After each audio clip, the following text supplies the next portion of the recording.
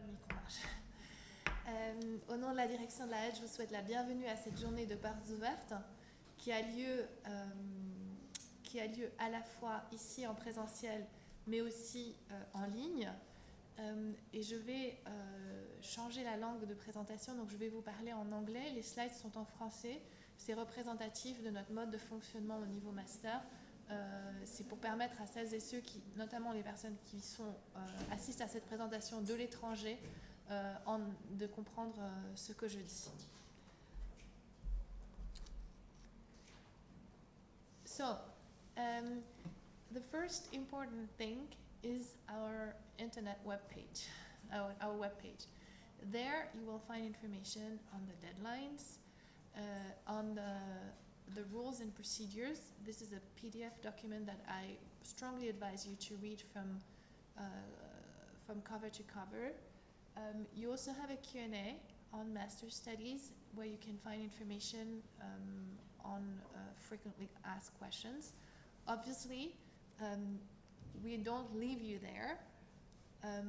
You can also ask questions to our admissions office. There's one generic address, which is the one you see here, admission.head@hsga.ch. And if you hesitate between two programs, then you may contact our conseiller aux études, Émilie Parando, who is the first entry point. You can also contact the program directors, but Émilie Parando is the first entry point if you have questions and you hesitate between programs. Here you see all our study programs at bachelor and master level. It doesn't mean that bachelor programs need to lead to a master program. They may.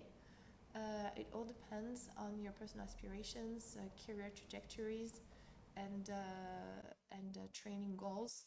And it is very important to ask yourself, do I really want to pursue a master's program? Not, and for what reasons? Because these are questions you need to answer in your application materials. What is the school? What is the school that offers all these programs? So I will just give you a few numbers. After me, you will have a presentation by our director, Jean-Pierre Greff, who will present the school in more details. But this is just to give you an idea of the kind of school we are in terms of staff and students. And you can see that it is a fairly large school, but still with a human size. We have about 800 students. We have some PhD students. We have nearly over 100 permanent teaching staff and a little under 100 non-permanent teaching staff. And we have a lot of guests, nearly 1,000. So it's a very large teaching community, and it's a very luxurious teaching conditions. We also have teaching assistants who will be very important in your master's program journey. And it is a fairly lean organization because we have less than 100 technical and administrative staff members. What is a master's study program? Well, it is per the Bologna system 4 semesters full-time, which allow you to earn 120 credits in all programs. And once you complete all requirements, then you will have a title of Master of Arts HSSO. Our pedagogical approach has 3 pillars. The first is obviously workshops based on your personal artistic practice, design projects depending on your field, workshops, specific projects, and then the last semester is entirely devoted to your personal master's project, including a written component, a thesis, and then your personal practical project in your field. We also have theoretical teaching, seminars, teaching units devoting to writing, to research and the preparation of the thesis, the master's thesis. And then you have some kind of more exploratory teaching, that you have workshops that are common to several programs. You have study travels, you have special workshop weeks, etc. And mandates, that's an important aspect. You, depending on your program, especially in the design programs, you get to work for companies on real life projects. So we have 3 programs in design that are jointly led with école and EDA, and you have one in fashion and accessories. You have one in space and communication, and it's space and design within and about space. And then you have one on media design, which is more about interactive design, motion and 3D, game design, connected objects. For a few years now, we have had a new master's program in interior architecture that we are leading by ourselves. And you will have a chance to have a presentation about it also later today, or about all these programs, I should say. And then you have 3 programs in fine arts. One that is research focused, the CCC, research about art and through art. So it's a very specific focus that is different from what you would find in a history of art master's program. You have the trans program that is about collaborative practices that are socially engaged. And then you have the Work.master, which is the more general artistic practices. It's the largest of the 3 programs, general artistic practices. You may hesitate between one or the other, and there it is important to discuss with the program directors, perhaps with Emily. I would like to say that you can apply up to 2 programs. So if you hesitate between the 3, you still have to choose 2. And then we have a master's program in cinema that is co-organized with école in Lausanne. And the applications for this program is every 2 years, and you have one this year. Now, how to apply? Well, you need to have a bachelor's degree. If you have questions about your bachelor's degree, especially if it's a private school or a foreign degree, you may ask our admissions office. They will be happy to answer any questions you may have. If you don't have it now, it's not a problem, as long as you're enrolled in a bachelor's program. But you will need to have a bachelor's degree by the time you enroll in our programs. And then you need to be selected. So what I was saying before, you can apply up to 2 programs per year, and you have 3 trials. 1 year counts as 1 trial, so we can do that for 3 years. The application process involves 2 stages. First of all, you have an admission committee that does a paper-based review of your application and pre-selects a certain number of candidates. Those who are pre-selected are then invited to an interview that takes place at the beginning of May. The application deadline is key. It's Friday, 8th of April at 5 p.m. Swiss time. We will not accept any late applications. There is no point in waiting until the last minute to apply and do that in a stressful way. I strongly advise you to apply as soon as possible.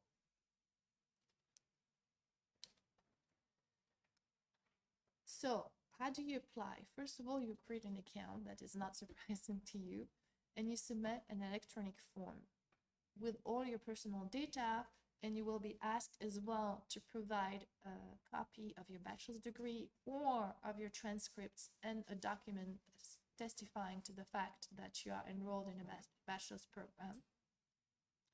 Then you will be asked to provide a copy of your ID and a CV based on a model. We do that to facilitate the review of the CV. The model is on the website of the at Genève. Once you've submitted this electronic form, and this you can do as of now, you don't need to have all your application materials. You will be sent a switch link to upload your application materials, which will be reviewed by the admission committee. So what does it consist of? You have a portfolio of personal works or works of other artists that you deem pertinent to explain your artistic or design approach. The same CV, so you don't need to do another one, it's exactly the same. A text that explains your motivation and why you actually want to pursue this particular study program. This is key because the admission committee will try to see if there is a match between what you're looking for and what they can offer. And then a text explaining your positioning, intellectual positioning and professional positioning in the field in which you're applying. You may write all these documents in English or in French. So it is really up to you, and there's no bonus for doing it in one language or the other. That also needs to be uploaded by the deadline, by the 9th of, 8th of April. I don't want to confuse you. By Friday, the 8th of April. What are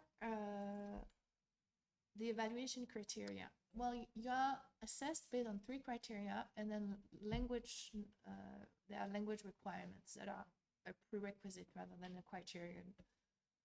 First, you are assessed on your creative skills. This seems obvious since you want to apply for a master's program in fine arts or design. So it's your potential, but also already the existing skills you may have and your aesthetic sensitivity. Then we have 2 secondary criteria. By secondary, I don't mean that they are not important, but what I mean is that it's not enough. Even if you're brilliant on those 2 criteria, it's not enough to get in because you need to excel on the creative criteria as well. The second set of criteria are your conceptual skills, so your knowledge of the field, your ability to articulate your thoughts, and also to problematize your creative work. And the third set of criteria is your motivation. We want to make sure that you're very clear about not only attending a particular study program, but also pursuing a career in that field after that. So these criteria are important and they support the first set of criteria. Now, regarding language, you need to have a good knowledge of English, a good understanding of English, because some of the teaching will, a good deal of the teaching will be in English. Now, you need to have minimal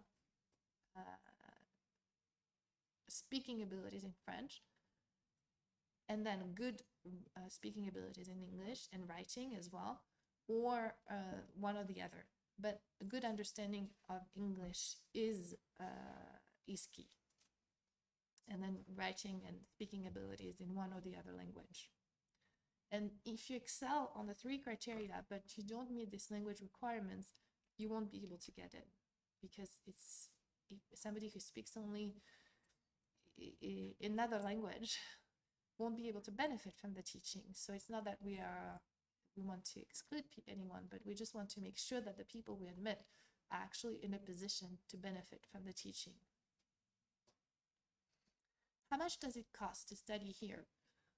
If you're based internationally, the cost is relatively low. The living cost in Geneva, we're aware of the fact that it is relatively high, but the cost of the studies is relatively low.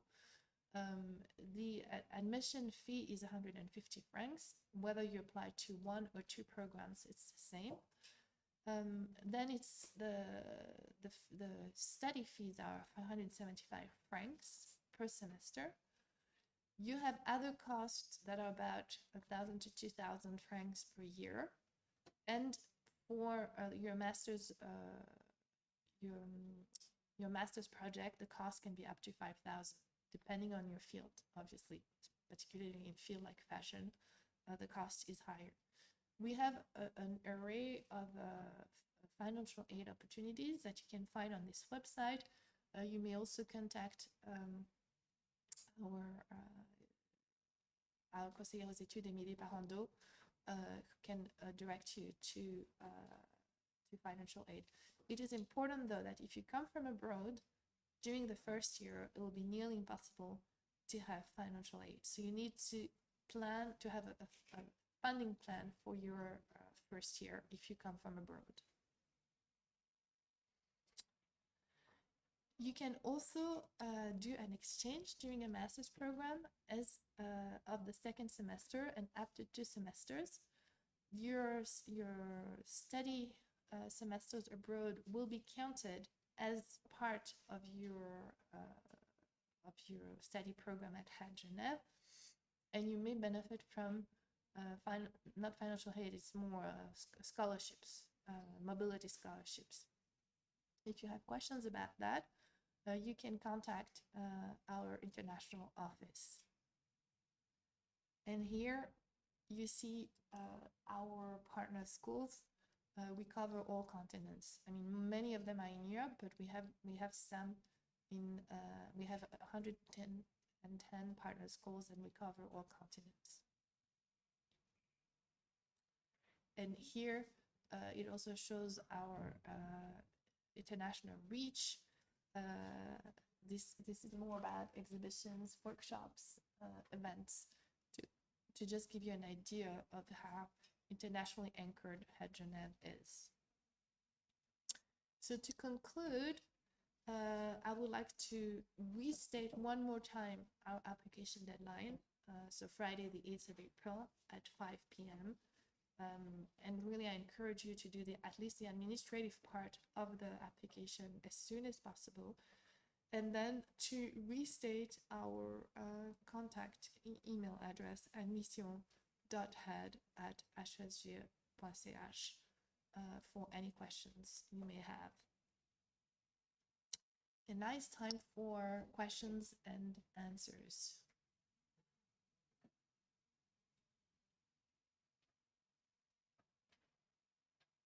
Yes, can you speak very loud? Maybe you stand up. And you can ask your questions in French or in English as you prefer. Dans les conditions d'admission, les écoles supérieures, ça pourrait être une possibilité de rentrer. Mais il faut un titre de bachelor. Il faut un titre de bachelor, de toute façon. Mais ça n'a pas besoin d'être un titre de bachelor d'une université, c'est dans ce sens-là. Oui? Non, non, on est tout à fait ouvert. On regarde vraiment la qualité du parcours de l'étudiant et ses capacités à suivre le programme. Donc, on encourage une grande diversité, c'est une richesse au niveau du master. Ce qui ne veut pas dire que si vous êtes déjà dans notre école, vous serez traité moins bien. Mais chaque dossier est considéré de façon tout à fait équitable. Oui, madame d'abord et puis ensuite derrière. Oui. Étant donné qu'il y a un bachelor en dessinée, est-ce que je sais pas si quelques années avec un master en dessinée? C'est un peu tôt pour en parler. Ouais. C'est un peu tôt pour en parler parce qu'on vient de créer, la création d'une formation, c'est plusieurs années de travail, donc c'est trop tôt pour en parler. On avait dit monsieur, puis ensuite madame.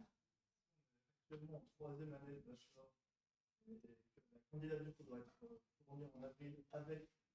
Non, alors justement, ce que j'ai dit, c'est pas à ce moment-là, vous soumettez vos relevés de crédit et une attestation comme quoi vous êtes en 3e année d'études. Ok, d'accord. Donc, par contre, vous devez l'avoir au moment où vous vous inscrivez. Mais non, vous n'avez pas besoin d'attendre une année. Ça marche. Oui? For BA degree, foreign BA degree, I didn't understand your question. BA degree. Yeah. Has to go to école in Syria, like in other university for the ML and has to go to école. To where? Equivalence. Non. Équivalence. Je comprends pas. L'équivalence. If you have a BA, a foreign BA? Yeah. No, not necessarily. If you have doubts about whether your degree is valid or not, you contact our admissions office. No, you don't need to do an equivalent degree here. Oui.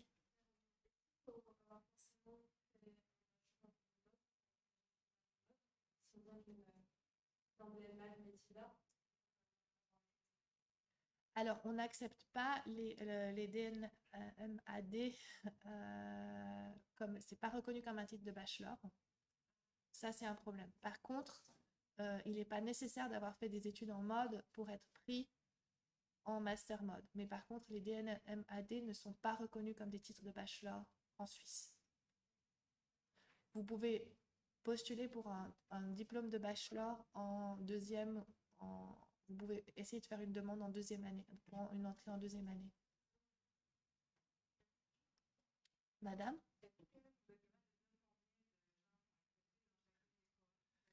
On est capable, mais on ne communique pas là-dessus. C'est plus ou moins sélectif. Et puis en plus, ça ne vous aiderait pas parce que ça dépend tout du nombre de candidats qu'on aura cette année. Donc, en fait, on ne sait pas quel est le pourcentage. On a un numerus clausus, on accepte un nombre limité de personnes. Ceci étant dit, il ne faut pas que ça vous décourage de postuler. Vous n'avez rien à perdre en postulant, juste 150 francs. Donc, on vous encourage vraiment à postuler, à soumettre votre candidature.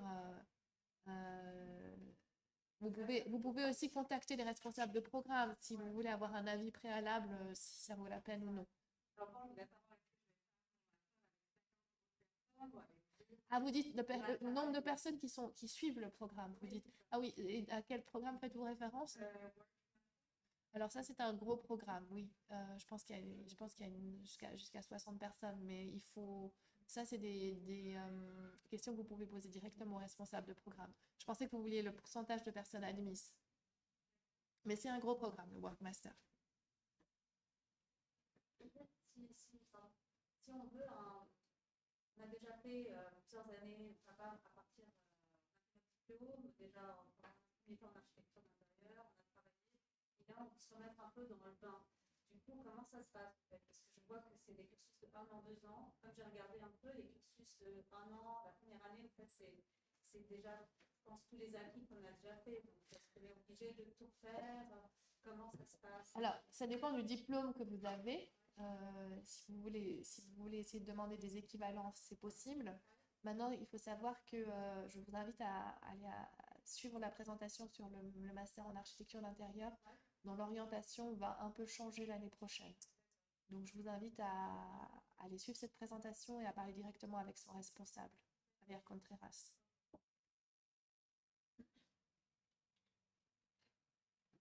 Oui.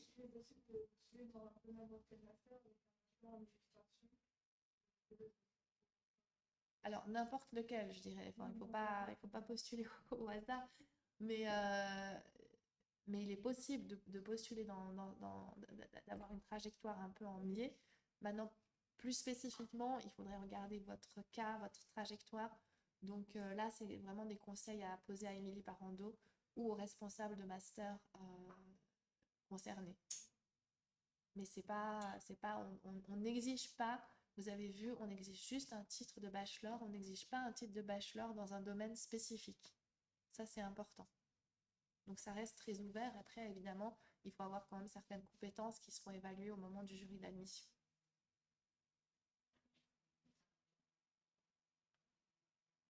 Encore une question? Alors, est-ce que c'est un minimum? Certains pays, il y a des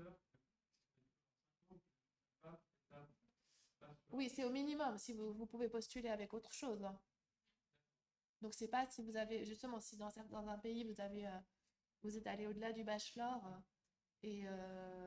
alors évidemment, on va quand même regarder que vous répétiez pas, parce que ça n'aurait de sens ni pour nous, ni pour l'école. Mais si c'est une formation qui apporte vraiment quelque chose en plus à ce que vous avez, il n'y a aucun problème. Vous pouvez postuler.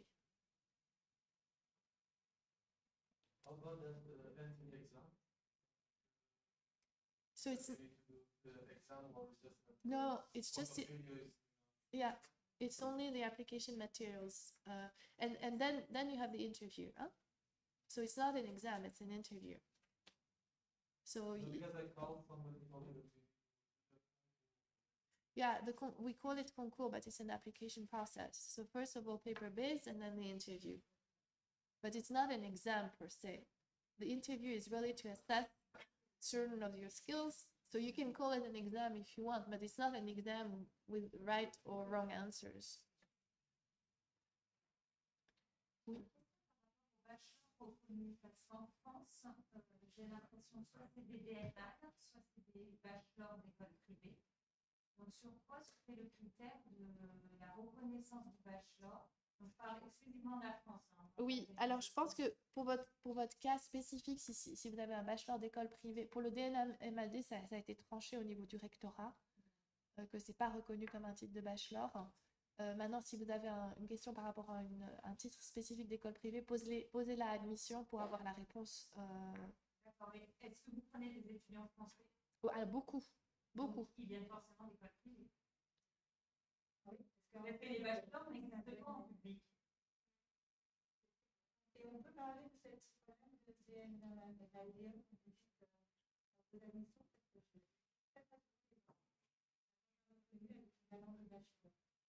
Alors ça, c'est une décision. Vous pouvez le remonter au bureau des admissions, mais moi, je suis la directrice. Vous pouvez m'en parler à moi, mais c'est une décision qui a été prise au niveau du rectorat, donc je peux rien faire à ce sujet, hein. Ce sont les meilleures écoles. Je peux remonter la chose au niveau du rectorat, mais c'est pas reconnu comme un titre de bachelor.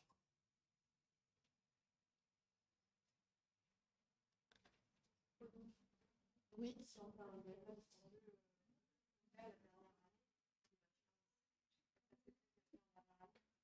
Vous pouvez faire une demande d'admission en troisième année. Et je vous recommande, parce que je vais faire une présentation sur les conditions d'admission bachelor, de venir assister à cette présentation. C'est à 16h dans le Cube. Et je parlerai un petit peu des admissions exceptionnelles, mais surtout aussi du tout le processus d'admission bachelor qui n'est pas le même. Enfin, c'est la même logique, mais les éléments à fournir ne sont pas tout à fait les mêmes. Et les délais ne sont pas les mêmes.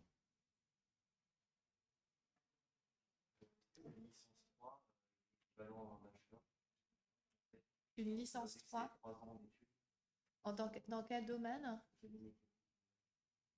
Oui. Oui. Licence 3, oui, parce que c'est... oui.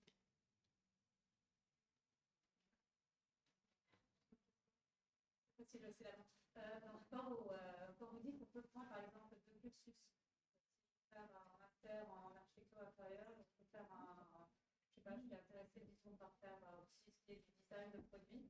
Est-ce que c'est possible de les jumeler dans la même année ou comment Ah non, je dis que vous pouvez faire 2 candidatures, pas 2 cursus. Oui, mais ça, c'est pas possible. C'est-à-dire que les journées, elles sont pleines. Oui, elles sont pleines. Alors, on encourage l'interdisciplinarité. Vous avez possibilité de suivre des enseignements, mais ça, c'est plutôt au niveau bachelor. Au niveau master, on est en train d'encourager l'interdisciplinarité, mais pour le moment, vous devez vraiment vous inscrire dans un cursus spécifique. Je crois que le temps, j'ai vu la prochaine présentation va bientôt commencer. Est-ce qu'il y a encore des questions brûlantes? Sinon, je peux me tenir aussi à disposition. Je vous remercie. Je vous encourage vivement à assister à la présentation de notre directeur et puis à la présentation des programmes qui vous intéressent. Merci beaucoup.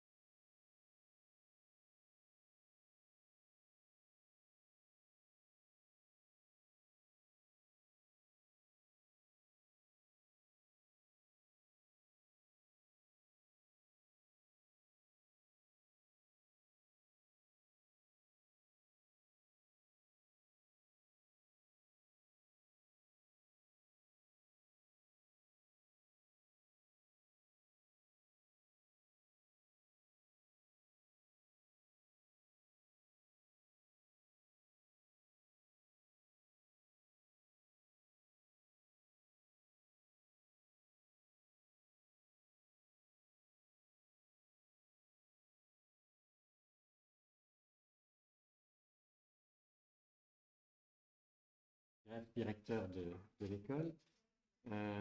Bienvenue et ravi de vous rencontrer, de vous accueillir. Cette salle, j'adore le nom de l'architecte et le chef-d'œuvre qui se bâtit. C'est vraiment autant protégé. C'est pas mes soucis. Je vais faire une présentation un peu moins formelle pour vous, parce que bon, c'est plein de choses que je vais passer à l'équipe qui n'ont pas vous intéresser. Et puis comme là, on travaille beaucoup plus entre nous, c'est pas plus. Je préfère répondre à vos questions dans vos remarques. Bon, je vais me donner 2 droits et un peu. Mais n'hésitez pas à m'interrompre à un moment, vous pouvez la main, et je préfère faire des expressions plutôt qu'une présentation formelle qui a un intérêt pour les jeunes qui ont 17-18 ans, qui savent pas encore parler, mais je pense pour vous, c'est pas énormément. Voilà, donc quelques valeurs d'école. Je ne vais pas les commenter entiers, c'est important. Les valeurs. C'est aussi ce à quoi nos étudiantes et nos étudiants nous appellent de plus en plus. Alors, il y a des valeurs génériques, il y en a une qui m'importe beaucoup. On regarde un peu, oui, l'école est ambitieuse, c'est vrai, ça veut dire surtout qu'elle n'a pas d'ambition pour elle-même, ça n'a pas de sens. Surtout l'ambition pour ses étudiantes et étudiants. L'ambition, c'est que les personnes qui viennent ici se réalisent pleinement et réalisent pleinement leur projet d'artiste, de cinéaste, de designer. Moi, j'ai beaucoup de respect pour ça, pour ces choix, et c'est dit sans complaisance et sans démagogie. Moi, je viens d'ailleurs, une carrière académique, ma vie, c'est quand même un peu plus confortable. S'engager dans le monde de l'art, du design, ça demande quand même vraiment de courage, et en tout cas un goût de choix un peu aventureux. Ce n'est pas des domaines balisés, il n'y a pas de réussite comme ça de parcours type. C'est des vies magnifiques, c'est des choix magnifiques. Si c'était à refaire, j'en ferais ça. Mais on mesure aussi la difficulté de ça, et donc nous on a vraiment le sens de respect, comme je dis, pour les personnes qui font ces choix, et puis le sens d'une vraie responsabilité, de dire voilà, ces choix-là, ils demandent vraiment de bénéficier des meilleurs moyens possibles, de toutes les coupes possibles, de tous les accompagnements possibles. Donc voilà, ça c'est un point important. L'autre point, peut-être dans les valeurs générales, je déroule ça, puis après, c'est le fait que nous voulons accorder une très grande confiance à nos étudiantes et étudiants, et au niveau master tout particulièrement. Et là aussi, c'est ni complaisant ni démagogique, mais nous considérons que les étudiantes et étudiants master sont déjà des jeunes professionnels dans le champ de l'art et du design. Pas encore des professionnels totalement accomplis, bien sûr. Et là, si vous faites ce choix, c'est que vous pensez qu'il y a encore des choses à acquérir, qu'il y a encore évidemment des expériences à faire dans une école, mais en même temps, voilà, il y a déjà un parcours qui a été engagé, il y a déjà une résolution de projet, une résolution de choix ensuite de vie personnelle et professionnelle. Donc là, c'est un rapport vraiment de compagnonnage, c'est un rapport de partage d'expérience, c'est un rapport de plein pied, et beaucoup plus qu'une vision pédagogique traditionnelle. Ça veut dire aussi des choses très précises qu'on évoquera après, c'est-à-dire que nos étudiantes et étudiants master sont engagés sans cesse dans des projets qui sont des projets défis, des vrais défis. Donc on fait aussi, non seulement il y a un respect, mais il y a une très grande confiance qui est faite à ces étudiants. On ne considère pas que c'est des gens qu'il faut tenir par la main et qu'il faut absolument, qui ne sont pas encore en mesure de. Non, on les engage dans des projets, par exemple, avec des clients, des institutions. Ça vaut pour l'art comme pour le design. Là, ils viennent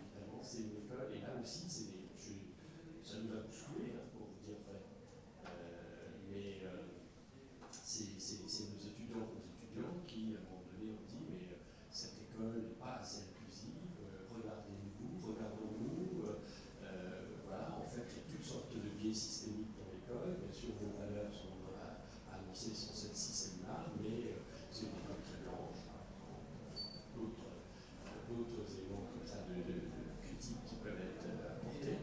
Et c'est des choses qu'on a entendues.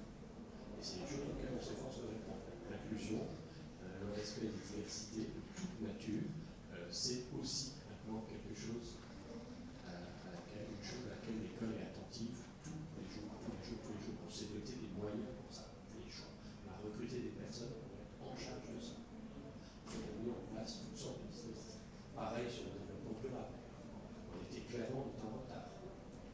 Tout ça, c'est personnel, évidemment conscient un peu conscient, pas totalement inconscient, du fait que la catastrophe était engagée.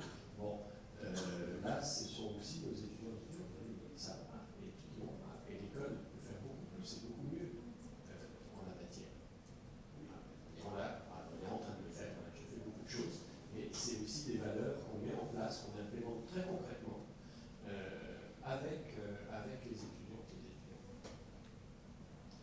Allez, bon, ça on peut passer vite parce que tout le monde a compris, ça, là, les bâtiments, vous avez vu, donc le campus, vous avez compris, c'est ici ce qu'on appelle le campus Charny, il y a 3 bâtiments, le bâtiment rouge qui sera terminé cet été, qu'on est en train d'agrandir, celui-ci, le bâtiment bleu de côté de la rue, surtout art visuel, cinéma, et puis toutes les infrastructures techniques, les ateliers de production, etc. Le bâtiment rouge, c'est principalement, après il y a toujours d'autres petits trucs encore, mais c'est principalement la communication visuelle, design d'espace, architecture intérieure.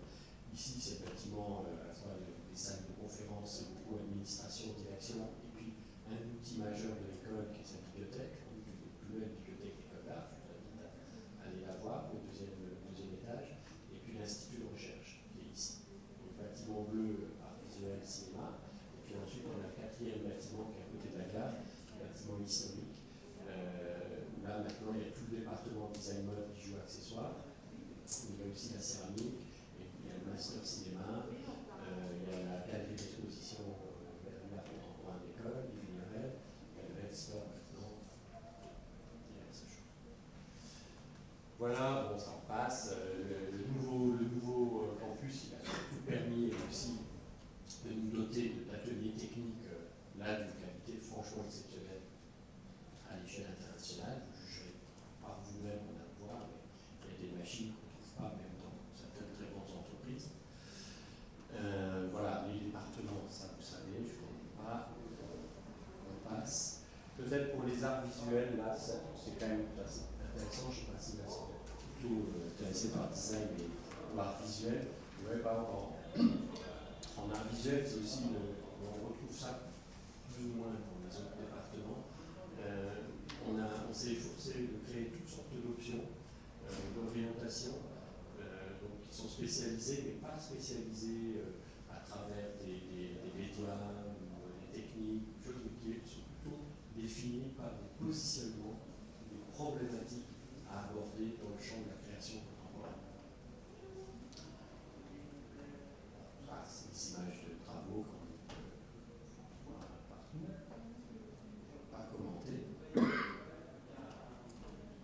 Donc en art visuel, là c'est très clair, hein, la aide est de très loin la plus grande école de Suisse en art visuel, je ne vais pas dire la meilleure, hein. Mais en tout cas la plus grande parce que c'est une tradition ancienne. Donc c'est beaucoup chez nous les arts visuels représentent, le département art visuel représente à lui seul plus de 40% des étudiants de l'école. C'est très fort cette présence des arts visuels. Voilà, là vous voyez un petit peu l'image est très mauvaise. Il est complètement surex ce projecteur, ça blanchit tout, c'est très beau. Voilà, passons vite là-dessus. Bon, ça c'est assez intéressant. Avant, c'est l'exemple, on pourrait développer longuement, mais on travaille beaucoup, alors surtout au niveau master, peut-être j'ai dit 2 mots là-dessus. L'école travaille beaucoup d'intervenants. Vous l'avez vu tout à l'heure, le côté luxueux de cette école, c'est vraiment la richesse de ses équipes enseignantes. C'est ça qui pue. Voilà.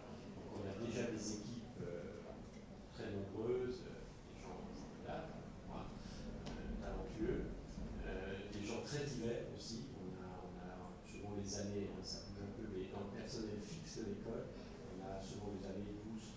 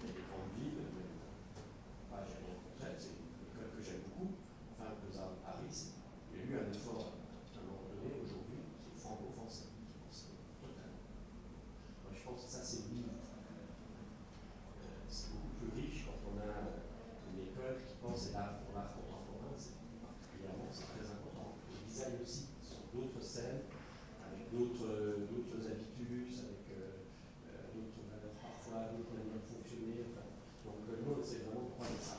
Et puis vous avez vu, on a le nombre d'équipes enseignantes déjà très importantes, diverses, souvent jeunes,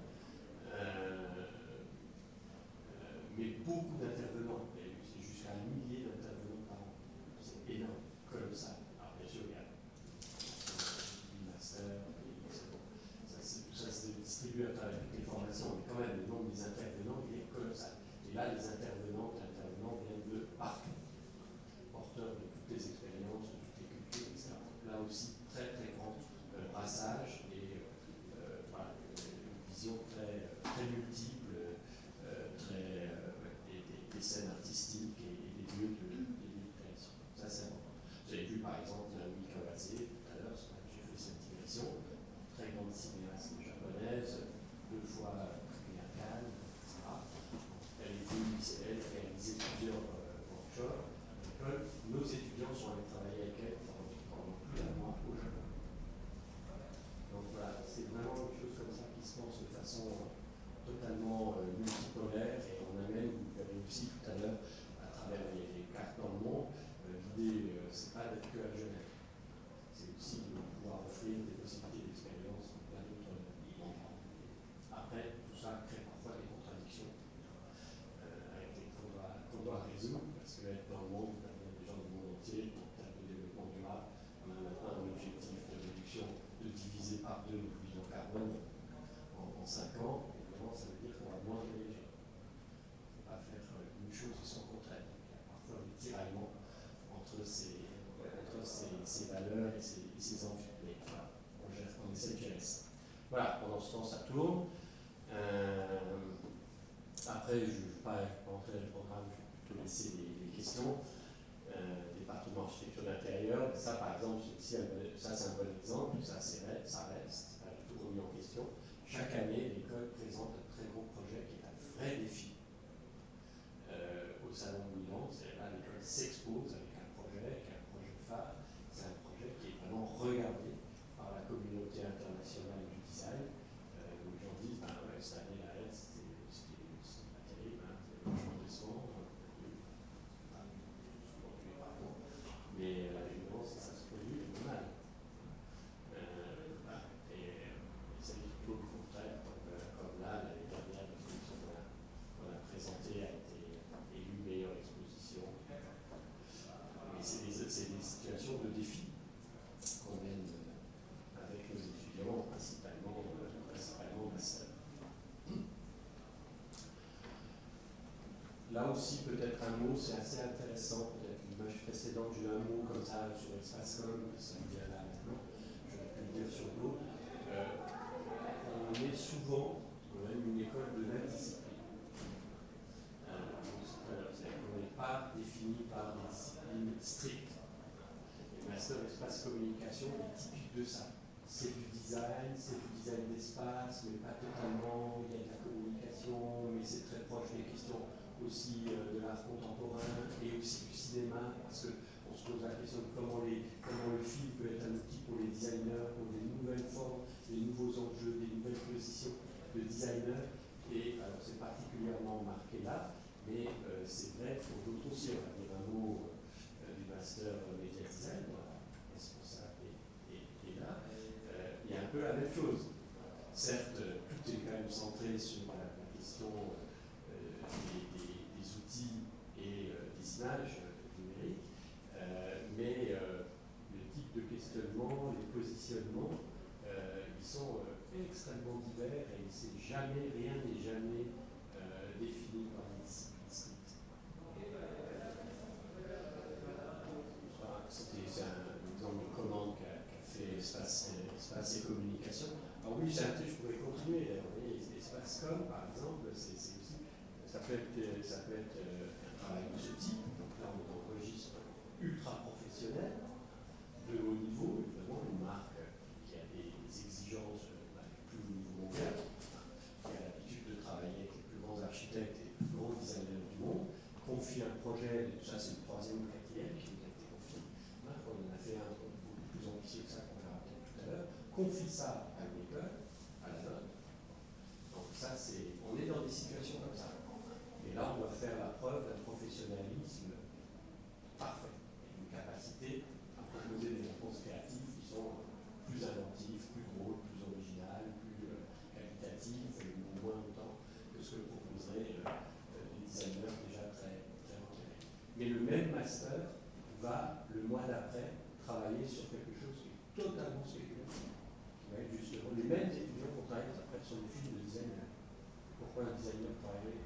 Qu'est-ce que ça fait si un designer travaille, fait un film? Pourquoi? Et donc ça, c'est aussi une tension permanente dans l'école, c'est pas facile. Et c'est ce qu'on essaye de tenir, voilà, c'est le mot d'ordre comme ça qu'on a donné souvent, c'est d'être à la fois un laboratoire, vraiment, un lieu d'invention, et parfois aussi d'être une entreprise. Voilà. Puis après, chacun choisit. Je veux dire que c'est contradictoire, peut-être ça n'est pas, certains ça n'est pas, certains ça l'est. Puis à chacun ensuite, chaque étudiant, de faire le choix de sa position. Il n'y a pas de position non plus d'école. Nous, on croise toutes ces exigences-là. Après, chacun, on n'est pas là pour dire quels sont les bons parcours. Ça appartient. C'est aussi une école de liberté. Ce n'est pas une école qui formate. C'est une école qui laisse le plus possible chacune et chacun définir ses propres positions. Qui ne prescrit jamais. Mais par contre, il y a l'exigence de qualité. Chaque fois, c'est interrogé, évalué d'un point de vue critique, quelle que soit la position. Mais voilà, il n'y a pas de parcours prédéterminé. Poursuivons comme ça, voilà. La communication visuelle, bon, bah, la passons, parce que les bachelors, on ne sait pas ce qui les intéresse. Principalement. Voilà. Ça montre en tout cas les champs dans lesquels on est actif, mais en communication visuelle, on a un master. L'instant, c'est ce master en media design. Voilà, avec ça, un truc qui est là, on dira peut-être, on pourra en parler plus si vous avez des questions, vous pouvez l'avoir à d'autres moments de la journée. Et vous avez vu tout à l'heure les champs, pareil, c'est très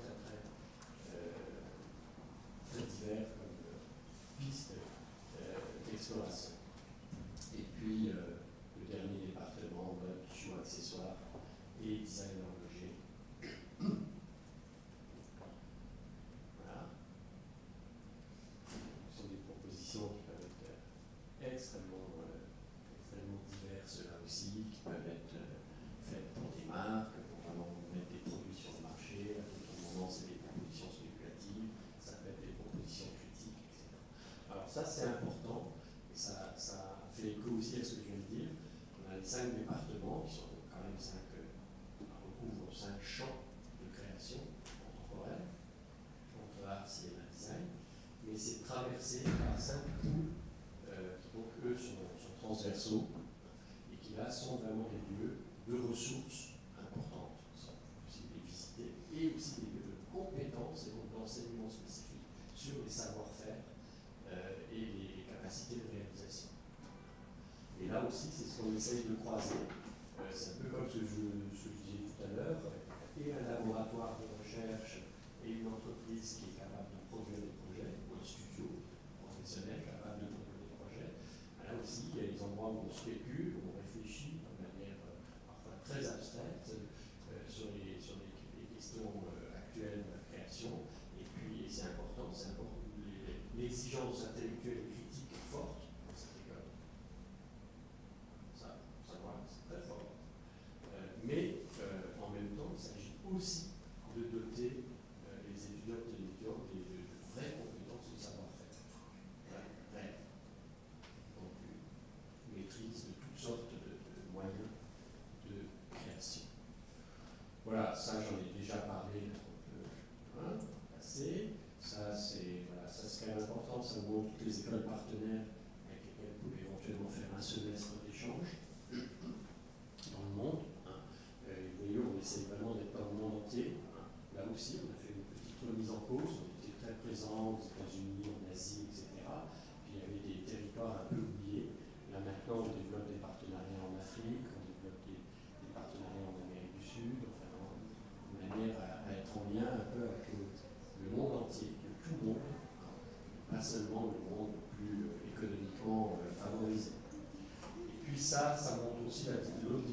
la zone de l'école. Vous voyez, ça, c'est tous les endroits dans lesquels on a amené des projets d'école. C'est pas juste une personne qui a on a amené un projet, une exposition, le plus souvent, donc ça veut dire voilà, des gros projets. On transporte 30 mètres cubes de matériel, on va monter des choses, mais l'école est présente comme ça dans plein d'endroits du monde. J'ai vu tout à l'heure avec le projet 24 heures dans la ville de Suisse, ça c'est un projet très drôle. On a amené dans 10 villes différentes du monde, le salon de bilan tous les ans, ça c'est le projet de l'an passé. Ça c'est une exposition aussi toute récente faite en 2020, c'est juste avant le Covid, en mars 2020, au musée de Mexico. Ça c'est un projet qu'on a fait avec Nathalie Grasset au centre Pompidou, Fondation Ricard, Paris aussi, c'est quelques exemples parmi beaucoup d'autres. Alors, si vous voulez voir, j'espère qu'il y en a un peu partout. Là, il y a des livres qu'on a publiés, ça va être In My Head, Out of My Head. Et là, vous verrez par exemple les projets In My Head, c'est que des projets de diplôme, choses qui ont été faites ici, dans l'école, par les diplômés de l'école, parfois dans des workshops particuliers au sein de l'école. Et Out of My Head, c'est aussi gros, c'est une sélection de projets qu'on a fait en dehors de l'école, pour des partenaires extérieurs en dehors de Genève. Et sur 12 ans, on a 1500 projets extérieurs. Ça montre quand même un peu l'intensité des travaux et des projets. Voilà. Ça, c'est aussi un point de valeur important pour nous. On considère qu'une école est un lieu politique, c'est-à-dire que c'est un lieu qui fait de la politique politicienne, ça ne nous intéresse pas du tout. Mais ça veut dire deux choses différentes. Ça veut dire que c'est d'abord une école qui doit prendre position sur les grandes questions du monde, sur les grands défis du monde, pour lesquels les artistes et les designers ont un rôle éminent à jouer. Et ça veut dire aussi que c'est une école qui est présente dans la cité. Et ça, je pense que c'est une chose qu'on peut dire qu'on a réussi. Le reste, c'est très précaire. Voilà, c'est plutôt d'avoir des positions critiques et de se dire chaque année on pourrait être bien meilleur là-dessus. Ne soyons pas satisfaits de nous-mêmes, mais il y a quelque chose vraiment que tout le monde nous reconnaît, c'est qu'aujourd'hui, si n'importe quelle question se pose à Genève, sur les politiques, les milieux socio-économiques, les milieux culturels, plus évidemment, les milieux académiques, se tournent vers l'école. Qu'est-ce que l'école peut apporter? Comment l'école peut apporter une contribution à ce débat, à ces questions? Vraiment un acteur de la vie genevoise. Et puis la seconde signification que j'ai déjà évoquée, c'est qu'on est tout le temps en interrelation avec des tas de structures hors de l'école, avec lesquelles on mène des partenariats, que ce soit sous forme de commandes, de mandats, ou simplement des projets qu'on monte ensemble. On va faire une exposition avec le MAMCO, au MAMCO, avec le centre contemporain, et là aussi c'est des centaines et des centaines d'exemples. Et vous voyez, là aussi on voit à travers ça, ou les choses qu'on a vues juste avant, juste après, très souvent quand c'est un grand événement à Genève, une nouvelle ligne de tram, l'école est associée à ça. Nouvelle ligne de tram, commande d'artistes, on fait 5 commandes, il y a une commande qui est faite à l'école. Et les autres à des artistes professionnels. Ça, c'est quand même des choses qui sont très significatives aujourd'hui de la place qu'occupe l'école dans la cité. Ça, c'est un autre exemple, aussi parlant tout à l'heure, à Genève, c'est pareil, tous les ans, il y a une nouvelle commande faite à des artistes dans l'espace public genevois, et une commande qui est faite à l'école. Voilà. Ça, c'est ça que vous pourrez voir dans le bâtiment qui est à côté de la gare, c'est notre galerie d'exposition, quelqu'un de contemporain, qui s'appelle Filières. Et ça, c'est la dernière chose qu'on a créée, elle est inaugurée vraiment d'ailleurs aujourd'hui, avec vous. C'est le Red Store, donc c'est un petit magasin qu'on a créé, là aussi, à côté de la gare, dans lequel on vend des projets d'école. Donc là aussi, c'est une manière d'être dans la vraie vie. Et donc, ce sont des productions d'étudiants, des productions faites par l'école dans le cadre de workshops que l'école a édité. Ce sont aussi des projets de nos alumni qu'on présente là et qui sont vendus au public. Je reviendrai peut-être sur cet aspect-là. Bon, ça, c'est très traditionnel, toutes les écoles font ça, chez nous, ça s'appelle le Kindead, voilà, on fait une conférence, tout le monde en fait, ça, j'ai suffisamment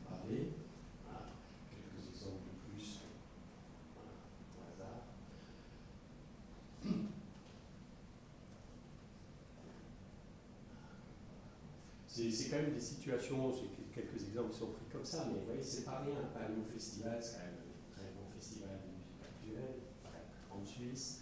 On a vu avant Tissot à Baselworld. Baselworld, c'est une situation de une grande marque horlogère, aussi solide, elle joue sa vie tous les ans à Baselworld. Et là, pareil, cette marque, elle nous confie la réalisation de son sang. Ça montre quand même aussi le niveau quand même de confiance qui est fait à l'école, et puis le type, les enjeux, les situations sur lesquelles on travaille. Ce n'est pas des trucs qu'on fait seulement, on joue pour le faux, comme disent les enfants dans les cours de récréation. On joue vraiment pour de vrai. On ne peut pas se monter. Et en même temps, on doit être ultra créatif. Et en même temps, au départ, on a travaillé sur des livres très ouverts, parce que c'est vraiment les étudiantes et les étudiants qui doivent imaginer leur propre approche subjective de la question. Alors oui, c'est là-dessus que je voulais revenir, peut-être le dernier point, puis je m'arrêterai là. Dernier point, et c'est surtout important d'ailleurs pour les masters, nous, on considère ici à l'aide que le travail ne s'arrête pas au moment où vous passez votre diplôme master. Super, vous avez un master de la aide, parlons mieux.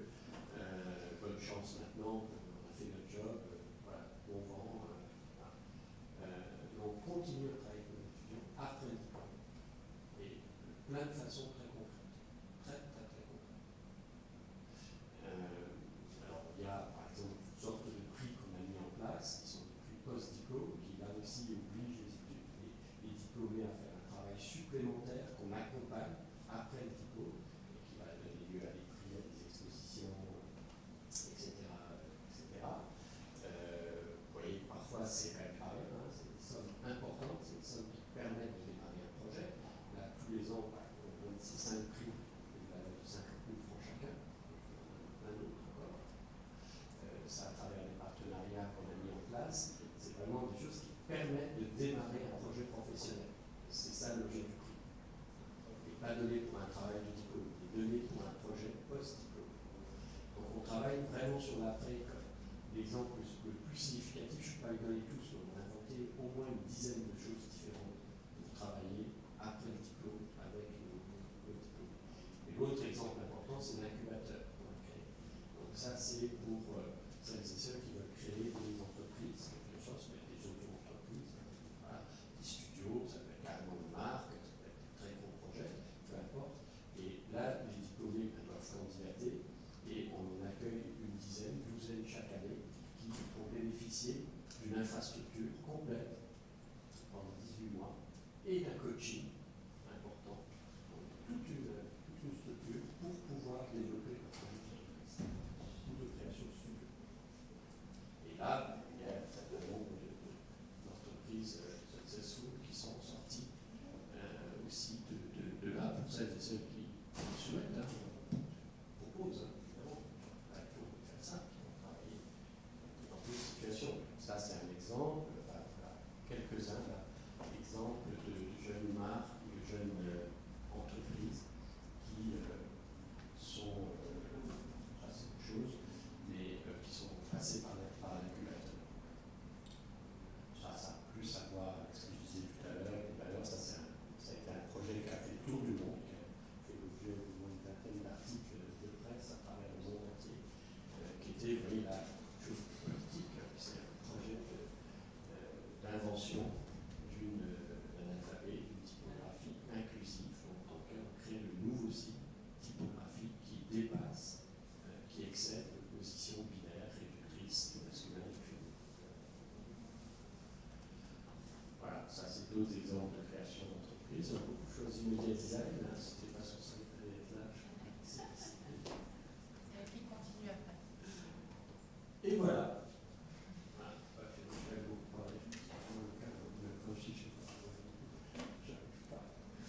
Mais les matériaux, vous n'avez pas fait. Sur l'instant, vous êtes trop sage, soit j'étais complètement au milieu. Si vous avez des questions, c'est le moment. Sinon, je sais la parole. Alors, s'il n'y a pas de questions, c'est pas. Voilà. On poursuit avec.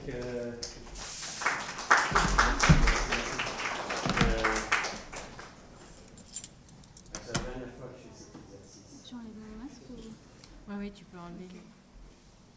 Alors, maintenant, on présente...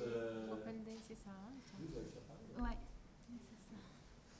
C'est quoi l'ordre maintenant? Donc, Média Design. Maintenant, c'est Media Design, ouais. Donc, Alicia Mathieu, Voilà. qui est responsable depuis quand même quelques années, hein, maintenant. Ils sont bien 6 ans, 7 ans. Non, je commence ma 5e année.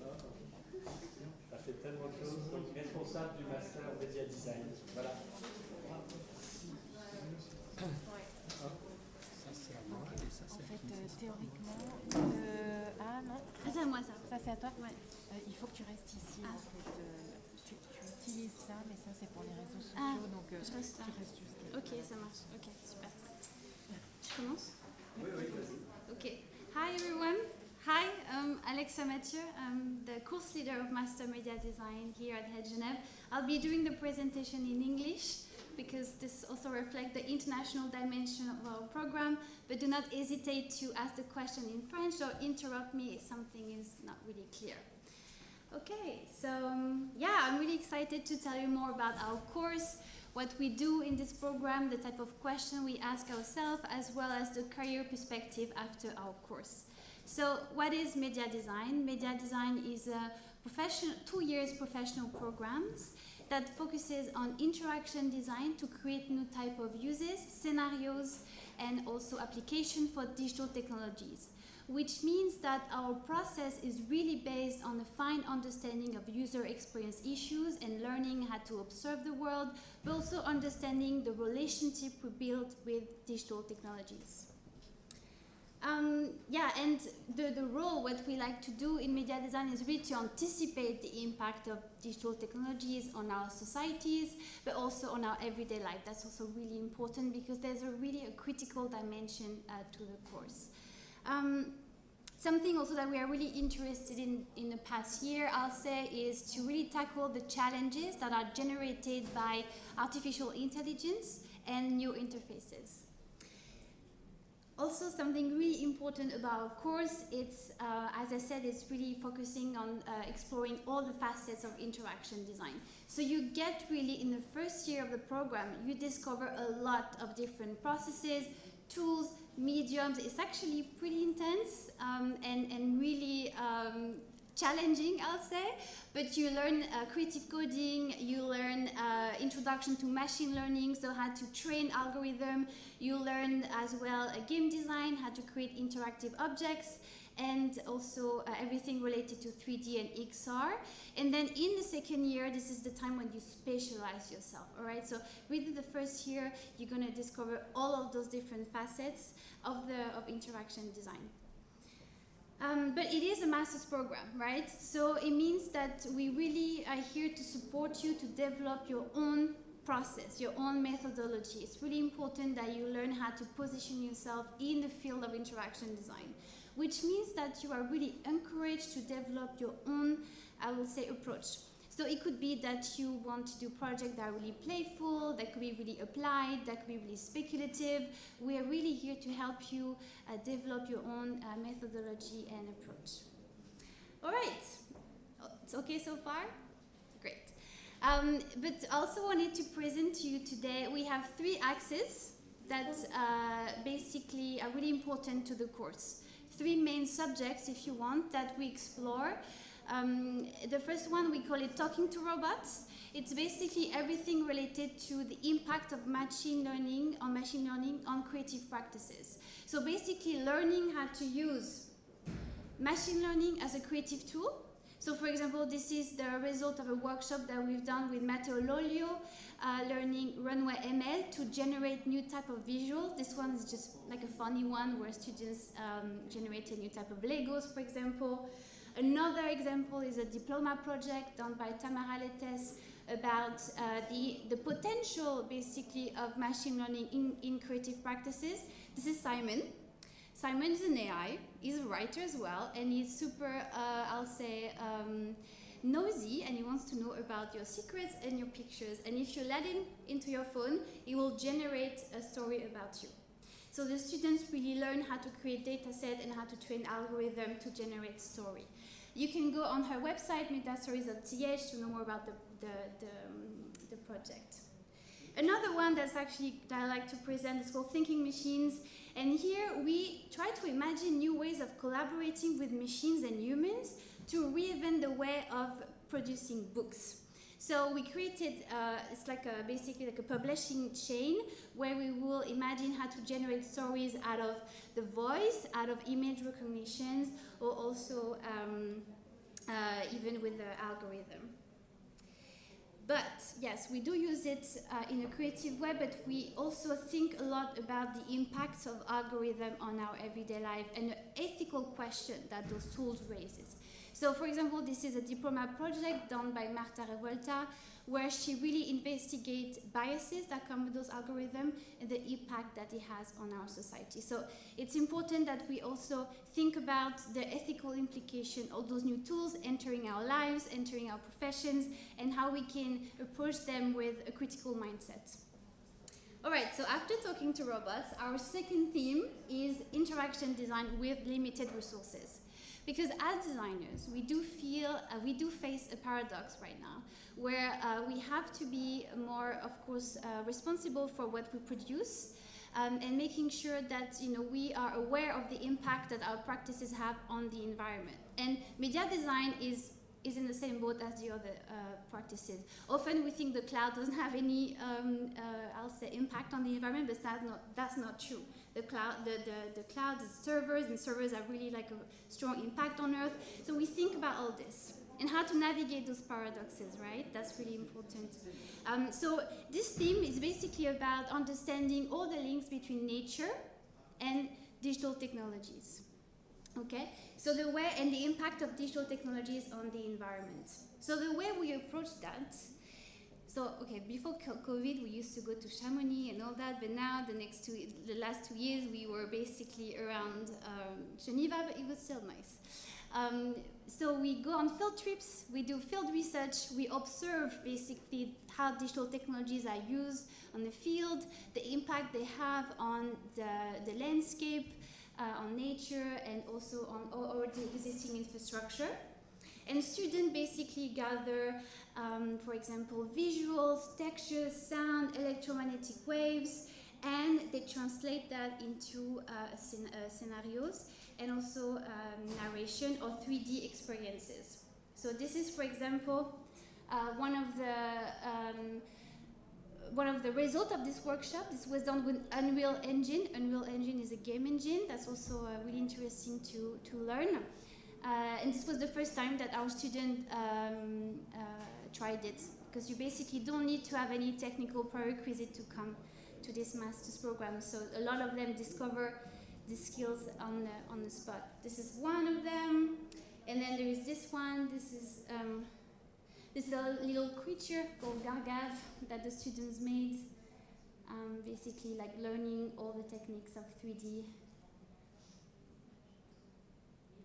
I don't know if we can hear the sound actually. Yeah. And then another one, which is more dynamic.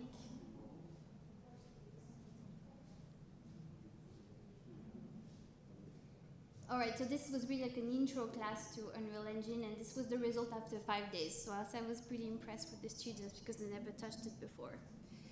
Right, and after talking to robots and this idea of really engaging with the environmental impact of digital technologies, the third one is a big one as well in our course. Is everything related to interactive narration and game design.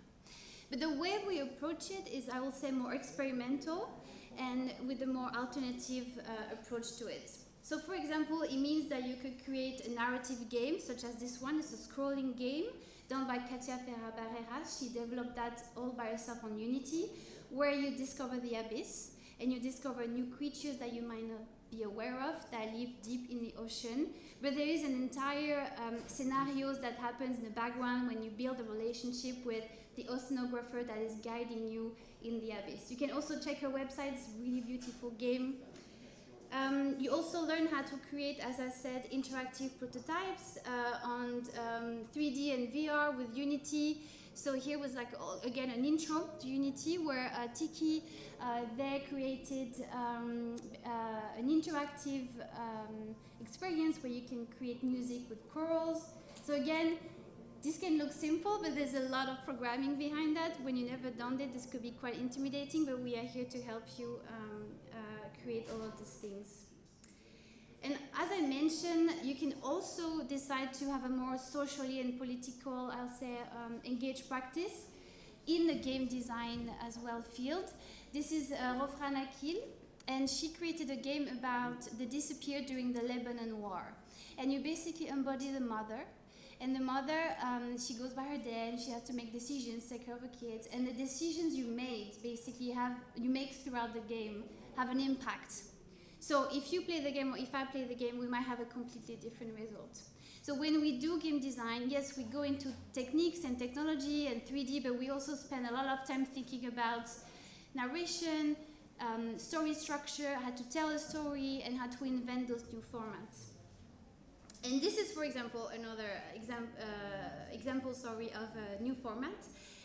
This is an hybrid object that mixes voice recognition, machine learning, and interactivity. Here, the Reading Lantern actually was a project done by one of our students in the first year. And when you read the story, the lamp listens to you, and it's going to recognize some keywords, for example, cloud or love, and it will change the color of the light according to what you said, and the light will interact with the ink on the book. So this is an example also of how far we can push and how far we like to imagine those new hybrid formats. So here, this project was shown in Namur at Kick Festival. It was shown in Mudac in Lausanne, and he also won a bunch of design prizes. We also do VR, but when we do VR, we like to think about beyond the helmet, not just inside the helmet. So we think about the entire experience. So for example, Guzimwan is a VR experience that you do by laying down with sound as well, and it's the story of a shaman that takes you in the afterlife. So our students thought about the object, but also about the content in the helmet, and did the entire animation. So this is how it looks like. And it was shown in Salone Ludico in Milano in 2017. Yeah.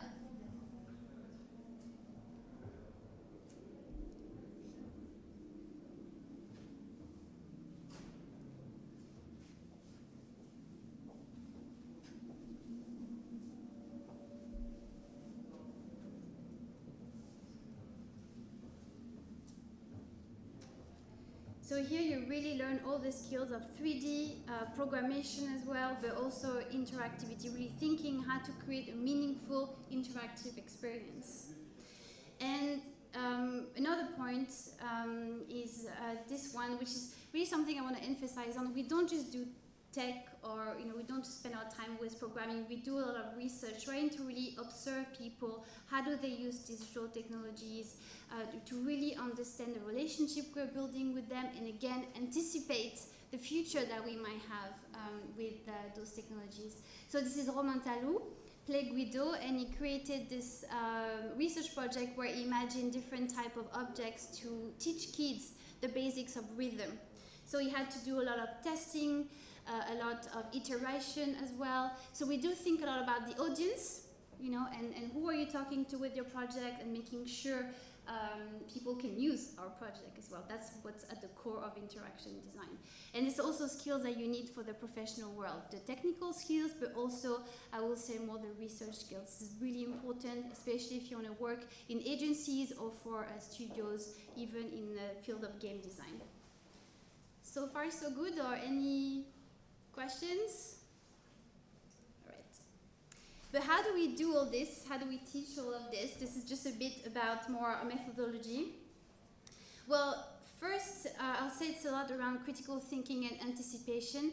As I said, we are not techno-optimists in Media Time. We try to approach things with a critical mindset. That doesn't mean that we also work with the industry, but we try to bring this new perspective. And this is not the typical UX UI course. I think you got that by my presentation, although some people go work in that field afterwards, but we do not teach, I'll say, more the fundamental of UX design for us. We think that you should have already this knowledge before coming to us. But yeah, we think designers can play a huge role today to really challenge the status quo and create those new experiences that can be meaningful. And we spend a lot of time imagining alternative futures in media design. We do a lot of prototyping and testing. If you join a course, you're going to hear me say that all the time because I teach user research, but also everything related to interactive narration and digital fashion. So yeah, a lot of testing because actually interactive projects, they start with paper and cardboard, first of all, and then we gradually go into the more technical things. But first we want to make sure we are creating something that has meaning and that is really exciting and interesting to use. This is how our studio looks like when we are not impacted by COVID. This is a workshop done with Julia Tomasello and Alice Stewart. There are two creative coders and two women who works in electronics. And they basically teach how to use soft circuitries and how to think about fashion and also interactivity. So that's an interesting workshop that we have each year. And of course, everything related to 3D and motion is also part of the training that we give you to make sure you also know how to prototype with Cinéma 4D, for example, or Unity, as I mentioned. So, as you might have guessed, it's really broad, as I said, because we really touch on all the interfaces of interaction design. But this is kind of the summary of really what the competencies you learn throughout the first year, and then in the second year you specialize yourself. So in the first year you're going to learn about the research techniques, how to observe people, how to conduct field research. You're going to learn how to do prototype with Rhino or Fusion or 360, whatever. This is not really what matters to us, but really understanding how to build an object. You're going to learn creative coding, processing P5, JavaScript, everything related to 3D and XR. Unity, Cinéma 4D, we started also teaching Unreal Engine as well this year. And an intro to machine learning. Okay, it's really intro to machine learning. I'm really saying that because we are not engineers, we're still designers, but you do get introduced to runway ML, for example. We just done a workshop with virtual beings and GPT-3, where we train algorithm and creating our own data set. This is actually really exciting. You can go see the result on the 3rd floor if you want. But yeah, this I think kind of summarizes it pretty well. But media design, we are always evolving. So let's say if you come back next year, it might be different because maybe Cinéma 4D wouldn't be as demanded in the industry. So we really keep an eye on which software are demanded in the industry. Yeah, so it's project-based. So we work with brands, festivals, and institutions in the past. We also collaborate with scientists, engineers, and poets. So this is a project we've done with EPFL, for example. And this is what a year look. I know it's not really nice, the graph, but it gives you an idea. Basically, the first semester is really heavy on creative coding, heavy on electronics, learning how to build connected objects. So processing, Arduino, P5, all of that, and also interactive narration. So we do interactive narration with machine learning. That's the workshop I just taught with Douglas Cedric Stanley. It was a really exciting workshop. And then second semester is more 3D, I'll say, heavy. So more, you discover Cinéma 4D, you discover Unity, and as well as motion design. So it's kind of how the first year is split. And then and you also have a lot of conferences. For example, we have our conference cycle called Distortion Series, where we talk about hot topics. So for example, the next one will be about the metaverse, but we'll try to bring a critical mindset to that. We also have a creative coding series to bring other perspective on creating coding, because it is an industry that is really white male dominated, I'll say. So we try to bring other perspective that's really important from creative coders from all over the world. Yeah, and the second year is more about you and what you want to develop. So the first year, you discovered all of those tools, mediums, and processes, right? And the second year is the moment where you specialize yourself. And you say, I really want to do a project about the environment and internet, for example. Or I'm really excited about game and I really want to be better at Unity. So second year is really about you. First year is all about discovering those new skills, okay? So again, the projects are really diverse. If you go see actually on the third floor, you can talk to our second year students and they're starting to think about the diploma project, and you can see the diversity of subjects that they are tackling. I think that could be interesting for you. And of course the final degree show, really important moment for everyone. There's also a yearly exhibition that we do. This is a list of the festivals that we participated in the past. This is what it looked like, a Kick Festival. And then we are also really lucky because we have some partners that really support us and help our graduate students. So for example, Prix Lyon Fondation and Prix Meta are two prizes that only for media design, so you have more chances to win them, yay! But also Prix d'Excellence and Wisdom and Prix d'Excellence HSO Design is more, I'll say, for all the master students, but you know, you still get a chance to win them. Yeah, all good so far? Cool. And some practical info. So, the course is mostly in English and French, but I'll say mostly English because our students come from all over the world, all right? So, and also the teachers are from all over the world, so I'll say the main language is English. But, you know, so we also have Italian, we also have Polish, so it becomes kind of like an interesting mix of all those languages. It's 4 semesters, it's full-time, it's pretty intense, as I said, because the first year we have to cover a lot of things, so get ready. But that's important, no technical prerequisites. We have students who come to our course who never coded before, never programmed. Some who come and they have amazing coding skills, but they're really bad at 3D. They want to try 3D, they want to learn that. So that what gets interesting as well, because all our students have different skills and you get to learn from one another. But our classes, we are small. It's only like, let's say, 15 students per group. So it means that the professors in the class can really adapt themselves to your level and making sure you are not lost or making sure it's still stimulating for you. Any question on that? No? Okay. Yeah, this is the main teaching staff. We all have our area of expertise. And this is the visiting lectures. We are super lucky that they get to come see us each year. They all bring fresh perspective and also different point of views on the field of interaction design. And yeah, after the course, what can you do? Important question, right? So you can, decide to go do research or a PhD, if that's what you like to do. You can also decide to work in the creative industry, so as UX, UI designers or web designer or creative coder or game designer, or you want to be a 3D artist. It's actually pretty broad, the range of what our alumni have done in the past. Or you can also decide to launch your own studio and become an entrepreneur. We have a lot of collaboration with Pulse Incubator. And actually, for example, Marion Barret, she launched a studio, Tourmaline, her game design studio based in Geneva a few years ago, and it's working really well. That's also a possibility if you want to do your own thing. Yeah, so deadline is the 8th of April. All the info are on head website. I'll say that if you've never done anything interactive before, don't be afraid. Actually put together your portfolio and make sure that we understand that you have a curiosity for this domain, that you have a bit of reference, but that's okay. If you've never done anything related to code or 3D, that's totally fine. We want to find people who are motivated, who are willing to learn all those new skills, and who are not afraid to also to take on all those challenges, because Unity can be pretty frustrating sometimes and hard to learn.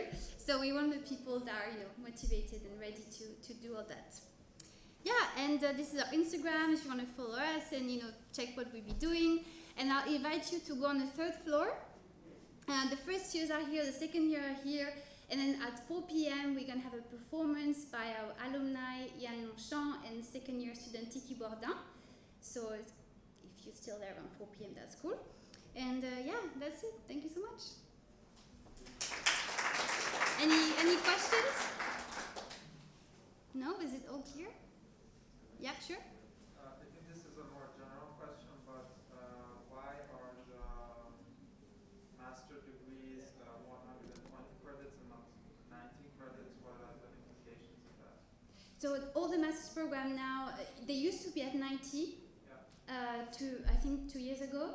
But now, that's a good point actually, I forgot to mention, thank you so much for your question. Now you can do an internship during the summer. So that's why now we are at 120. And that also means why it's full time. You have classes from Monday to Friday. Yeah, and you can do an internship. Now we have like 3 or 4 students. The first year we switched, so now that's also really great because if you're really interested to work in an agency or in a studio, I would really encourage you to do an internship. Yeah, thank you so much for your question. Yeah. There are some collaboration with the school and agencies for this internship in winter and during the summer between The internships, you mean? Well, I mean, we have like a database of all interesting agency in Switzerland. I help you, do like recommendation letter. We try really to help you find an internship. But let's say sometime it can work or cannot work. Like we do our best on our side. We do also collaborate with schools. We collaborate a lot with ESAD Orléans at the moment. But yeah. Great. Well, thank you. Okay. I think you already said this, but just to be sure, so the class is 15 students? Yeah, 15 students.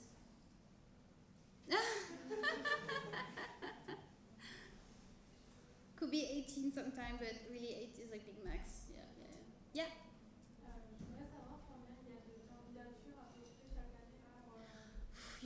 Ça dépend. It depends how many people we have each year. Sometimes it can be 30, sometimes it can be 50, sometimes it can be 80. It's kind of fluctuates, it really depends.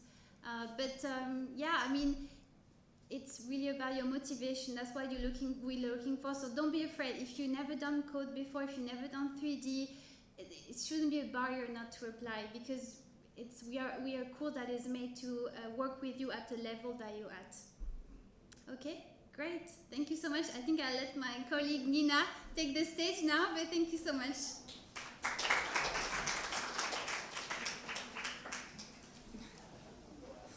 Good luck, ça va aller. Je crois que c'est ton truc que j'ai déjà trouvé. Ça avait l'air d'être tout là-dedans. Ah, t'es là. Voilà. Super. Yes. Good luck. Merci.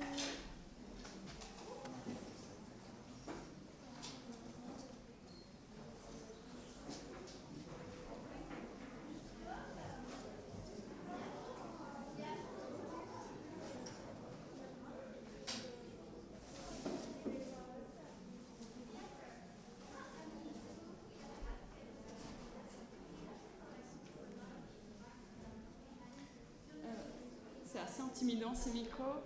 Bonjour à toutes et à tous. Je suis Nila Gander, je suis adjointe pour la filière design mode bijoux accessoires de la Genève. Je vais faire cette présentation en français, je suis désolée. Il y aura une présentation online le 1er février qui sera complètement en anglais. Mais sachez que l'enseignement il est vraiment bilingue français en anglais, donc vous pouvez tout à fait venir faire ce master même si vous ne parlez pas le français. Je suis désolée pour cette présentation, mais je suis un peu plus à l'aise en français moi-même. Donc moi je travaille principalement avec Visuels, qui est le nouveau... Yes. Oh, sorry, I prepare in French, but it will be there will be an online presentation the 1st February in English. But I will do this one in French, but we can speak maybe after if you want. I'm sorry. Oui, donc depuis septembre, nous avons un nouveau responsable de filière, Visuels, qui est designer de mode à Paris. Malheureusement, il ne pourra pas être présent aujourd'hui avec nous car il est en pleine Fashion Week. Mais il a quand même tenu à vous envoyer un petit message, donc je vais passer. Je ne sais pas si on l'entend. C'est possible de vous. Je pense que vous n'entendez rien, c'est ça?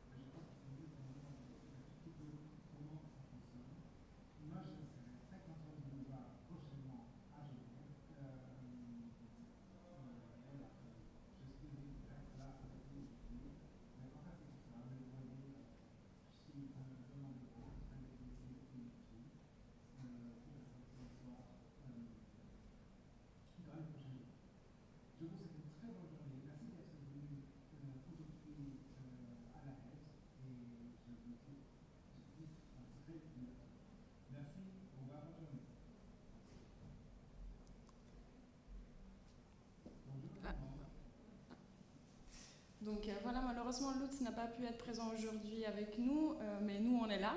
Donc, j'espère que vous allez profiter de cette journée pour aller visiter un peu la totalité de l'école. On a de la chance d'avoir une école où il y a plusieurs disciplines, un gros campus, beaucoup de disciplines différentes, ce qui fait que les étudiants peuvent vraiment profiter pleinement d'une infrastructure très riche. Vous avez peut-être déjà eu l'occasion de visiter les pôles techniques, les ateliers bois, les ateliers métal, le studio photo. Donc c'est tous des pools qui sont mis à la disposition de nos étudiants, qui les aident dans la réalisation de leurs projets, qui les aident aussi à se professionnaliser parce qu'ils doivent communiquer avec les responsables de ces pools dans la réalisation de leurs projets. Donc voilà, il y a énormément d'infrastructures très polyvalentes qui sont ici dans le bâtiment bleu et un peu dans le bâtiment rouge. Nous, la mode, le bijou et l'accessoire, on n'est pas dans ces bâtiments-là, on est dans le bâtiment D qui est à James Fazy, c'est juste à côté de la gare. Donc je vous invite vraiment à venir nous voir là-bas. C'est pas très loin d'ici parce que vous pouvez vraiment vous balader dans le bâtiment, visiter les salles, visiter les ateliers, les espaces, discuter avec les étudiants, avec les professeurs. C'est la meilleure façon de visiter une école, c'est de se balader dans les bâtiments et discuter avec les gens qui sont à l'école en ce moment même. Dans nos bâtiments, on a aussi des ateliers qui sont vraiment spécifiques à nos disciplines, notamment pour la mode. On a une très grande salle de machines avec du matériel professionnel. On a des machines, des piqueuses, des overlocks, des gros fers à repasser. On a aussi une salle dédiée au travail du tricot et une salle dédiée au travail du cuir. On a aussi une tissu-tech qui met à disposition des étudiants du tissu de base, parce que malheureusement à Genève, c'est pas non plus le centre de la mode, donc c'est pas toujours facile de se fournir en tissu. Et puis pour la partie bijoux accessoires, on a aussi des ateliers spécialisés avec des établis, des tours, des fraiseuses, tout le matériel pour faire de la fonte, du casting, voilà, des imprimantes 3D, des graveuses. Donc il y a vraiment toute l'infrastructure possible mise à disposition de nos étudiants pour leur permettre de réaliser leurs propres projets. Donc c'est une formation qui est sur 2 ans. L'enseignement il est en français et en anglais, donc voilà, c'est vraiment bilingue, il n'y a aucun souci de parler seulement anglais pour faire ce master. Tous les professeurs et les intervenants parlent anglais. Et c'est un master pluridisciplinaire, donc c'est un master design mode, bijoux et accessoires. C'est quelque chose qui est assez intéressant dans ce master, justement, de ne pas cloisonner les pratiques, d'avoir des étudiants qui viennent autant du design mode, du bijou, de l'accessoire, mais on a aussi des étudiants qui viennent d'autres disciplines, du design produit, de la communication visuelle. Ce qui nous réunit toutes et tous, c'est de travailler autour du corps et autour de la mode. Donc c'est une master qui réunit un peu toutes ces disciplines. Et on a la chance de travailler avec énormément d'intervenants qui sont actifs dans leurs différents domaines, donc de la mode, du bijou, de l'accessoire, mais aussi justement l'image, la mise en scène, le graphisme, la photo, le set design. Donc c'est vraiment quelque chose qui nous tient à cœur, c'est de proposer à nos étudiants énormément d'intervenants différents pour qu'ils puissent profiter de l'expérience professionnelle de tous ces gens, discuter avec eux de leurs projets, avoir des retours. Donc ici, il y a un peu toutes les personnes qui sont venues, je pense, dans ces 2-3 dernières années. Donc voilà, il y a énormément de monde, autant des techniciens, des théoriciens, des gens actifs dans le design. Donc voilà, c'est vraiment très, très, très, très varié. Au niveau du programme, ça se structure vraiment sur 2 années. La première année, on a essayé de donner un peu des titres à ces années pour dire de quoi il s'agit. Donc la première année, il s'agit pour les étudiants de négocier les contextes personnels et les contextes de l'industrie de la mode. Donc ça se fait à travers 2 projets en atelier. Le premier semestre, il y a un projet studio qui est un projet de groupe autour de l'identité d'une marque. Et le deuxième semestre, c'est un projet personnel autour de sa propre identité. Je vais vous expliquer un peu après. Et on a aussi un programme autour de la théorie. C'est assez important pour nous d'avoir un appui théorique pour nos étudiants, mais la théorie n'est jamais décorrélée de la pratique. C'est vraiment très important pour nous de faire dialoguer la théorie et la pratique, l'une au service de l'autre. Donc on pense par la mode, on pense à travers la mode. C'est en constant dialogue. Donc au premier semestre, c'est vraiment une introduction théorique. Ça se fait à travers de nombreuses lectures, les fashion studies, mais aussi des textes qui viennent d'autres disciplines, de la sociologie, du cinéma, et textes sur les médias. Et puis le deuxième semestre, l'idée c'est avec les étudiants de cartographier un peu les débats contemporains de la mode. Donc c'est un programme qui n'est pas prédéfini, c'est un programme qui se construit avec les étudiants, avec les centres d'intérêt des étudiants. C'est un dialogue constant avec la professeure de théorie pour qu'elle puisse adapter le programme vraiment au plus près des questionnements des étudiants. Et on a aussi introduit depuis cette année des ateliers d'écriture poétique de la mode avec Sabrina Calvo. On s'est rendu compte que c'était important aussi pour les étudiants d'apprendre à écrire, à dire par mots qu'est-ce qu'ils font dans la pratique.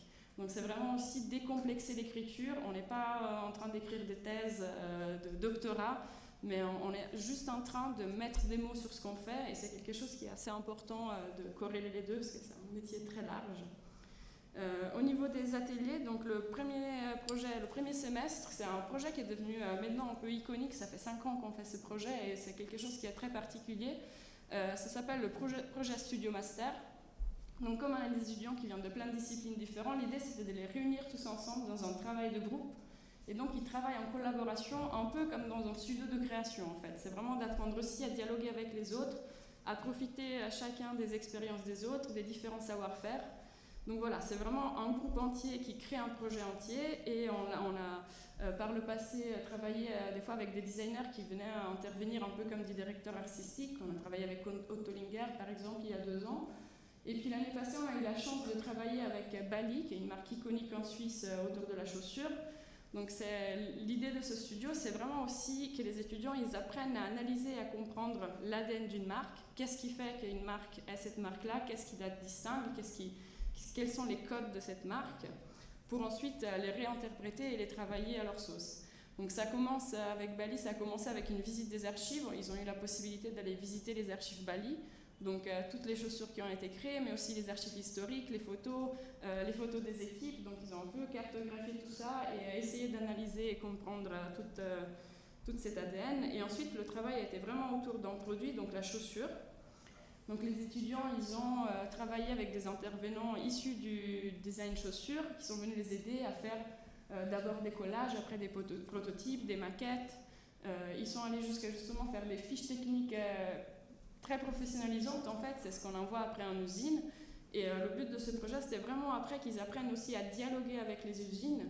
Et ils ont eu la possibilité d'aller dans les usines Bâli, de travailler avec les fabricants et du coup de produire des prototypes qui ont été complètement réalisés en usine par Bâli. Donc ici, vous avez un exemple de chaussure.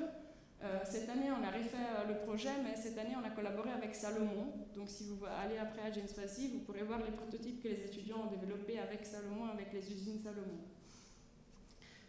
L'idée de ce projet, c'est aussi d'utiliser toute cette recherche qui est plus axée sur le produit pour nourrir aussi tout le processus créatif. Donc d'un côté, travailler sur les images.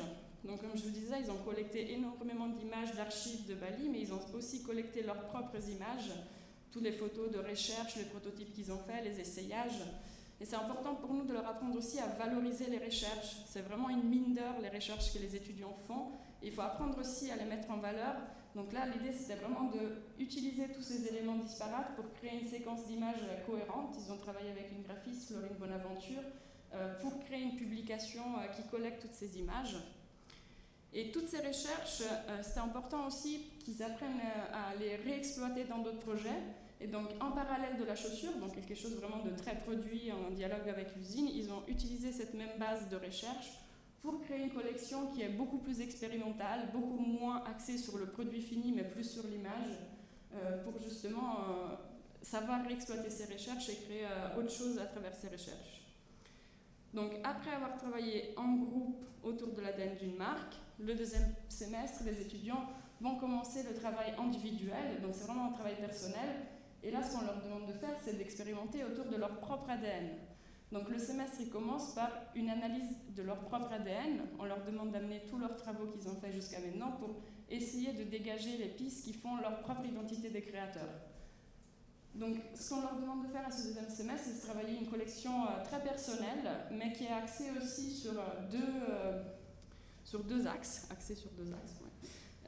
Donc c'est l'idée de mélanger dans une collection des produits finis et des produits images. Donc là j'ai une petite vidéo, je vais la lancer aussi, ça va être plus sympa. Donc voilà, l'idée c'était de travailler sur ces deux aspects qui font les collections de mode. Donc d'un côté le produit fini, donc vraiment penser une pièce dans sa fonctionnalité, avec les finitions, les matières, la longévité aussi du produit. C'est l'idée vraiment de créer un produit avec une identité propre, mais qui puisse être presque présenté en boutique. Donc à la fin du semestre, ils le présentent dans un format de showroom.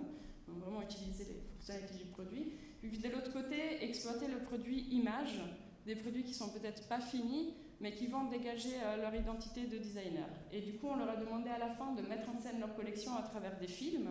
Donc là aussi, ils ont été accompagnés par différents intervenants, notamment des vidéastes. Le vêtement, il est en mouvement, on le porte tous les jours, donc c'est important aussi qu'ils se confrontent à cette image du vêtement en mouvement et pas seulement en photo, parce qu'on appréhende ça différemment. J'arrive pas. Donc après cette première année, en deuxième année, il s'agit pour les étudiants de pleinement incarner leur idée. Donc c'est vraiment une année qui est consacrée à leur travail de diplôme. Dans la pratique, le premier semestre est vraiment consacré aux recherches autour de leur collection. L'idée, c'est d'expérimenter plein de choses différentes et se constituer un peu une boîte à outils de méthodes de création, de matières, de formes, toutes des choses qu'ils vont réexploiter ensuite. Et puis le semestre 4, c'est vraiment la réalisation de leur collection de diplôme, donc vraiment réaliser la collection, mais aussi la mettre en scène, la communiquer, écrire un texte destiné à la presse, faire un shooting photo, penser au set design. Donc le métier de designer, il est vraiment très très très vaste. Ça va de la conception initiale jusqu'à la mise en image du produit fini. Et donc voilà, donc c'est un projet qui dure tout le long de l'année. Et au niveau de la théorie, cette année-là est dédiée à l'écriture du mémoire théorique, qui, encore une fois, comme je disais avant, c'est vraiment en lien avec la pratique. L'idée, c'est pas d'écrire une thèse de doctorat, mais c'est d'utiliser la théorie pour donner une profondeur conceptuelle au projet de collection de diplôme. Donc, à travers des recherches, des textes, ça peut prendre plein de formes différentes. Donc voilà, ici, vous avez aussi quelques exemples de recherches qui ont été faites par les étudiants. Les thèmes, ils sont vraiment très variés. Ça va de la précarité dans l'industrie de la mode à des questions raciales, la mode et les nouvelles technologies, mais ça peut aussi être des sujets beaucoup plus personnels sur son propre parcours, sur son propre héritage par exemple. Donc voilà, la collection de master, c'est vraiment un travail d'expérimentation, de collecte, d'analyse, de conceptualisation. Là, vous avez un peu quelques mots-clés. Mais on essaye d'apprendre nos étudiants à acquérir des compétences créatives, mais aussi analytiques et méthodologiques, d'être capables de présenter leur travail, de le débattre, de le critiquer, d'avoir une vision critique aussi sur leur travail. Et aussi, ce qui est important pour nous, c'est que les étudiants, ils arrivent, à travers cette collection de master, de prendre conscience de leur processus créatif. Chacun de nous a une manière peut-être différente de créer les choses, a un processus de travail qui peut être différent. Donc, l'idée, c'est vraiment de les confronter, grâce à tous les intervenants qu'on a, à plein de pratiques de travail différentes. Donc, voilà, quoi, c'est des méthodes intuitives, analytiques, de l'expérimentation, des fittings. Voilà, il y a plein de formats de travail différents, aussi des formes de soutien différentes. Ça peut être du tutorat individuel, du travail de groupe, des essayages avec des experts techniques, avec des experts plutôt conceptuels. Mais du coup, le but de tout ça, c'est pas seulement juste de créer une collection de vêtements, de bijoux, d'accessoires, mais c'est aussi de l'incarner pleinement et de se construire en tant que designer en quelque sorte. Donc voilà, les collections de diplômes master, elles sont très différentes. Vous pouvez les voir aussi à travers le défilé qui est projeté dans le cube aussi à Genève. Donc là, je vous montre juste 3 exemples, mais c'est pour vous montrer un peu les différents diplômes qui font nos étudiants. Donc là, c'est le travail de Laura Sonnet, qui a gagné d'ailleurs le prix Master Firmenich lors du défilé de l'école et qui va donc développer un parfum en collaboration avec Firmenich, qui est une entreprise parfumière de Genève, qui a fait une collection de mode. Elle a axé une grosse partie de son travail sur la recherche textile. Tous les sacs que vous voyez en fait ont été réalisés à partir de tuyaux d'arrosage qu'elle a complètement réchauffé, fondu, réassemblé pour créer une nouvelle matière plastique, et puis elle a réexploité cette matière aussi pour créer des imprimés. Donc voilà, comme les tuyaux d'arrosage en plein de couleurs et de formes différentes, ça donne aussi du design graphique à exploiter par la suite. Une collection d'accessoires, Victor Saligné, qui voulait avec sa collection vraiment questionner aussi la fonction de l'accessoire. Donc c'est des sacs qui sont très peu pratiques, voire pas du tout. Le deuxième sac, il est en céramique. Le premier sac, il tient ensemble que si on met un téléphone dans le sac. Donc c'était aussi questionner toute cette question du produit, de sa fonctionnalité. Et puis il y avait aussi tout un travail sur le mélange entre des techniques technologiques et artisanales. Toutes les formes, elles ont été développées en 3D, elles ont été imprimées en 3D à la base, donc celle du milieu c'est en impression en céramique, les autres elles ont été imprimées en plastique, mais par contre après elles ont été gainées avec des techniques de maroquinerie traditionnelles. Donc c'est vraiment aussi faire dialoguer la technologie et l'artisanat. Et puis on a aussi des collections de bijoux, ici Bérénice Noël, qui a travaillé sur d'autres façons de porter les bijoux, et là aussi un dialogue entre des matières plus brutes, la corde, ou alors du verre, qu'elle a travaillé avec des techniques de haute joaillerie. Donc voilà, qu'est-ce qu'on fait après un master? C'est un peu souvent la question. Alors, on met beaucoup d'efforts, nous, à soutenir nos étudiants après l'obtention de leur diplôme, notamment à travers le défilé que vous avez pu voir peut-être en vidéo. C'est un peu l'événement phare de notre école. On invite à chaque année, l'année passée on a fait 2 défilés avec au total à peu près 1500 personnes qui viennent voir le défilé. Il y a un jury de professionnels qui viennent voir les collections, des recruteurs, donc c'est vraiment une première visibilité qui est assez importante pour les étudiants. Ils ont aussi la possibilité à ce moment-là de remporter des prix, Firmenich par exemple, ou encore le prix La Redoute. Ça fait 5 ans maintenant qu'on collabore avec La Redoute.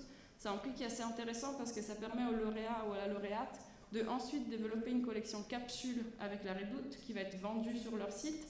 Donc c'est vraiment une première opportunité pour l'étudiant de se confronter aussi vraiment au milieu professionnel, aux enjeux de la production, de la fabrication, des coûts de fabrication, donc comment transformer une collection qui est un travail personnel, souvent plutôt expérimental, presque dans la pièce unique, de le transformer dans quelque chose qui peut être produit de façon sérielle. Et ensuite, on encourage nos étudiants à participer aux concours, aux bourses, notamment le festival de hier, c'est un peu la référence des concours en France, et puis ça fait plusieurs années que nos étudiants, nos alumni sont présents dans ce concours. Encore l'année passée, Adeline Rapatz, qui s'est diplômée en 2020 du master, a gagné le prix du public. Donc c'est vraiment une très belle visibilité, à la fois pour les étudiants, mais aussi pour l'école. Donc c'est vrai que c'est quelque chose qui fait aujourd'hui que la aide est vraiment reconnue au niveau international. Ce qui fait que du coup, nos étudiants, ils sont tout à fait, aptes à rentrer dans le monde professionnel. On a beaucoup d'alumni aujourd'hui qui travaillent dans toutes ces différentes marques. J'ai mis ici des grosses marques, mais aussi un peu des nouvelles marques émergentes, White Project, Marinser par exemple. Donc c'est tout à fait possible après un bachelor de devenir designer, homme, femme, accessoires. Mais aussi il y a tous les métiers qui sont corrélés au design mode. Il n'y a pas que des designers, il y a aussi des assistants de production, des stylistes, des set designers, des journalistes. Donc voilà, il y a vraiment plein de métiers différents dans la mode. Donc les étudiants, ils sont formés à ça. Alors ça commence souvent par des stages, on ne va pas se mentir. C'est pas le milieu professionnel le plus simple et le plus facile, mais les étudiants, ils sont tout à fait outillés pour rentrer dans ce milieu professionnel, et on a beaucoup qui réussissent avec beaucoup de succès. Les étudiants peuvent aussi créer leur propre marque. C'est pas le parcours plus facile là aussi, c'est vraiment très difficile aujourd'hui d'exister pour les jeunes marques, mais c'est un parcours qui est passionnant, qui est enrichissant et qui permet aussi plein de choses. Donc on a différentes personnes qui ont créé des marques, par exemple Vanessa Schindler, Visual Society, Forbidden Denimeris ou d'autres. Là aussi l'école les aide, il y a un programme post-master qui s'appelle le Pulse Incubateur, qui permet aux étudiants qui veulent créer leur propre structure d'être aidés par des professionnels pour créer des business plans ou des choses comme ça. Si vous souhaitez aller plus en profondeur voir nos formations, nos programmes, toutes les différentes collections de diplômes qu'il y a eu, je vous encourage à aller sur ce site, défilé-aide.ch. C'est un site qu'on a créé l'année passée quand, à cause du Covid, on n'a pas pu faire le défilé. Mais du coup, ça nous a permis aussi de montrer tout ce qu'on fait à l'école. Donc pour l'instant, il y a 2 années, là, 2020 et 2021. Mais vous pouvez vraiment parcourir ce site, voir les textes, voir tous les intervenants, voir les photos des différents projets qui sont faits, en bachelor comme en master, voir le défilé aussi. Donc c'est une très bonne source d'information. Et ensuite, je vais vous parler un peu brièvement. Je ne sais pas s'il y a des gens qui sont intéressés ici aujourd'hui par la chaire en design horlogère. Je suis désolée, vous avez dû attendre la fin, mais je vais parler pour vous aussi. C'est vrai qu'on a aussi un programme de design horloger qui est intégré dans le master design mode accessoires, mais qui est vraiment un programme à part en fait. Il y a quelques cours en commun, mais c'est vraiment 2 métiers très différents, donc c'est un programme vraiment spécifique. Donc le design horloger, c'est une formation qui est unique en master en Suisse. C'est un secteur qui est patrimonial en Suisse, une industrie très riche et passionnante. Pendant longtemps, l'impulsion dans l'horlogerie, je suis désolée, j'ai un peu de mal avec ce mot, elle est souvent venue de l'industrie. En fait, c'était l'industrie qui amenait toutes les améliorations, les innovations. Et puis le marché d'aujourd'hui, en fait, il est de plus en plus en demande de créativité dans ces secteurs, d'où l'idée de créer cette chaire spécialisée en design horloger. Donc l'idée, c'est vraiment de former des designers qui sont capables de comprendre toutes les subtilités du travail en design horlogère, à la fois dans le design, mais aussi dans la construction, aussi dans l'environnement global de l'horlogerie. Donc voilà, on a de nombreux intervenants qui viennent intervenir dans tous les domaines. Pour ce qui est de la formation, voilà, il y a plusieurs aspects qu'on va traiter, donc notamment les aspects techniques. Donc ça va du dessin horloger à main levée, les esquisses, les perspectives, les rendus 2D et 3D, donc évidemment les simulations 3D par exemple avec Rhino. Mais on a aussi un programme de SolidWorks qui est un programme qui est vraiment spécifique à l'horlogerie, qui permet de faire des dessins en 3D en prévoyant les emboîtages, la fabrication. Donc ça permet aussi d'anticiper les coûts de fabrication. Et c'est une compétence qui est très demandée parce que c'est un programme qui permet aussi de dialoguer directement avec l'industrie. Donc c'est vraiment un atout d'avoir la connaissance de ce programme pour ensuite pouvoir rentrer dans l'industrie, avoir un contact avec les fabricants. Et puis il y a aussi tous les perfectionnements techniques dans la construction, les complications horlogères. Voilà, on ne forme pas des horlogers, des techniciens de l'horlogerie, on forme des designers, mais il faut être capable de comprendre un peu tous ces mécanismes pour pouvoir ensuite les mettre en forme. Donc tous les montres que vous voyez dans mes slides, c'est des prototypes qui ont vraiment été réalisés. Si vous allez à Genève, il y en a quelques-uns que vous pouvez voir, mais voilà, donc on a à l'école pas mal de machines qui nous permettent de faire des choses comme ça, notamment les CNC, les fraiseuses, et puis les étudiants travaillent aussi beaucoup avec des professionnels du secteur. Ce qui est important aussi, c'est d'accompagner nos étudiants à comprendre tout ce monde qui est assez complexe de l'horlogerie, donc à travers notamment de cours sur la culture horlogère, comprendre l'histoire de ce secteur, connaître aussi les produits pour pouvoir anticiper les tendances et les enjeux de demain. Mais aussi tout ce qui est communication, que ce soit dans les médias sociaux ou les médias traditionnels, comprendre un peu tout cet environnement de marque qui est très spécifique à l'horlogerie. On a aussi des cours autour du display, du packaging, de la photographie, de la mise en scène.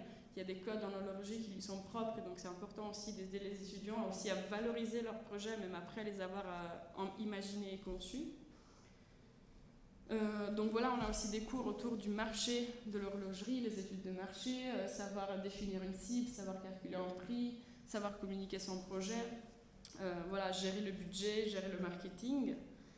Donc voilà, c'est un master qui est vraiment très professionnalisant. C'est hyper important dans ce master la relation avec l'industrie du secteur. C'est pour cela qu'on a de nombreux workshops avec des marques invitées. Donc ici par exemple vous avez un projet avec Piaget et un projet avec Tissot. Donc voilà, on a beaucoup de marques qui viennent collaborer avec nous, collaborer avec nos étudiants. Donc c'est hyper important d'un côté pour comprendre comment ça marche une marque. Et puis ensuite, ça permet aussi aux étudiants de se faire un carnet de contact assez intéressant. Et c'est aussi possible pour les étudiants de faire des stages en entreprise pendant leur cursus. On peut faire son projet de diplôme complètement en collaboration avec une marque. Donc en étant intégré en stage dans une marque et développer des produits pour cette marque dans le cadre du travail des diplômes. On essaye vraiment justement d'amplifier le réseau des étudiants, de leur faire connaître plein de monde. Donc on organise beaucoup de conférences qu'on appelle les midis horlogers, où on invite différents acteurs du secteur à venir dialoguer avec nos étudiants. Donc c'est un premier contact qui est très intéressant. Et puis on essaie aussi d'être très présent sur les expositions, les salons, le concours. On est notamment présent au salon de l'horlogerie de Genève, GPHG. On a une exposition qui va avoir lieu début mars ici au Cube Time to Watch. Donc voilà, on a vraiment des très bonnes relations avec tout le milieu de l'horlogerie en Suisse, mais aussi à l'étranger. L'année passée, on a fait une exposition à Mexico qui a été très appréciée par tous les visiteurs et les professionnels du secteur. Donc voilà. Pareil, si vous avez besoin de plus d'infos sur le design horloger, je vous invite à suivre la page Instagram @designwatch. Et puis je vous invite aussi à passer à Genève. Il y a des professeurs qui sont là-bas, vous pouvez discuter avec les étudiants, voir quelques prototypes. Donc voilà, j'arrive, je pense, au bout de ma présentation. Quelques informations pratiques ou d'autres choses que je vous conseille d'aller voir pour découvrir la filière, mais aussi l'école. Bon, le site de la aide. Tout en haut à droite, vous avez une page admission de 2022, donc vous avez pas mal d'informations qui sont là-dedans, notamment la deadline, qui est le 8 avril. Donc je vous encourage à ne pas oublier cette deadline. Il y a aussi le site des portes ouvertes, vous pouvez aussi visiter virtuellement les ateliers et puis avoir plein d'informations. Et puis il y a aussi un site Genève Show dans lequel vous pouvez voir tous les projets de diplôme de toutes les filières, donc c'est aussi intéressant d'aller voir tout ce qui se fait dans l'école. Pour terminer, je vous encourage vraiment à passer chez nous, à James Fazy, au bâtiment D, à côté de la gare. C'est ce beau bâtiment-là, c'est un bâtiment historique qui a toujours été une école d'art industriel depuis sa création en 1877, si je ne me trompe pas. Et puis la mode, le bijou, l'accessoire, la montre, on est toujours là-bas, donc venez nous voir. Voilà. Si vous avez des questions, j'essaierai de répondre à vos questions.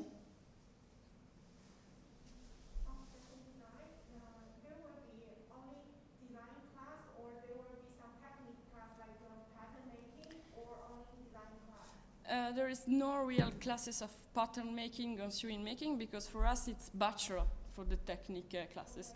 But you will have a lot of teacher people that will be there for you to help in pattern sewing or things like this. So you can totally come and learn to sew and make pattern in the master.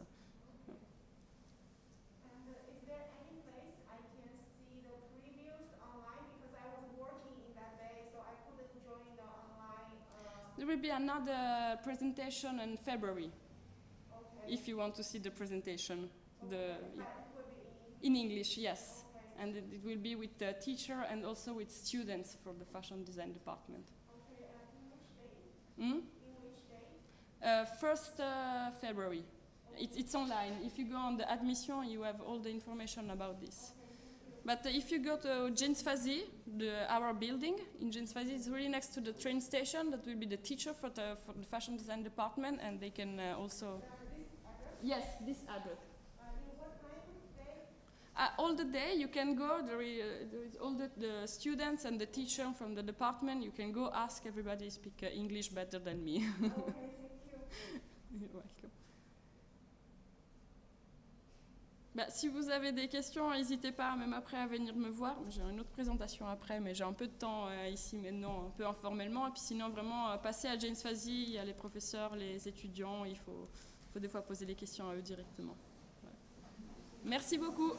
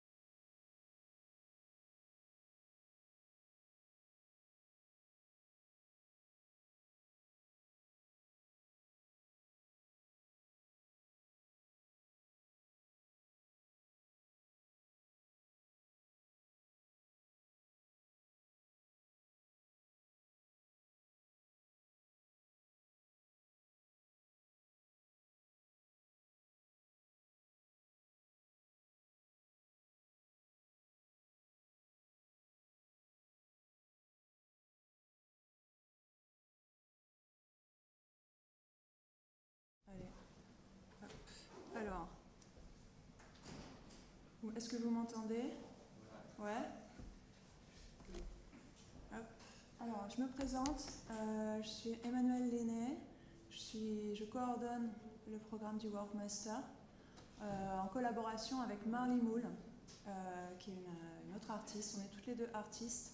Elle est hollandaise et moi française. Donc c'est un programme qui est bilingue. Et puis on a une équipe d'assistantes. On est 5 à la coordination. Il y a environ une vingtaine d'intervenants.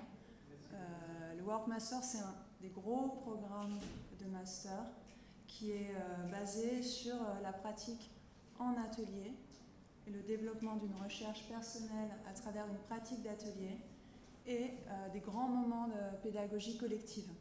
Et la pratique d'atelier, elle est rendue possible parce qu'on a la chance d'avoir des super beaux espaces dans ce nouveau bâtiment qui n'est pas encore fini, comme vous avez pu le constater. En tout cas, il y a une partie qui est encore en travaux. Donc on a 2 étages magnifiques au 4e et au 3e étage du bâtiment qui est de l'autre côté de la rue, que je vous conseille d'aller visiter si vous voulez, avec des magnifiques vues sur le Jura et ces cimes enneigées. Voilà, et une très belle lumière. Et ces espaces d'atelier s'augmentent d'espaces d'ateliers spécialisés, qui sont des ateliers bois, des ateliers métaux, des ateliers maquettes, avec un équipement vraiment dernier cri, avec des assistantes, des assistances électroniques, des scies 3D pour différents types de matériaux. Dans un autre bâtiment, donc, il y a un atelier de céramique avec une céramiste extrêmement réputée voilà, qui s'en occupe. Donc, voilà, donc tous ces ateliers permettent, en plus de l'espace qui est affecté à chaque étudiant texte du programme, de pouvoir développer sa pratique personnelle au cours de ces 2 années. C'est un programme de master, donc il faut arriver avec un niveau bachelor, de préférence en art. Il peut y avoir des exceptions de gens qui auraient fait des bachelors dans d'autres champs, mais alors dans ces cas-là, c'est quand même important d'arriver au master avec une recherche plastique qui est déjà bien avancée, avec déjà une personnalité, pour pouvoir candidater à ce master. Les candidatures sont bientôt, c'est jusqu'au 8 avril. Ensuite, nous, on va regarder les dossiers qui doivent arriver en ligne. Et puis, je crois que les admissions se font le mois d'après, et là, c'est à l'oral.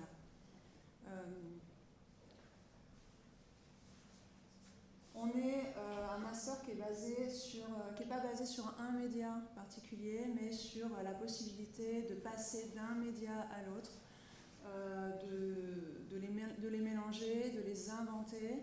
On peut arriver en faisant de la peinture et sortir du Work.master en faisant de la 3D. Et puis voilà, donc on est sur cette multimédia,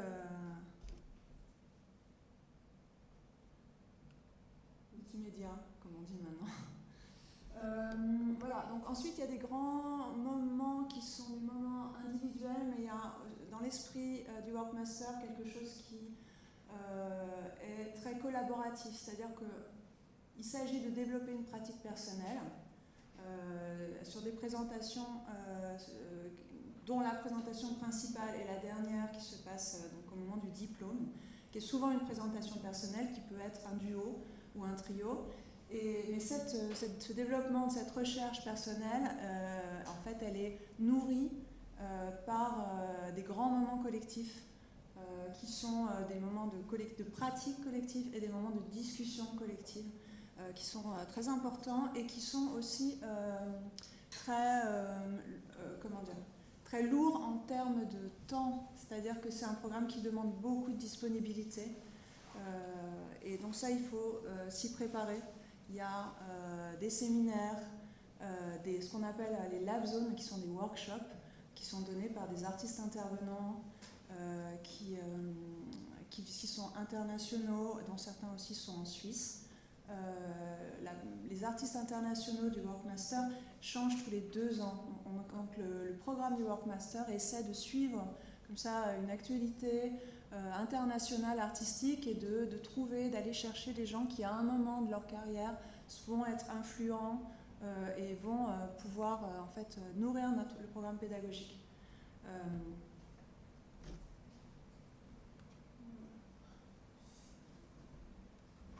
Donc voilà, donc c'est un programme où où on se développe aussi donc sur cette pratique d'atelier dont je vous parlais et sur des projets qui sont mis en place justement par ces intervenants qui se déplacent et qui viennent régulièrement enseigner au Work.master.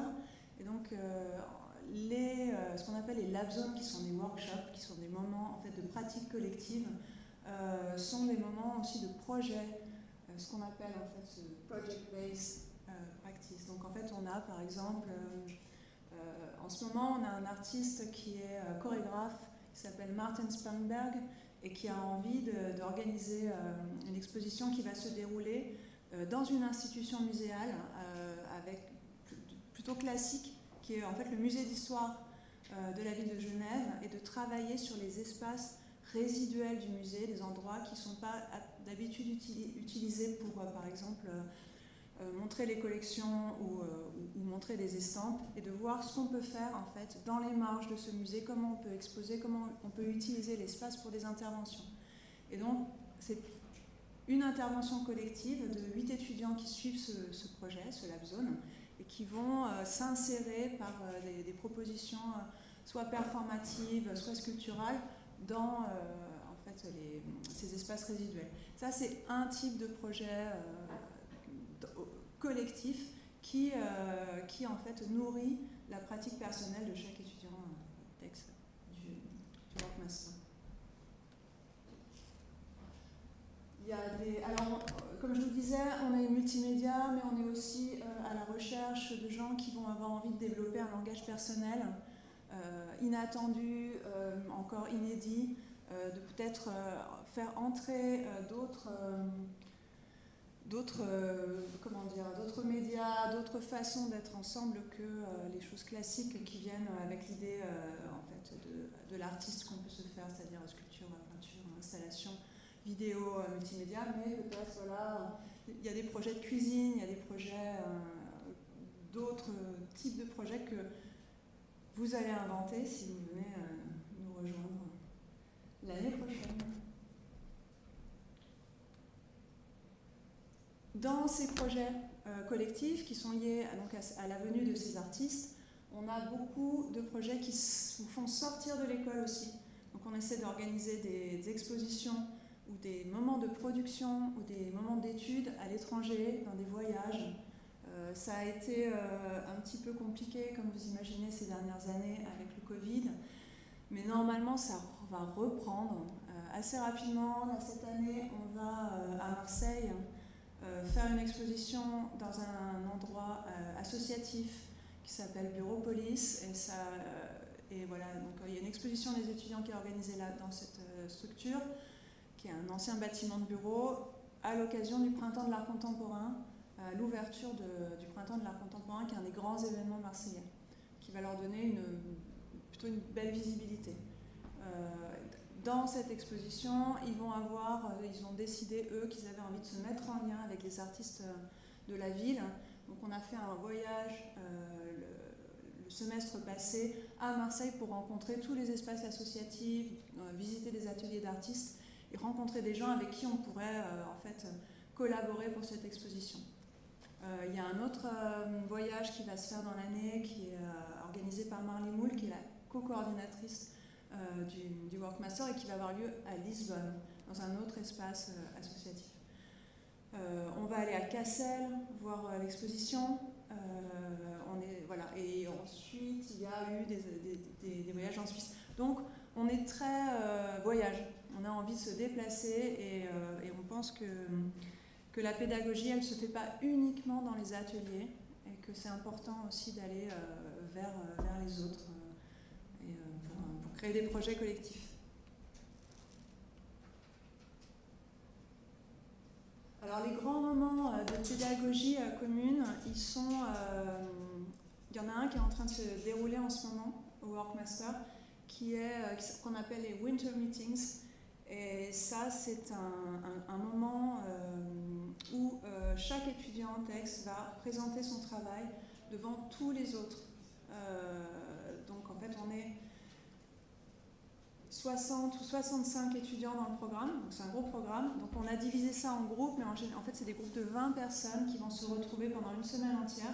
Chaque personne va présenter ses recherches dans l'état où elles sont et discuter avec ses pairs pendant 1 heure pour faire avancer le travail.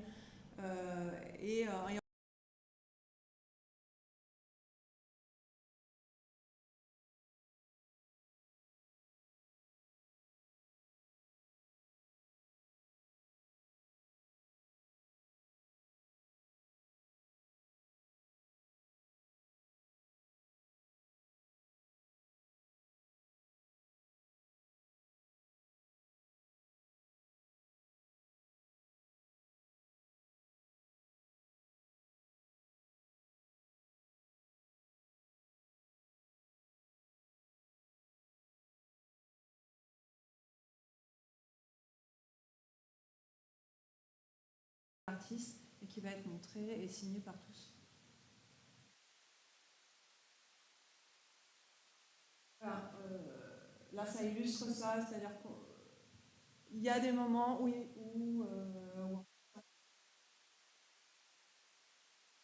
la création a plusieurs mains et un peu se laisser aussi, se perdre un peu dans le groupe et puis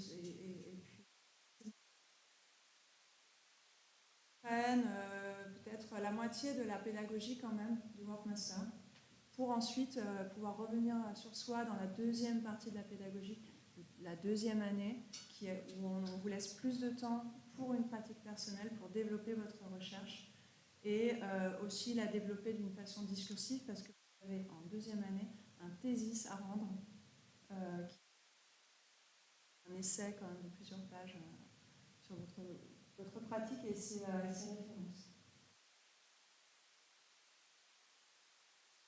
Ça, c'est des moments en fait avec le corps professoral, de discussion. On a aussi des moments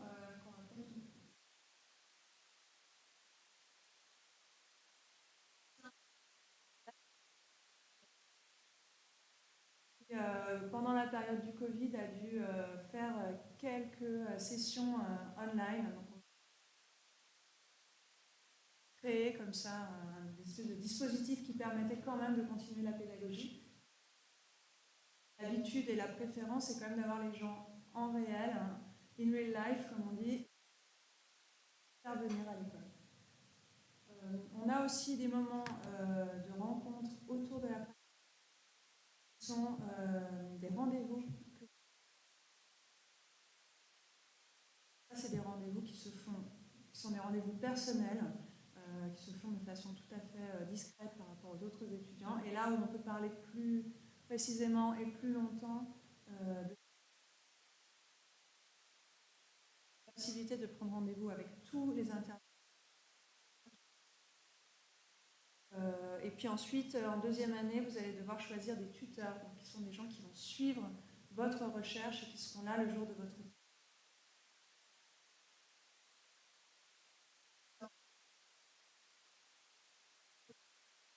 un programme vraiment qui demande beaucoup de temps. C'est qu'en fait, la première partie de la semaine, on a tous les enseignements de type workshop. Ensuite, le mercredi, c'est un rendez-vous important qu'on appelle studio discussion. Et là, on va dans les ateliers et on discute ensemble du travail de chacun et de l'avancée et des recherches. Ça peut partir de n'importe quel élément. On n'est pas tout le temps en train d'accrocher, mais on est tout le temps en train de discuter. Et le jeudi, c'est le jour, et le mercredi, jeudi sont aussi les jours qui sont dédiés aux séminaires. Vous avez des séminaires, 2 séminaires à suivre la première année et un même. On a Marie-Laure Alain Bonilla, on a Claude Maillet, on a Julia Bini, qui viennent d'arriver, qui ne sont pas là depuis très longtemps. Donc c'est des séminaires qui sont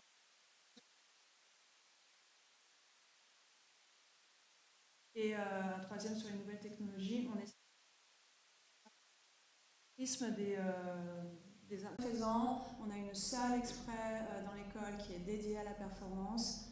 On a des praticables pour la performance. Il y a même des étudiants qui viennent de la danse. Comme je vous disais, on a une personne qui est un artiste qui est chorégraphe. Donc c'est quelque chose qui est très fort, qui est très représenté.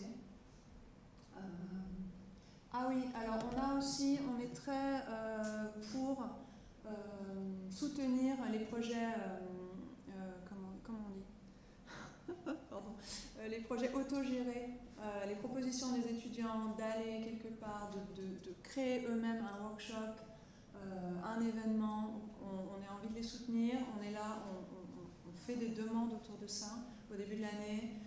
On leur propose aussi de participer à ce qu'on appelle le grad show, mais ça c'est quelque chose qui dépasse le Work.master, mais voilà, on aime soutenir la participation des étudiantes et leur donner les possibilités en les encadrant autour de la production de s'auto-organiser.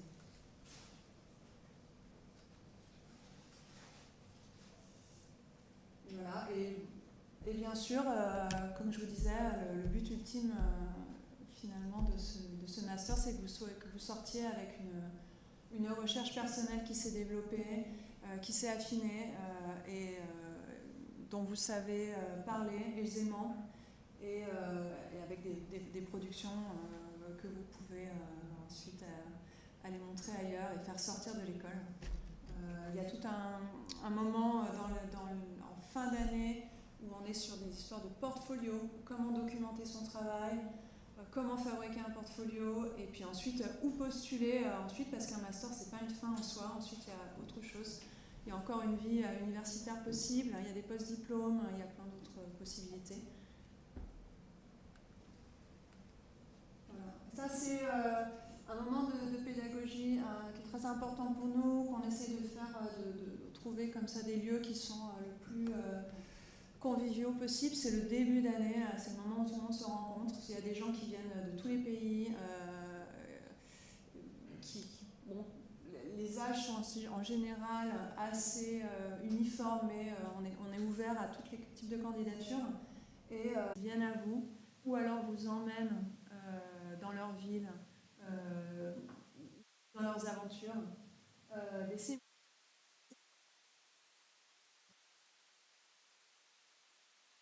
Des moments de studio, d'atelier qui vous sont réservés. Tout le monde peut avoir sa place, de la place. Il y a moyen de s'installer facilement. On a ces espèces de murs amovibles qui permettent comme ça de vraiment chaque année de redistribuer l'espace. On a une place d'exposition. Est-ce qu'on passe le micro?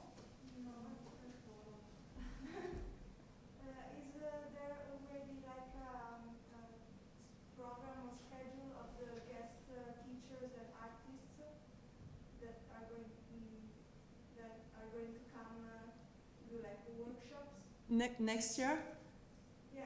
No, actually we are working on that next week, but there will be some big changes because I think like there are 5 people leaving this year. So in the international artists, we have 3 artists that are leaving, and so Donna Kukama from South Africa living in Berlin will still be there. But there's a big surprise with who is going to be the new ones. Thank you. Ouais. Moi, je voulais savoir au niveau de la grille des cours, est-ce que tous les jours vous venez en présentiel ou il y a des jours un peu plus légers que d'autres où on peut éventuellement travailler à côté oui, des questions financières plus ouais, bien sûr. alimentaire à côté, est-ce que c'est envisageable? C'est vraiment un master qui demande énormément, comme vous disiez, de temps. Oui. Alors c'est envisageable, mais il faut prendre en compte qu'il ne faut pas trop se charger, parce que c'est pour ça que j'appuie sur ce. On a des étudiants qui se sont trop chargés avec des jobs alimentaires et qui ensuite n'arrivent pas à suivre le master. Et alors, en règle générale, il y a vraiment la journée du jeudi, qui est la journée des séminaires, et la journée du mardi, qui est vraiment sur les lab zones, et le mercredi des studio discussions. Le vendredi et la fin de semaine, c'est des moments qui sont libres. Mais on a en fait aussi un cycle où les artistes invités internationaux, quand ils viennent d'assez loin, ils viennent une semaine entière. Donc le Lab Zone, le workshop avec eux, il va commencer le lundi et il va durer jusqu'au vendredi. Donc c'est pour ça que je vous dis que c'est quand même... Mais par contre, là, par exemple, Donna, Kukama, mais tous ces artistes internationaux, ils viennent 2 semaines, 2 fois au premier semestre et 2 fois au deuxième semestre. C'est-à-dire qu'il y a 2 semaines où vous allez être vraiment pris l'intégralité, et le reste du temps, ça va plutôt être donc le mercredi et le jeudi où il y a vraiment des choses qui sont les séminaires. Donc il y a moyen de s'organiser. Voilà. Et qu'est-ce que je voulais dire? Et oui, il faut aussi prendre en compte qu'il y a des semaines entières qui sont dédiées aux évaluations et aux diplômes, et qu'à ces moments-là aussi, c'est le moment où il faut pouvoir se libérer.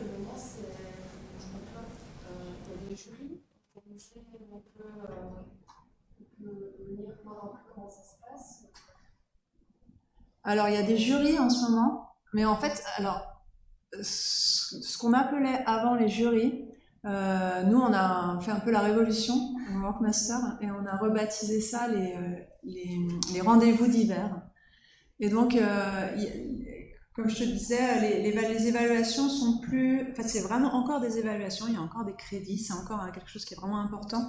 Mais au lieu d'évaluer tout sur le moment de présentation du candidat et la valeur de son travail et de sa performance orale, on évalue sa présence et sa participation donc, au moment de sa présentation, mais au moment des présentations des autres aussi. Donc on est vraiment dans quelque chose de plus horizontal, et pour ce moment de janvier, qui fait qu'on a étalé un petit peu la durée des passages, et qu'en fait la semaine prochaine il y a encore des présentations d'étudiants toutes les après-midi. Voilà. Et bon, ensuite on revient, en fin d'année, on revient à des trucs diplômes avec des gens... des curateurs, des critiques d'art et des artistes confirmés qui viennent et qui évaluent aussi le travail et la valeur du travail du candidat. On est obligé, c'est encore des formats qui existent et qui restent.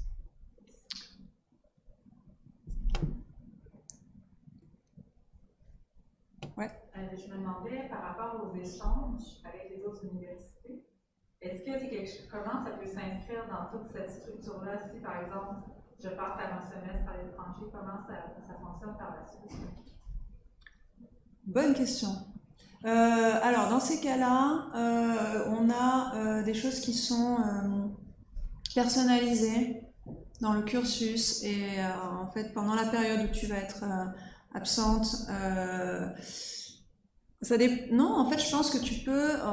non, c'est même pas ça, c'est pas personnalisé du tout. En fait, le cursus continue, mais juste le fait d'être transféré dans une autre école va permettre de passer des crédits dans l'autre école, et donc de continuer en fait sa formation, mais juste il y aura un semestre qui sera pas fait à la aide, mais qui sera fait, je sais pas, à Bruxelles, en Israël, en Autriche. Il y a beaucoup d'écoles, la aide est partenaire avec énormément d'écoles.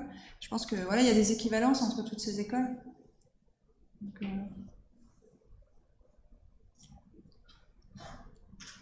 ouais. Est-ce que vous êtes content de recevoir les dossiers des candidatures en anglais aussi ou... Oui, complètement. Moi, je suis la partie la French, I'm the French part of the program. Et when I speak English, you can hear my French accent very strongly.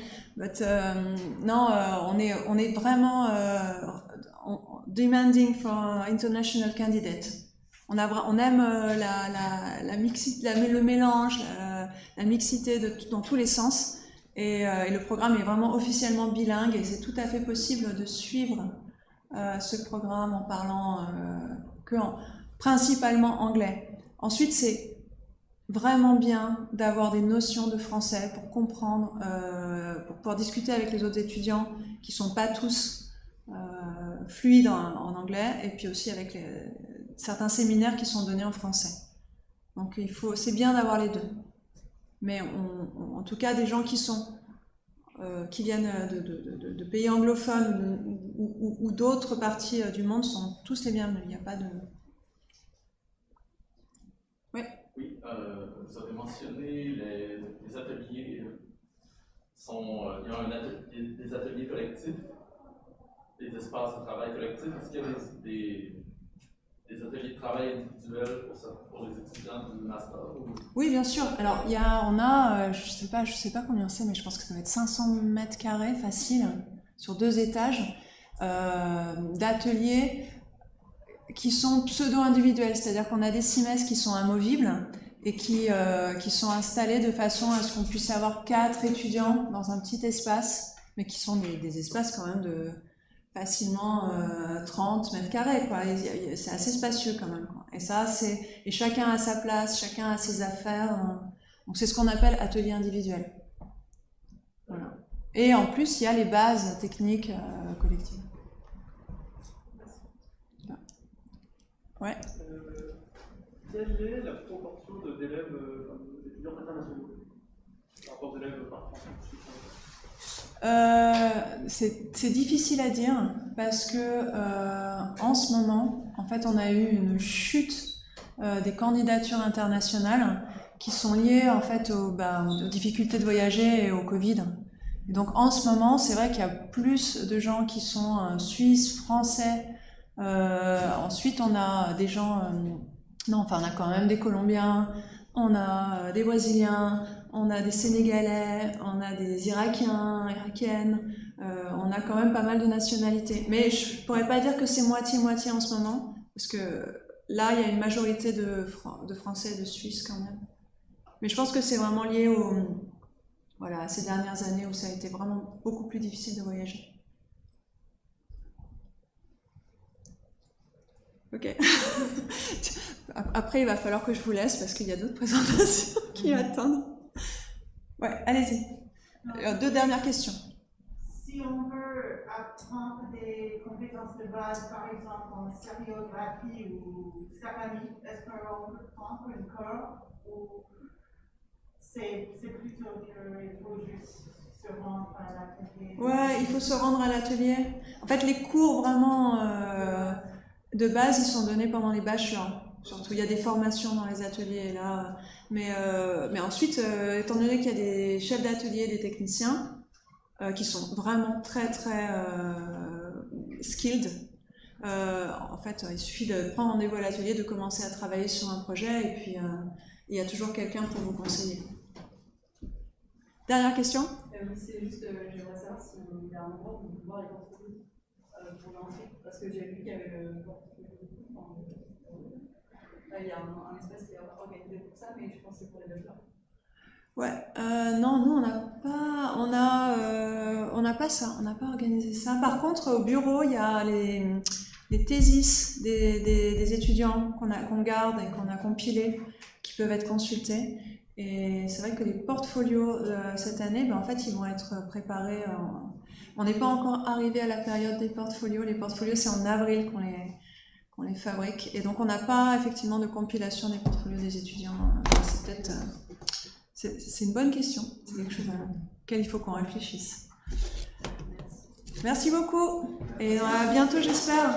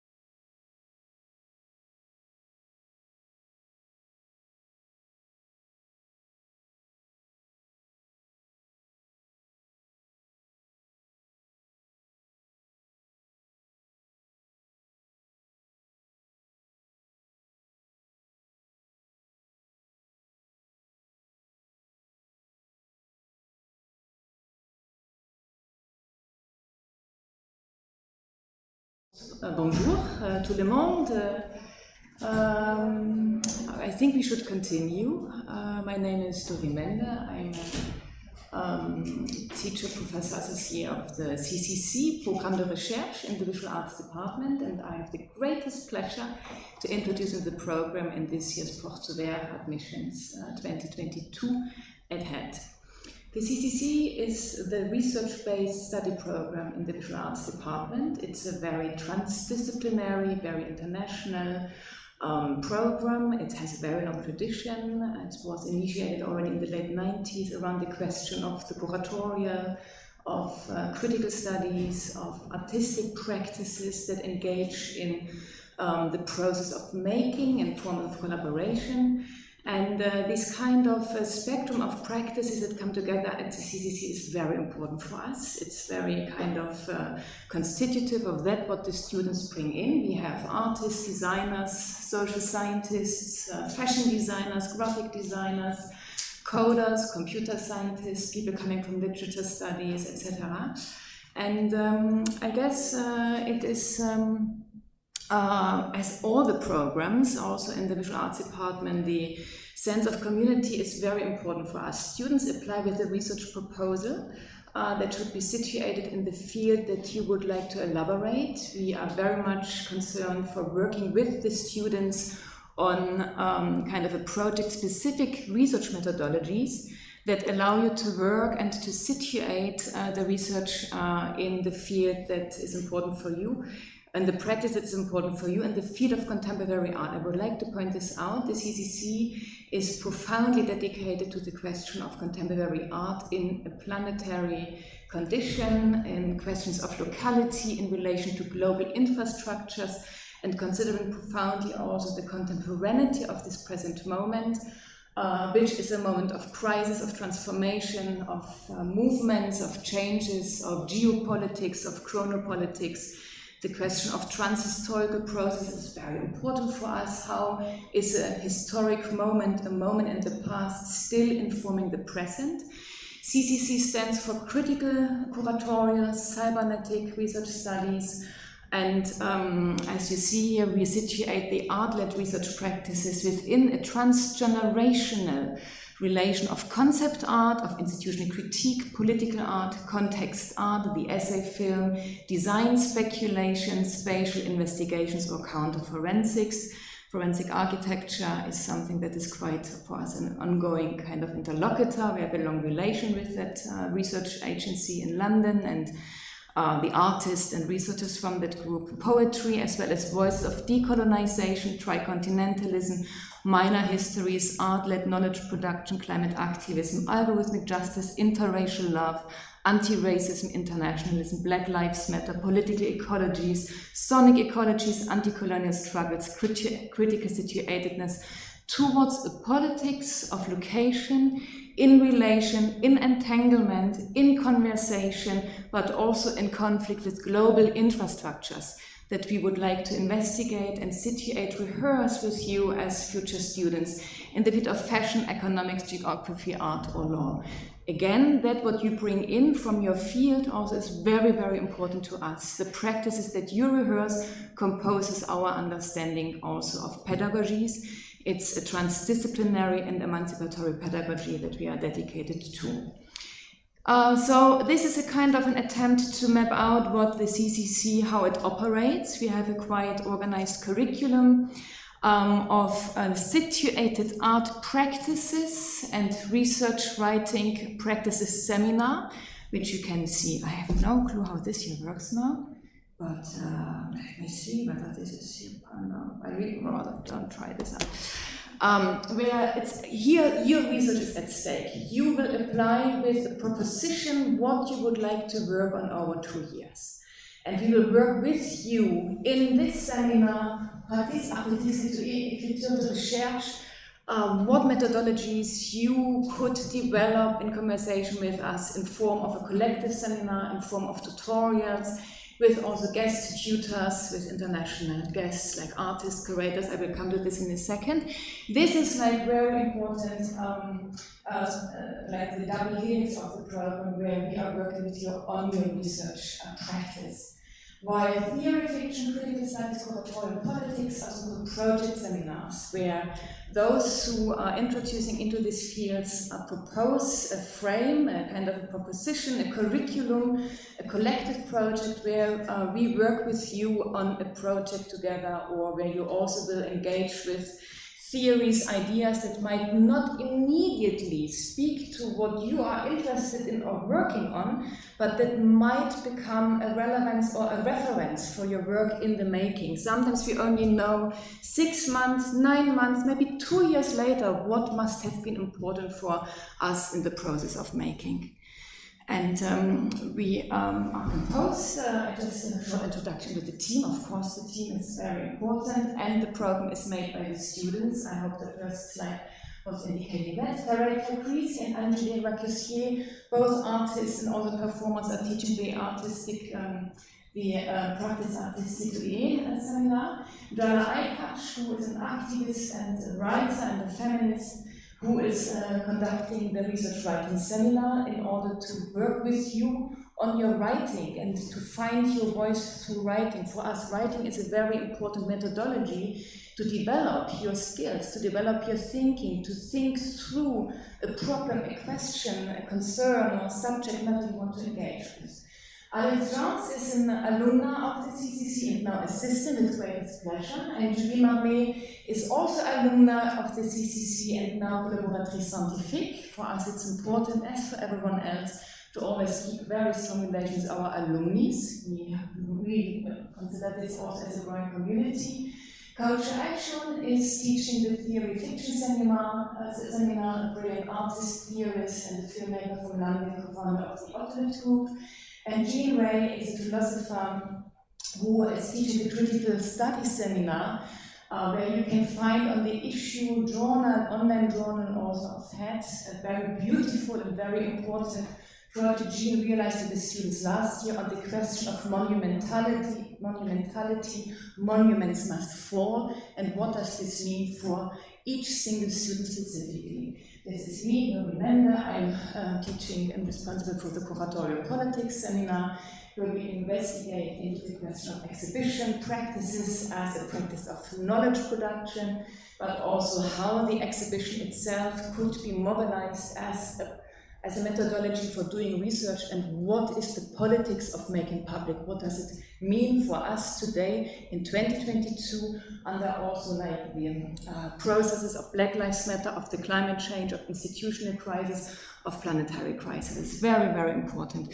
So I would consider that regard that we follow at the CCC a pedagogy in process. It's a continuous rethinking also with you, dear students, as an emancipatory pedagogy for learning how to unlearn normative orders regarding gender, regarding race, regarding class, regarding language, regarding also culture. We are constructed subjects, all of us, and we know about the dominant and normative orders, how this is defining our lives, and we have these questions. It's very important for our students to confront these normative orders and to find your own voice when it comes to the question of racial justice, of gender justice, and also, I mean, the question of climate conditions, computation and technology.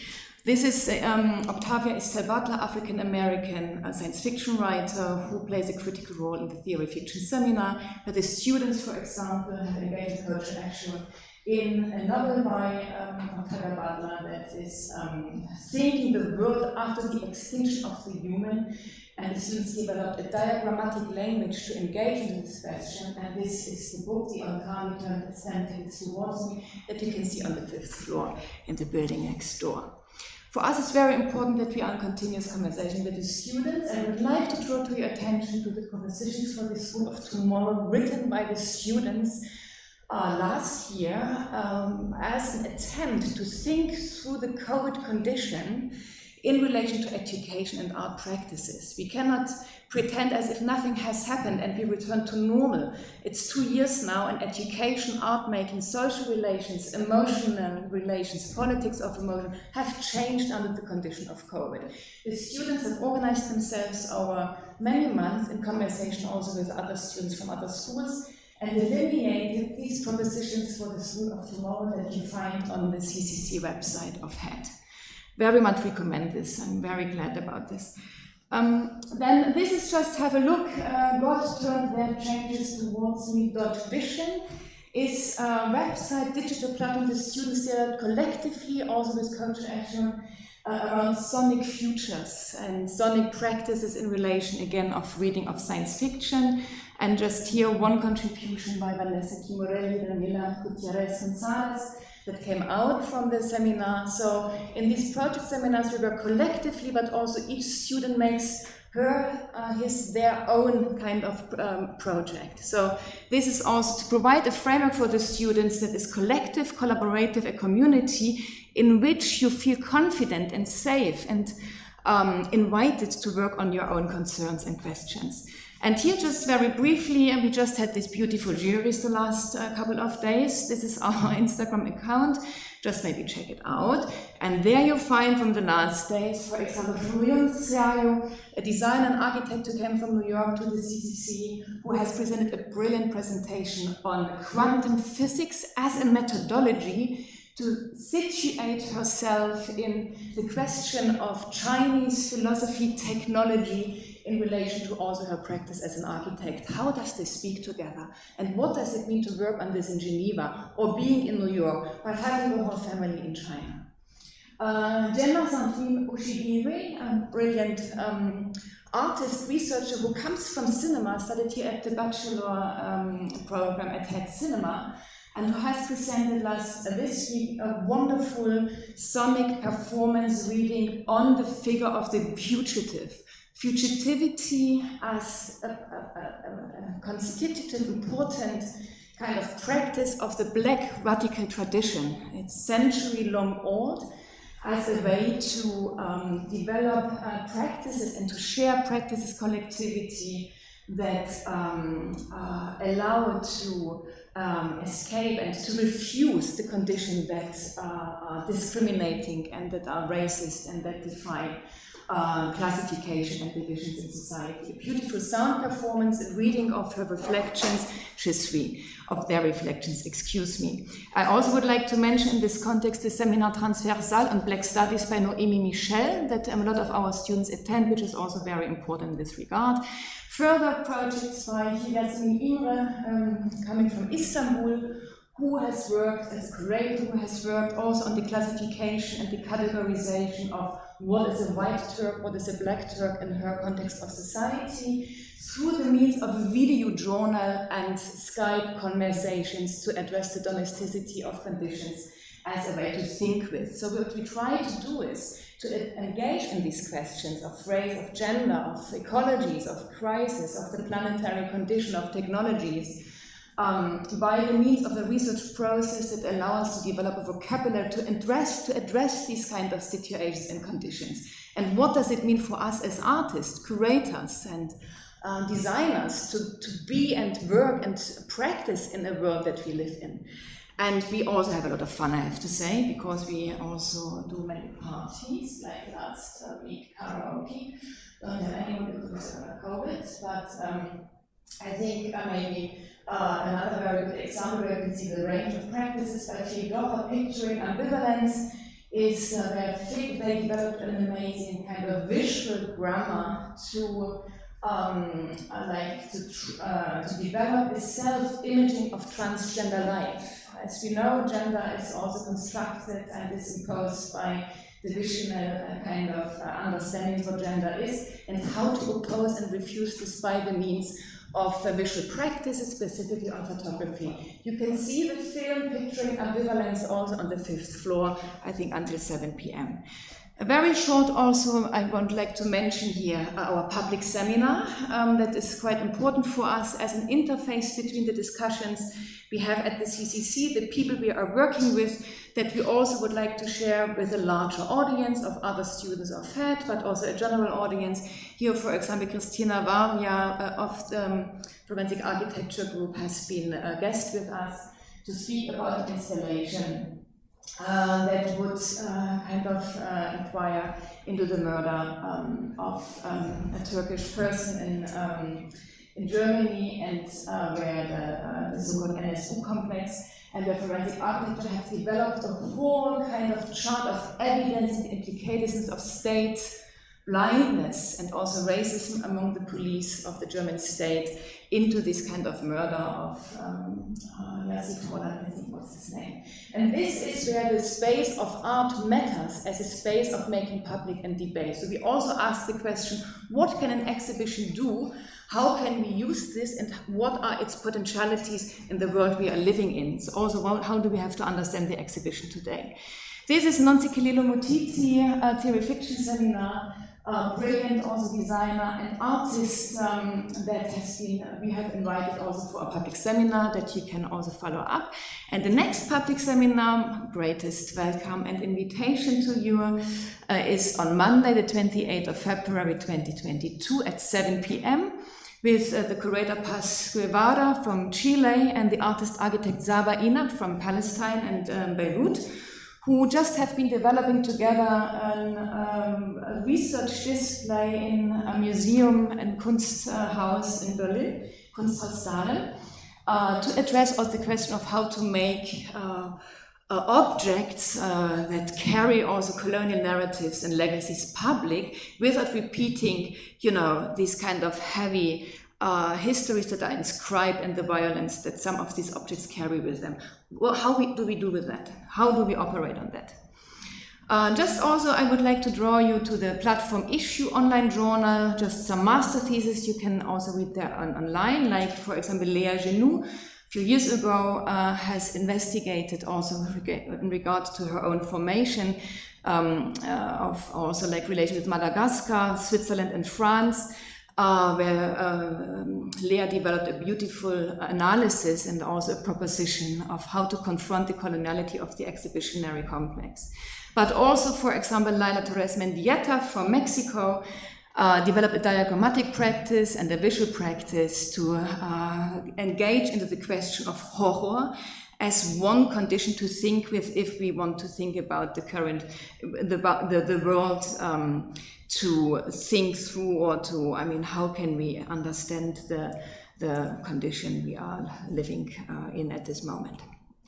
Also would like to indicate some collaborations. For example, Maïté Chenière has been collaborating with Iflux Journal, a very kind of important journal in the field of contemporary art for debates, for artistic practices. I would like to invite you to look this up. It's a sonic piece and a visual piece by Maïté that they contributed to the conference Navigating Beyond Vision that took place at the House of the World of Cultures in Berlin, and it also will come out with MIT Press as in form of a book, where I think Maïté will contribute a kind of a script of her. And I think this is it. I just would like to play this thing. This has a song by Frank Ocean that hardly is audible, but voila, an animation by Sarah Bissen, a current M2 student, inviting that Sarah developed just recently. Voila, deadline of the admissions is the 8th of April this year. The submissions have to be done online, on an online form. And you can contact us at any time under ccc.head@asge.ch. This is our email address, or also on Instagram, or directly also my email is doreen.mende@asge.ch. Et voilà. What questions do you have? I'm sorry about this. Okay. Are there any questions, please? I'm sure there are. Yes, please. Absolument, oui, le programme c'est bilinguel. Il y a les séminaires en français et en anglais. Mon langue première langue est allemande, mais je préfère te parler en anglais. Bien sûr, s'il vous plaît.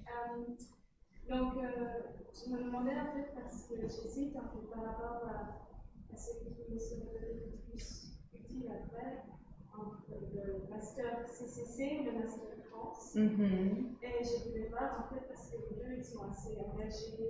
Oui, oui. Voilà. Et, donc, je me demandais en fait, parce que j'hésite en fait par rapport à ce qui me serait le plus utile après, entre le master CCC et le master France. Et je voulais voir en fait, parce que les deux ils sont assez engagés. Oui, oui. Voilà. Et, après, je pensais peut-être que c'est dans l'enseignement, je ne sais pas quoi, mais voilà. Mais je ne sais pas en fait vraiment ce que m'apporte ces deux masters, la différence par rapport à.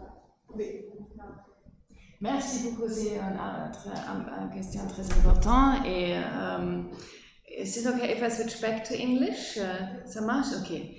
Oui, the students of the CCC, after graduating, they work in the field of curating exhibitions, organizing collaborations, artistic projects, transdisciplinary research constellations. They would start a PhD, a practice-based PhD, but also quite a few of our graduates will run an institution and will bring the knowledge that they have been engaged and studied with to the questions of methodologies, how to navigate the institutional frameworks that prepare them very well then for also running institutions. Like Léa Genoux is now the co-coordinatrice of the Théâtre de l'Usine, for example.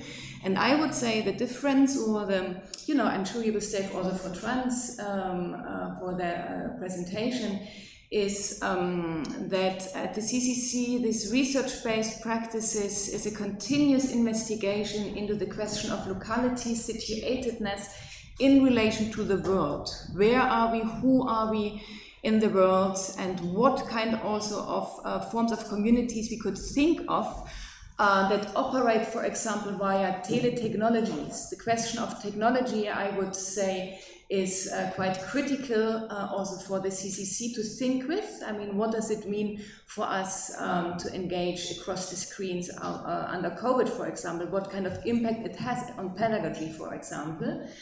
And the question also of the current specific political moments, social inquiries. I think this is constitutive for the CCC as a research as a research question, as a research inquiry. And the focus is transdisciplinarity, but also an intercultural awareness to take that really at the core and very, very serious. I'm sure this counts for everyone, but I would say that the CCC, these questions are also really very much brought into the program by the students. We have at the moment 29 students from various backgrounds, many also students of color bringing these questions, but also every student brings these questions. And this is something that we really care about a lot, because we have to develop that sensitivity also for us who are part of this process. This counts for all the programs. I just would like to point this out. Thank you. I hope this is a bit helpful. Yes, please. As a visual artist, I'm interested by this program, but I don't really see the difference as a curator. I see totally where it will navigate this program, but can you give me a glimpse of what could it be for visual artists? Sure thing. I mean, I think this, let me just see. This, you should really go to the 5th floor, where there is, for example, Fixberg, that is very much investigating the question of visuality by the means of images, image making itself, by looking into photography in relation to computer animation, CGI, various kind of image technologies that are available, and really to develop a visual practice as a research practice. So what could be a visual research? How could we think about images with images? For example, the work by Harun Farocki, a filmmaker that has addressed these questions all his life, or Hito Style. These are practices where we connect to, because we see their methodologies and practices to think with images, to make with images. And I think this is a focus that we bring in also through forms of collaborations, but also the question of sound, sonic practices, sonic research. How can we mobilize sound as a material to work with and to do research? One student, Balam, has presented now how does art sonify protests and gatherings, social movements. What can art contribute, and how does contribute art perhaps differently when it comes to a sonic practice in relation to the movements on the street, for example? So what we try to really elaborate is the field, the space of contemporary art, to take this very serious and to investigate into the possibilities, also the limits and the potentialities. What can art today provide us with, to think with, in order to do something that cannot be done otherwise? This is the reason why investigative forensic architecture is a good example, because they have been developing visual practices, sonic practices, analytical practices, investigative practices that also change our understanding of what contemporary art can do today. This is something really we continuously think about. What is art today, and what can it do for us? And how can we take really art, contemporary art, really, really serious, as if it was a science, as if it was, you know, a form of really, it is a form of knowledge production. So if you're a visual artist, the CCC is the right program for you, because these are core questions. And we have to do a lot of, you know, what we need to do for that is to think together, to discuss a lot, to read text, to sharpen our vocabularies, to try out, to rehearse, to do experiments, to look how does this become a video piece, but also maybe I ask my friend to think with sound. We have to experiment for that a lot. And this is, I think, what we try to do at the CCC, research practice as a network of practices, une réseau de practices dans le genre d'art contemporain. Does this respond a bit to the question? Yeah, thank you. Okay. Further questions? Yes, please. J'ai une question. On peut parler d'un petit dans le sens où quels sont les types de travaux qu'on peut faire après le master degree CCC? Okay. So that's all. Thank you so much. We have artists that continue, students that come as artists and continue their practice as artists in form of exhibitions, artist residency. Camille Kaiser, for example, I think it's also Geneva-based. I remember shortly after her graduation, she was a resident for ABBA in Berlin, an artist in Berlin-based residency. Laila Torres Mendieta, brilliant artist, got a research residency in the Museum of Modern Art in Seoul, in Korea. Continued to also really, you know, make art and exhibitions. This is, of course. While others, also students who come as curators to our program, experiment and transform, and then are more artists than curators. But perhaps also I should say we do not define all the time. This is really not our kind of objective. Also, you know, that's why. What we are interested in is in your practice. What kind of practice do you have, and how does your practice become a tool to do research?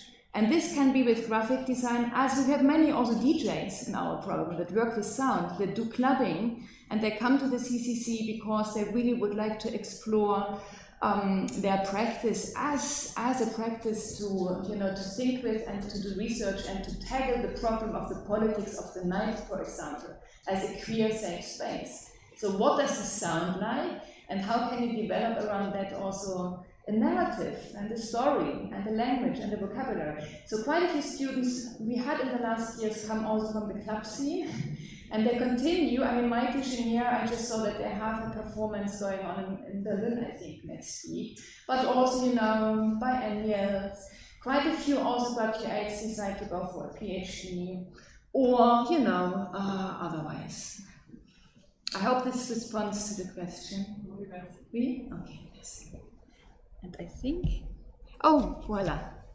And I think, is there one still last urgent question, concern, or remark that you would like to share? No. Thank you very much indeed, and I hope to welcome quite a few of your dossiers on the 8th of April. Merci beaucoup, and I hand over with pleasure to Marianne and Olivier of Microsillon, who are responsible of the Master. Thank you. Good afternoon.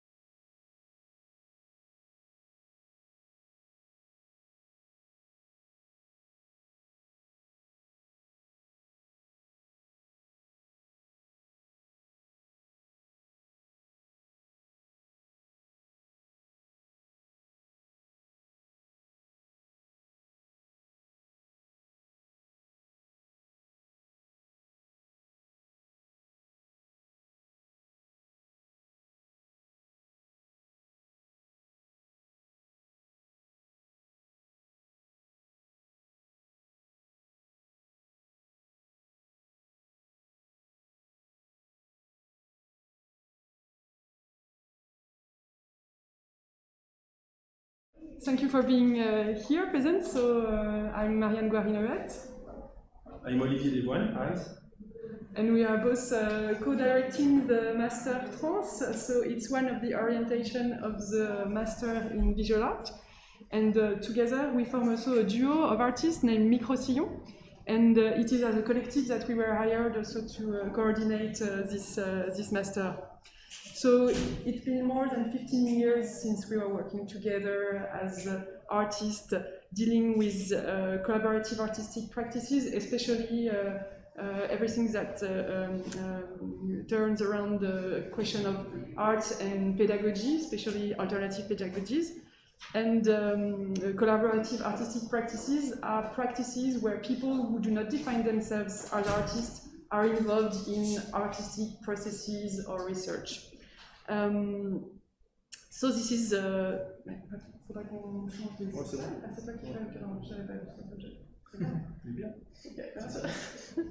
so the Trans Master degree is aimed at artists in training who wish to engage their artistic practice in socially committed projects that are unlimited in terms of medium and that most often have a collaborative dimension. As we mentioned before, so through different partnership with schools, neighborhood centers or houses, with health institutions, with associations, and of course cultural institutions. So the term socially engaged art practices is still rather seldom in French, in French-speaking art world, let's say, but it starts to really gain a lot of importance, and more and more young artists are engaging towards that type of practices. But we have to say, and this is also what we would like to share with you today, that the English or German-speaking world has a well-established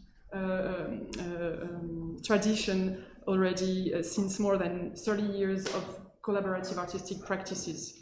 So some artists already received a lot of attention from different institutions.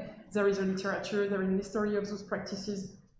So we are trying at the Master Trans to share this history and those theoretical and practical roots of the socially engaged art practices. Tu veux que je fasse les slides du coup? Ça marche plus. Ah, c'est cassé. Déjà. Je me mets là parce que. Tu veux le faire? Okay, one of the artists who is part of the group of artists that Marianne just mentioned that are pioneers in socially engaged art is named Stephen Ouvertes. And we see here, very badly, two diagrams that this artist designed around 1970. So it's already quite, Marianne mentioned, quite long tradition to think about the socially engaged art practices in the English-speaking world. And we show you those diagrams because they were quite inspiring for us, and they're a good way also to understand what we are doing with the master. So on the left hand, the artist designed what he's calling the conventional relationship of an artwork between artist and audience. And as you can see, he drew on the one hand the artist, on the other hand the audience. And in between there is the artwork. So what he means is that the artwork is like a wall between the audience and the artist, and that there is never a direct encounter between those two poles, and it's only through the artwork that there is a mediation between the two. And for him, it's not the way he's willing to produce art and to spread out his art. And he designed on the right-hand side another way to imagine how to produce art. It's very difficult to read there, but in the middle there is the artwork, and the three round above and below are the artist, audience, and the context. And for him, it's very important to put the artist and the audience at the same level in this diagram, and also to put the context as a key element. So it means that instead of producing alone the artwork, then shown to the audience, the artwork is a result of a much more complex circulation between the context, the audience, and the artist. And we can talk here about a form of co-production or co-creation that is at the center of that kind of practice. For us, this diagram on the right is a quite good illustration of what we are not only studying at the master, but also putting into practice. So what we are trying to do is to develop, to get trained, to make that kind of project that locate themselves in a much more complex dialogue between other people who are not artists, context, and the student, us as artists. So this is the general approach, the frame that we open for students to develop their practice. And we would like now to show you this is concretely reflected in the every day of the program. So the program lasts 2 years. It's a master program. And first of all, what we propose during the very first months of the program is to have to involve each student taking part to the program in a collective project. That for us is kind of the core of the program, or at least merci. A frame where we feel that many of the important parameters of socially engaged art practices can be tackled through collaborating with institutions, with different groups of people, etc., etc. So what we see here on the screen is a project that was developed at the Libellule. It's a neighborhood nearby Geneva, where we had the chance to have a form of residency as a master. So we had a little space where we could develop different artistic and cultural proposals. And here we see a group of students working with children from the school of this neighborhood, the Libellule. And they did together write fictional stories, and they were shooting those stories to build an exhibition that they shared in this space in the neighborhood. So those collective projects are meant to be carried on by 3 to 5 students, and they will develop over the 2 years of the program. So the idea is really to have a phases of reflection for the first semester, and then to enter into forms of actions or productions in the second semester. Then the third semester, there is also this idea of reflecting back on the project, and there is a publication of article that is to close this sequence on the fourth semester. Et du coup, c'est à toi de parler.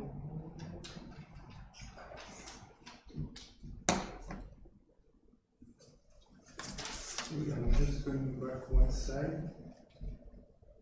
So this is an example of another collective project that was developed in the same neighborhood of Les Libellules, and it's a ceramic workshop that was carried out in a community center in the Maison Quartier of Les Libellules, and it was done in collaboration with the inhabitants of the place, especially with a group of women who were learning French in that community house.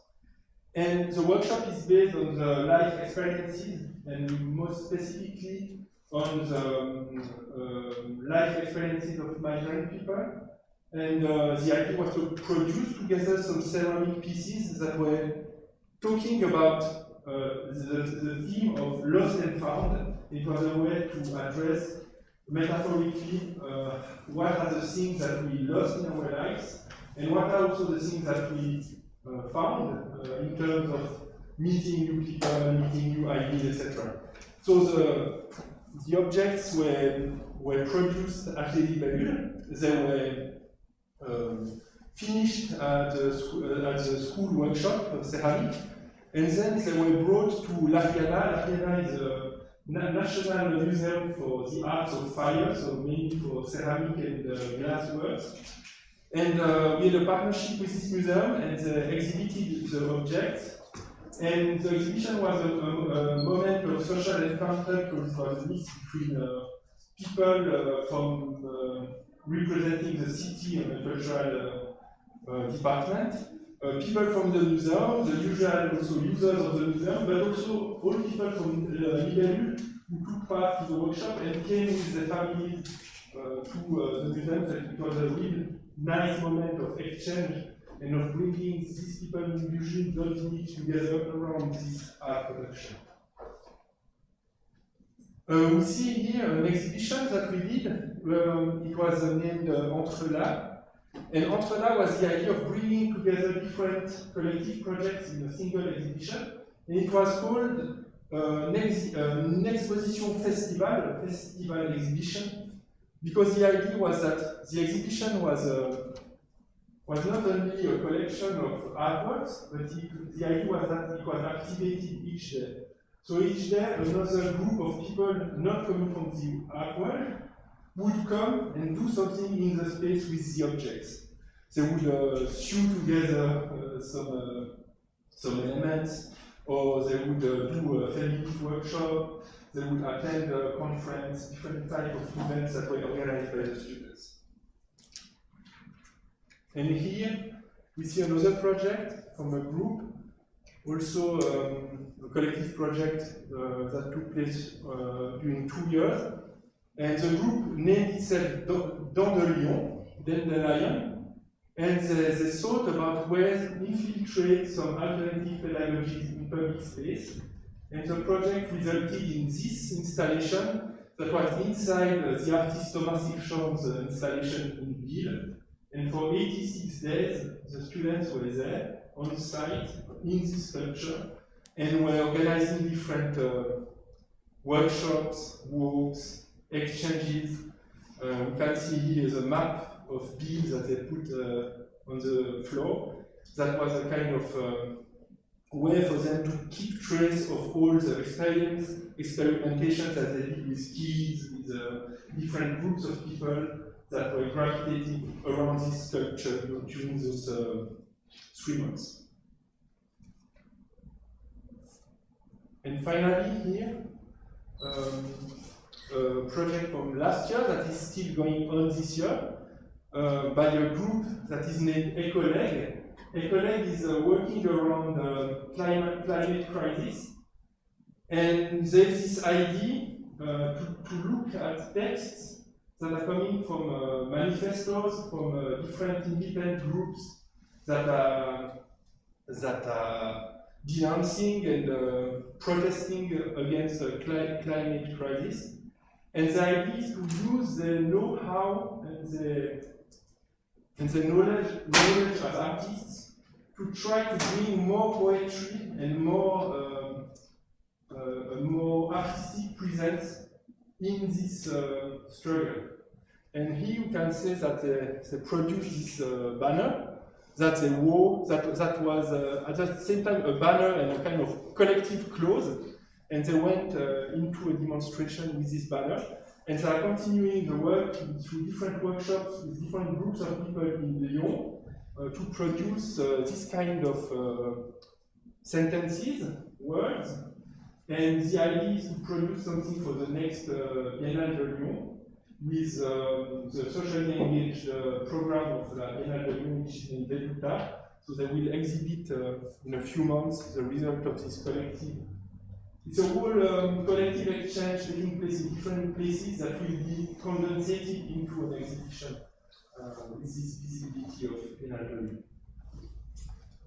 So these are a few examples of collective projects from the past and that are still going on, but we also would like to show you some examples of personal practices, because the collective projects are one aspect of the program, and of course it is also important that this collective project and different inputs that we bring and that the teachers and team of the program is also convening, that it fosters the development of a personal practice. So as an example, here we would like to show you a work that is as well a collective work. It means that the personal practice can as well be collective. And very often students start to form collectives in the program because they discover some affinities, some common interests, and this is a very good example of that. So Bo, Lee, and Elvira Fabrega worked together on a set of cards that they called Care Cure cards, and this set of cards was meant to foster, to facilitate some discussions about feminist and queer questions. So they did this set to activate conversation that afterwards they proposed in different association spaces. We saw also before the exhibition Entre là, so they did for one day a form of activation also of this set of cards in this exhibition. This was a very beautifully also realized. So it is both, when we talk about socially engaged art practice, it is important to consider how the object is bringing people that, as we said before, who do not consider themselves as artists to take part to a form of conversation and to use the means of art to facilitate that conversation, to also produce forms that could be inserted in other contexts or that could enhance some struggles in other contexts.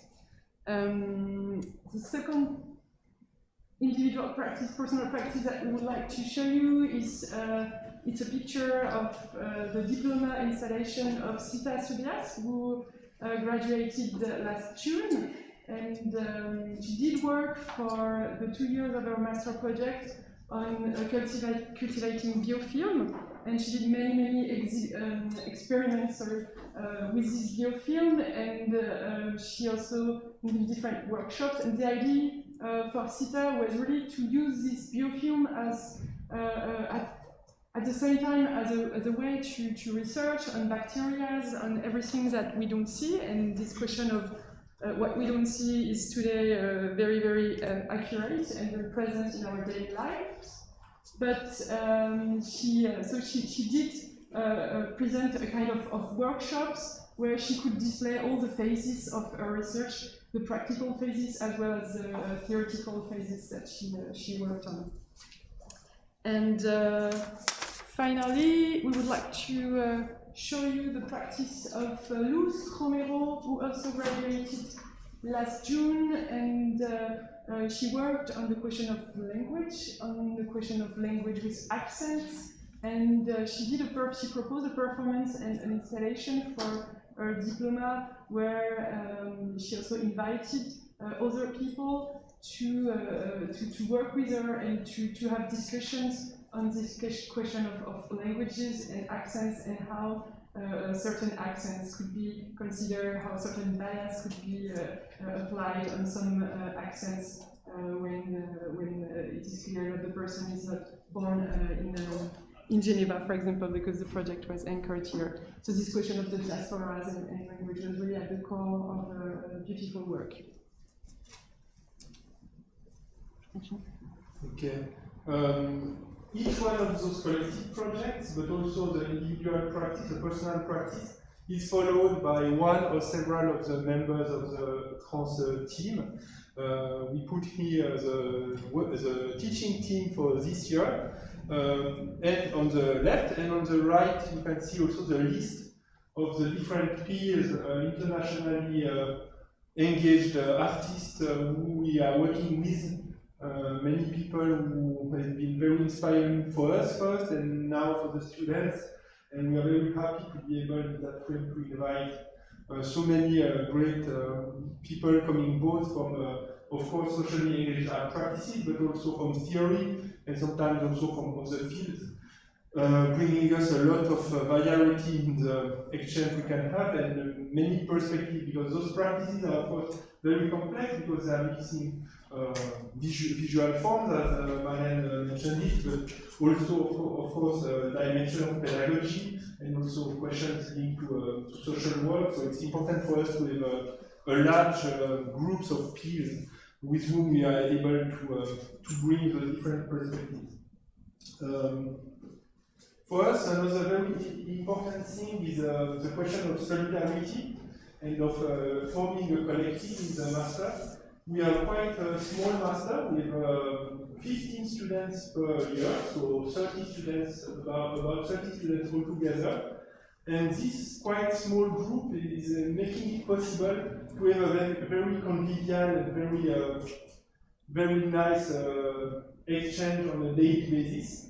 And for us, it's very important not only because it's a pleasant environment to work together, but also because we see throughout the years that this daily exchanges and this closeness within this group allows some collective to form.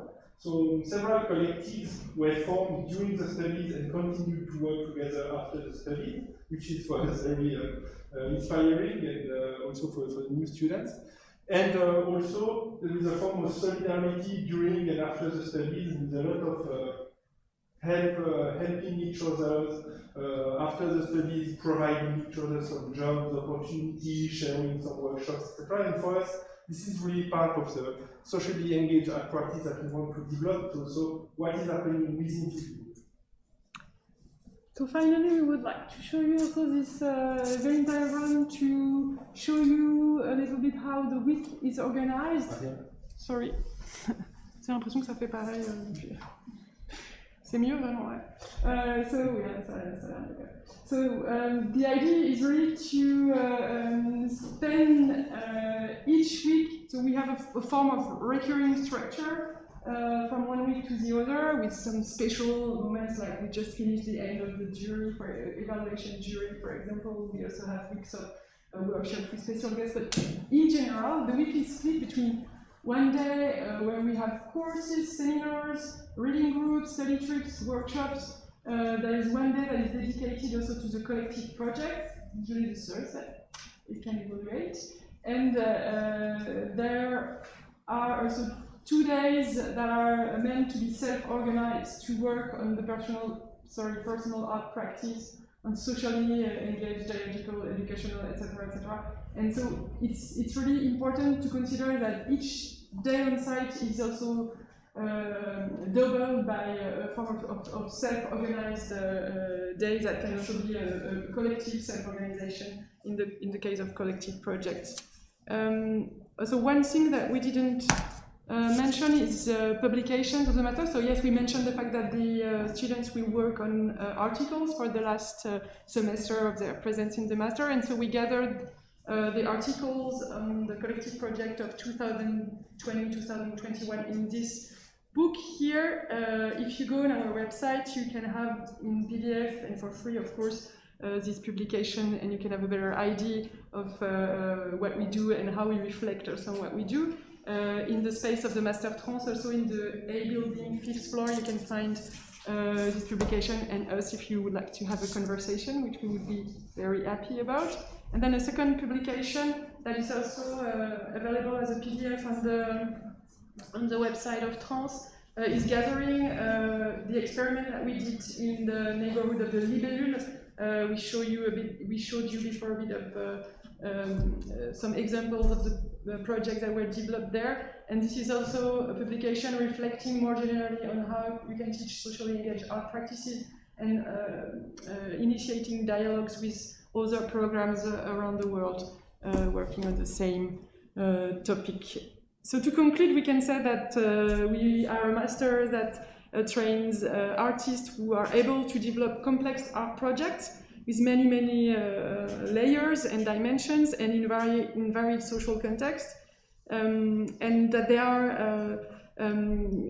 are also forming a group in themselves, like a social group, and in this group the idea of solidarity, of a certain ethic of dialogue is very central, and we can already with more than 5 years now that we are running this option see how important it is during the study and after the study to really form a group of peers and allies with whom you can travel a bit.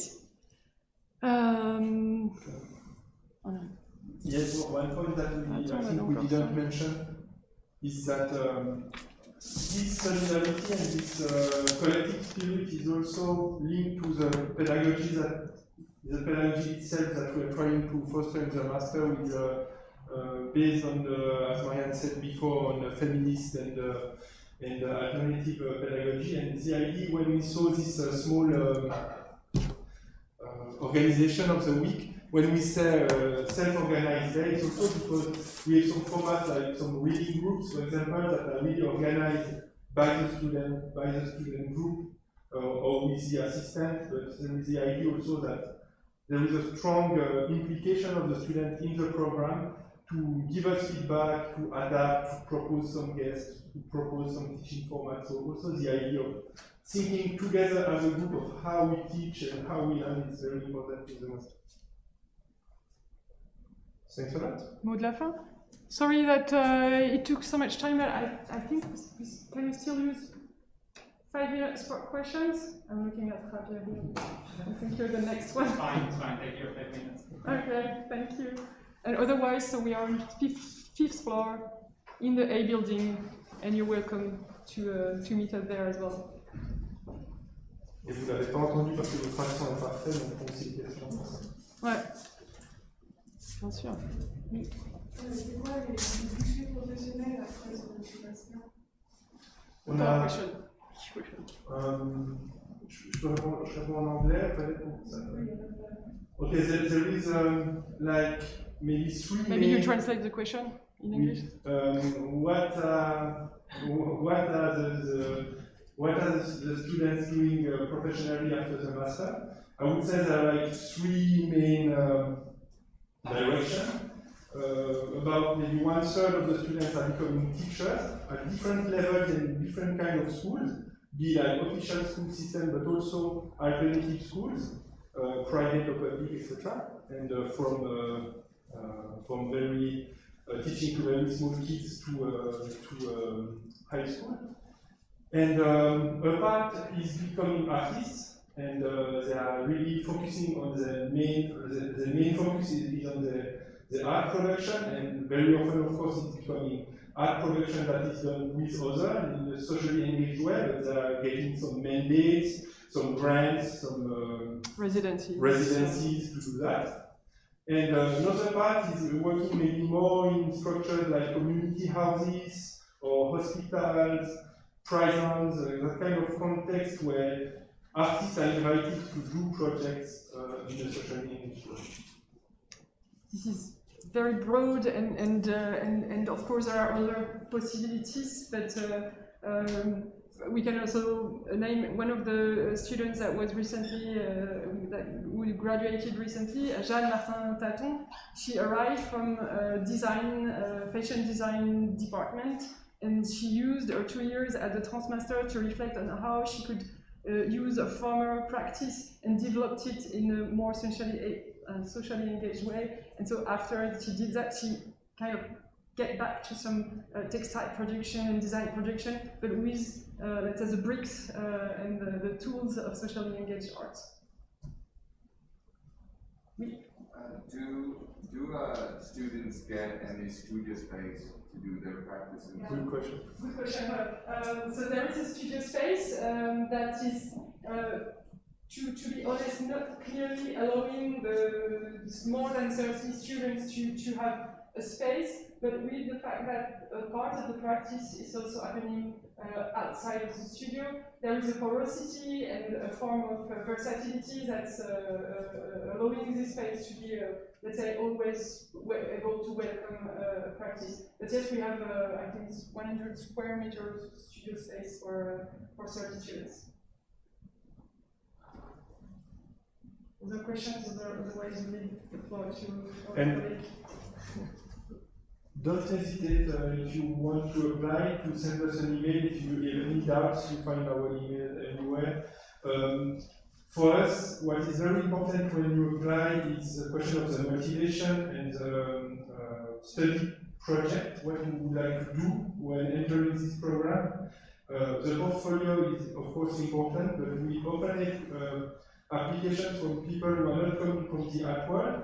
So we are not judging, don't be afraid if your art practice is not maybe as advanced as you think it should be. We can discuss that with pleasure in advance and help you to make a portfolio even though your art practice at this moment is maybe not where you would like it to be or you think it should be.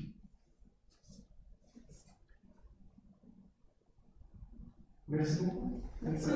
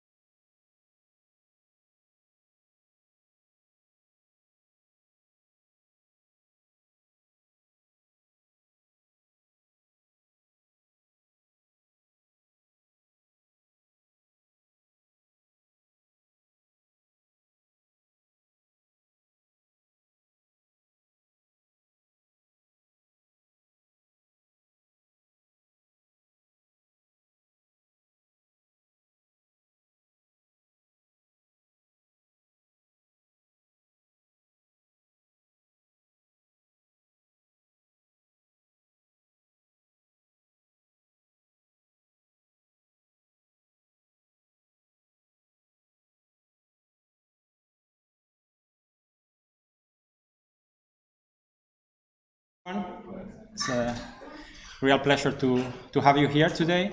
I'm Javier Fernandez Contreras, the head of the Department of Space Design at Geneva.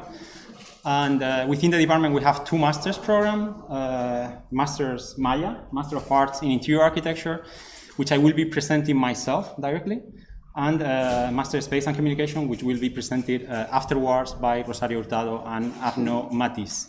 So, as I said before, it's a real pleasure to welcome you here today. And we also have a few members of the team with us today within the room and obviously in the building next door. So after the presentation, please don't hesitate to go and ask them questions, and also myself, and I will be introducing them afterwards. So I would like to start the presentation with this image of the Botanic Garden in Glasgow, in which we see a human being right at the center of the image, surrounded by plants and different living organisms. It represents that moment in the history of interior design in which spaces were not precisely conceived for human beings, but really for other forms of living organisms. Actually, the human being that we see in the center, you recognize it very clearly, is a sculpture, and therefore it's not a living organism, but rather a representation of the centrality of human beings. And actually the interior, what we see, is a space that has been specifically conceived for the habitation and the living conditions of plants in this case.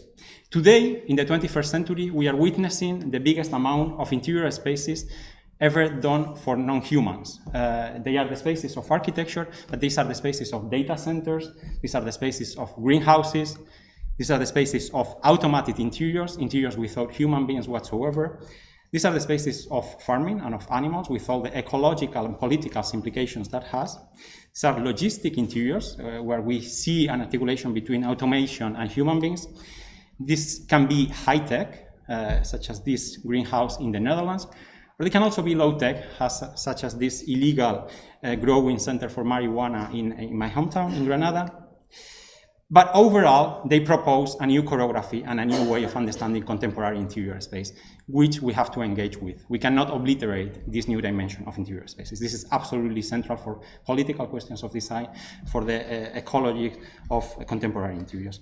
In the 2019 Venice Art Biennial, the winning pavilion, the Lithuanian pavilion, curated by Lucia Pietrogiusti, won with a proposal in which we see a fragment of apparently outdoor space, such as the seaside, transplanted into the inside of the pavilion, and we see an opera performed by apparently tourists claiming for a new ecological action in the world.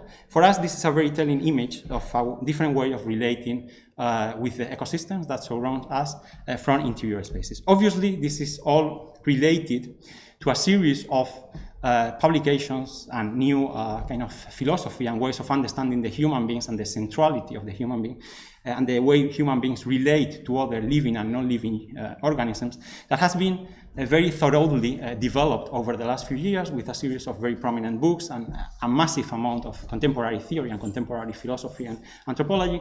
And for us, there are a few books that are very important in the way they represent a paradigm shift. So from left to right, we have Histoire naturelle de l'architecture, written by Philip Ram, who is a member of the teaching team and who proposes in this book a new way of understanding how non-human factors such as pandemics, earthquakes, natural kind of factors have shaped the history and the contemporaneity of architecture. Then we have The Bestiary of the Anthropocene, written by Nicola Nova, who is an anthropologist of technology and a professor here at Geneva as well, who has a very deep understanding of how technology is shaping contemporary societies, and who will also be teaching in the program.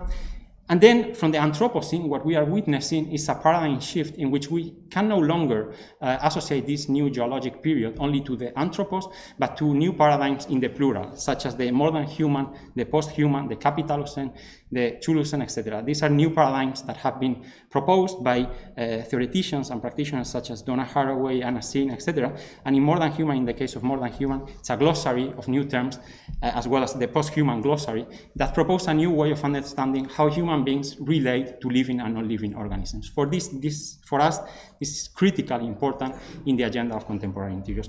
All the authors of these books, from Philip Ram to Nicola Nova in the case of Bestiary of the Anthropocene, More Than Human, edited by Marina Otero, and Post-Human Glossary, edited by Maria Lavajova, will be also giving theoretical and intellectual inputs to the program. We are really trying to redefine what we understand by the discipline of interior architecture.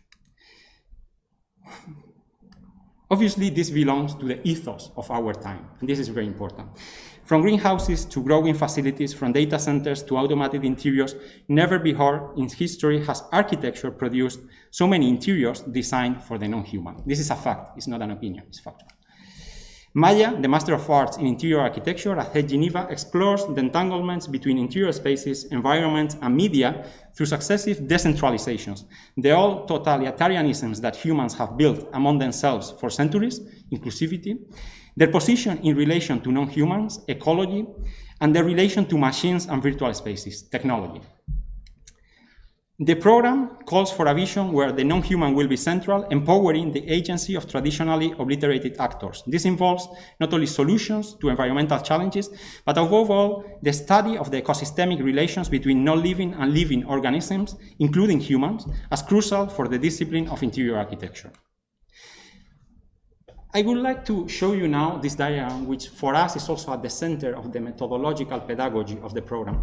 If we see how the thinking of a space has been shaped throughout the history of space design, and more particular throughout the history of interior architecture, we see that actually our thinking is always mediated. This is very obvious. In the same way like language mediates the thinking of poets and writers, we, space designers and interior architects, we have our own mechanisms to shape and to give form to our thinking. So if we look at how our discipline was mediated 1.5 centuries ago, we see that there were a series of representation systems that were diverse and heterogeneous, but not many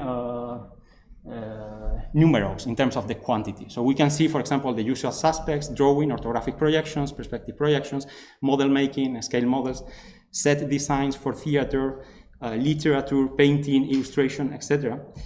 Exhibitions, for sure, and direct experience of a space as well. Nowadays, actually, we see that this diagram has become way more rich, but also way more complex. And to the mechanisms of representation I was referring to before, a whole array of new systems of representation has been added that are widely used by society, not only by architects. These are the virtual spaces of the sharing economy platforms. This is the metaverse. This is the spaces of cinema, cartoons, television, radio, music, the installation, the performance, etc. So what we see is that actually in less than 200 years, systems of space production have doubled. And this is shaping the discipline of space design. And this is shaping the way society understands contemporary interior. When people refer to places they have never been to, such as the interiors of Wes Anderson, or such as the interiors of David Hockney in painting, or such as the interiors of Lars von Trier in cinema, actually these are places they never touch, but actually they are shaping the way society thinks interior spaces. And this is also shaping the way we teach interior architecture, and also this is displacing the centrality of drawing as the central mechanism of shaping our profession. This is critical. We really witness a paradigm shift which is historic. Interior architecture is therefore, by definition, multidimensional and multimedia, and this is quite important to understand. Interior spaces are circulated through endless amounts of images, videos, audiovisual content on all platforms and media, and this belongs to the discipline of interior architecture. It's not external. As well as the physicality of the space and the construction details, everything is entangled. So this shapes the way we understand the profession and the way we teach the profession.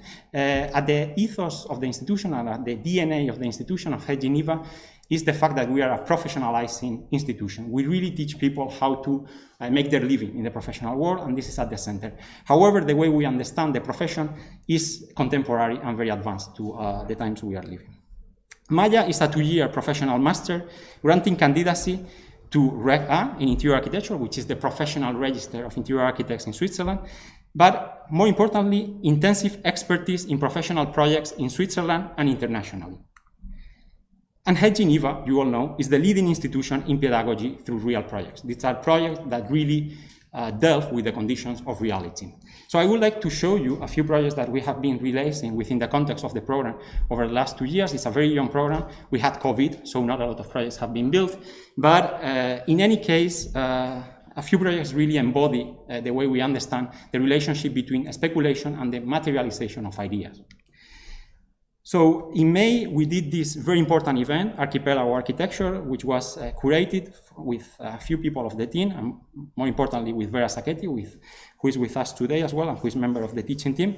And we ran it together with EPIA, with the School of Engineering and Architecture in Geneva. But what you see here is an interior space that is shaped as an scenography, but we also see a group of people interchanging about new ideas and new agendas on architectures in the plural, meaning by that architecture, landscape architecture and interior architecture. There is no real dissociation between the scenography of the space and the content of the discussion. There is no real dissociation between the production of a space and the production of ideas. In an event that was actually multimedia and mediated, happening in different temporalities and locations all across the world. So we were connecting live with people, with very important people all across the world, trying to explain to people witnessing the event, online and physically, what we understand by architectures in the plurals as of today. In September this year, we went to Milan, to Alcova Milano, associated to Salone del Mobile, and we presented a project which is called Herbarium of Interiors. For us, this word is very telling of the contemporary condition of interiors. An herbarium is an object, originally a plant, and a specimen, that becomes its own image, but it's also a one-to-one scale model. So there is a polysemy in the word, meaning by that the same word has three different meanings, like the original plant, the image, and the model of itself. That is very much associated to what's going on with contemporary interiors, in the way they go from image to a space, and to a space, from image to media. So we gave the students, with Yuri Kravchenko and with the curatorial role of India Madhavi, a series of spaces they could have never been to. These were spaces from cinema, from photography, etc. And from there, they started to reenact them, basically. They started to take them not only as an inspiration, but as an opportunity to edit them, to sample them, in the same way you have sampling in music, or in the same way you have editing in fashion design. And what you see here is, which was the winning project, a cinematic interior from Stanley Kubrick's A Clockwork Orange. You see here like the Korova bar, which is a bar that is very prominent in the film, if you have watched it. We are talking about a film which was released in the 70s.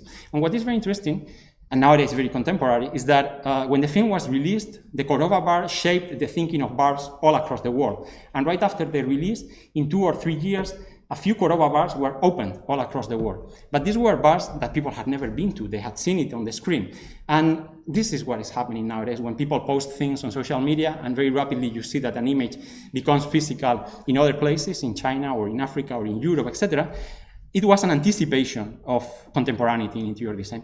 The image you see projected is not the original image of the film, it's the reenactment made by the students, which is happening next to the image as a scale model, which is being filmed. So we go from the scale model to the camera, and then to the projection, and then finally to a space which had this form, a sort of reenactment of the original project with a less explicit sexual condition, and with an empowerment of women and femininity in the role of contemporary interiors. It was one of the most, if not the most, successful project in the history of the department as of today, and in any case the most visited project by the department. People were queuing for hours outside Alcova.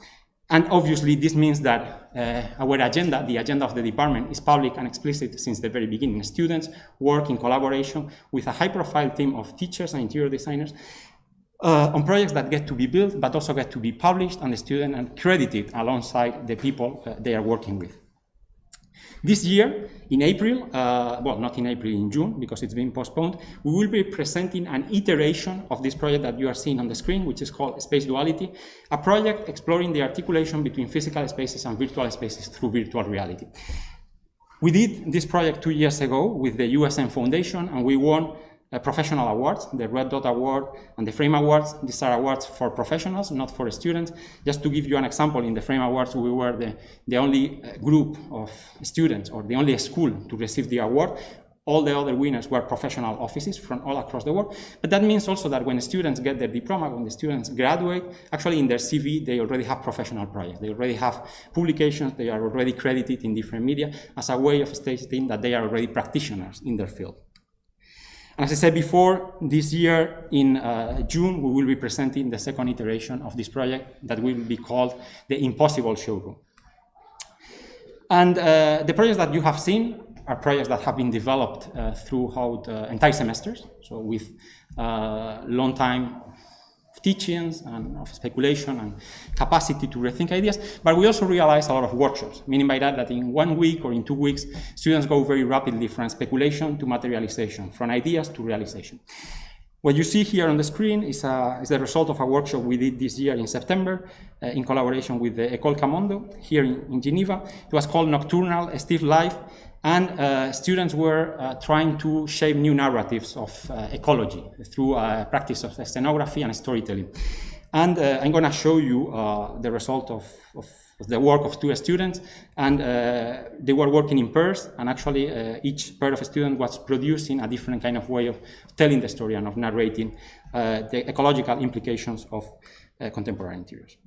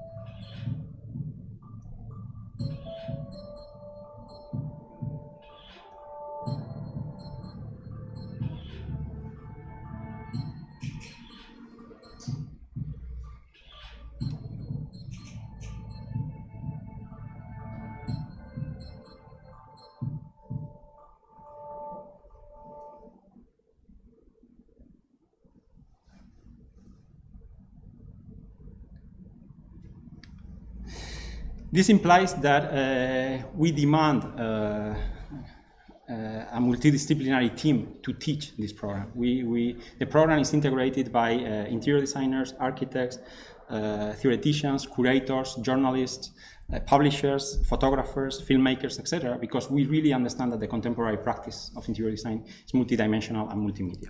I'm going to present you with a few people who are central to the structure of the program. It's not the complete list, but as I said before, some of them are here today, and please be welcome to ask them a few questions afterwards. So Vera Sacchetti, who was the chief curator of Archipelago Architectures, she's a design critic and curator. She has a lot of curatorial and critical activities and a massive amount of publications that unfold in different media, interviews, books, etc. So she's here with us today, and very happy to have you here today, Vera. So say hi, and you can ask her a few questions. She is central in the vision of the program. Yuri Kravchenko, who also plays a critical and central role in the program from beginning to end.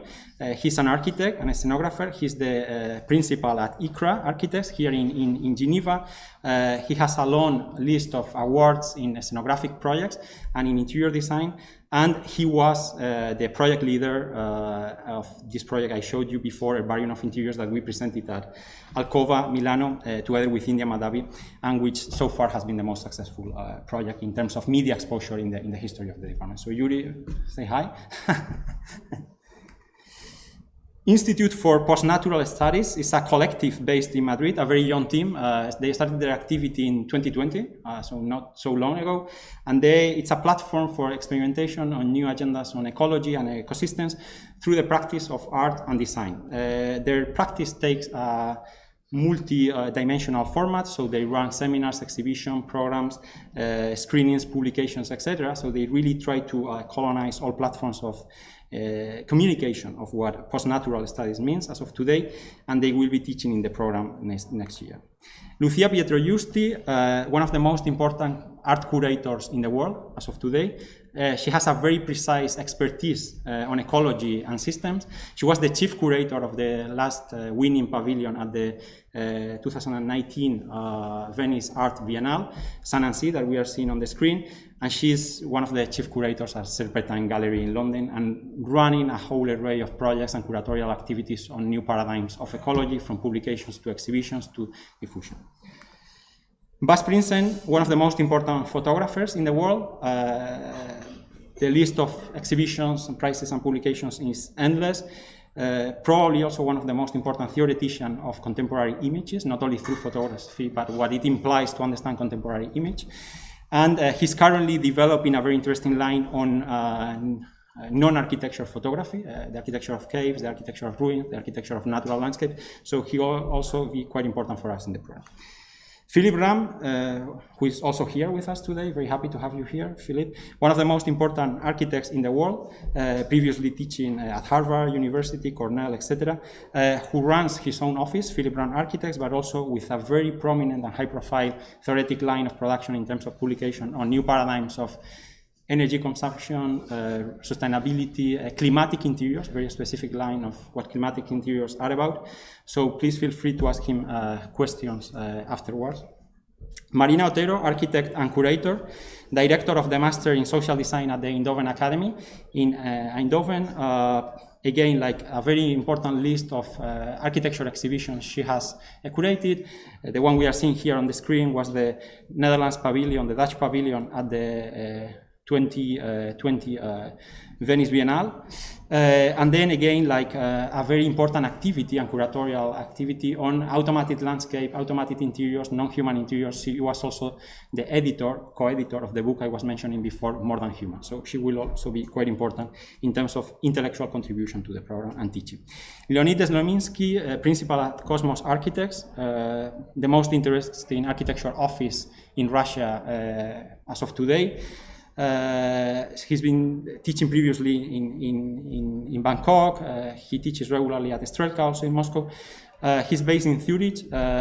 He was also the winner of the first edition of the Prix de Genève d'Architecture, so he also has a local practice here in Switzerland, even though his main office is based in Moscow. But the team is very international, meaning by that not only people who come from abroad, but people who are based in different locations, and meaning by that the students are put in relationship with very prominent practitioners, theoreticians, curators, etc., all across the world. So it also creates a network of contacts for students. Lilette Bredels, art historian and journalist, formerly the chief editor of Volume magazine, one of the most important journals in theory of architecture and space design, with which we very precisely collaborate. Kai River, he's a digital philosopher and practitioner, very important for us in terms of the new agendas of the metaverse and virtual spaces, and he runs a fantastic research that will also be presented at the next edition of the Venice Biennale, and he comes from Oslo. Valentina De Luigi, the deputy of the department, a sociologist with also an expertise in interior design, and she's absolutely central to all the programs that we developed in the department. Valentina is also with us today, say hi. So you can also ask her questions afterwards. And I myself, I introduced myself in the beginning of the presentation. I'm Javier Fernandez Contreras, I'm an architect. I have a PhD in theory of architecture, and my practice unravels through construction and through practicing the traditional term of building, which happens in different exhibitions and venues, and in the form of concrete projects, but also in the form of theoretical production in terms of essays and book publication and exhibitions curated. So what we are seeing here is pavilion I did for the last edition of Concéntrico in the Architecture Festival in Spain, or a book I recently published on theory of interiors. The program is, as you can imagine from the team I presented, is very collaborative, meaning by that we really put the students in a network of connections nationally and internationally, but we also run collaborations with institutions, whatever that means. They can be schools, institutes, publications, publishers, etc. For us, it's very important to be in conversation with different partners. I mean, we really we try to be as far away as possible from any idea of endogamy. If we are convinced of our ideas, if students are convinced of their ideas, they should be able to defend them in society with different partners, and they should be able to practice themselves also, like in terms of pitching their projects and their ideas. This is part of the professional formation and of the education. So we regularly collaborate every year with the École Camondo in Paris, running a workshop in the south of France. We also collaborate regularly throughout the format of seminars and programs and workshops with the Joint Master in Architecture, run by the 3 schools of architecture of the Swiss Romand, the Geneva, Bordeaux, and Fribourg.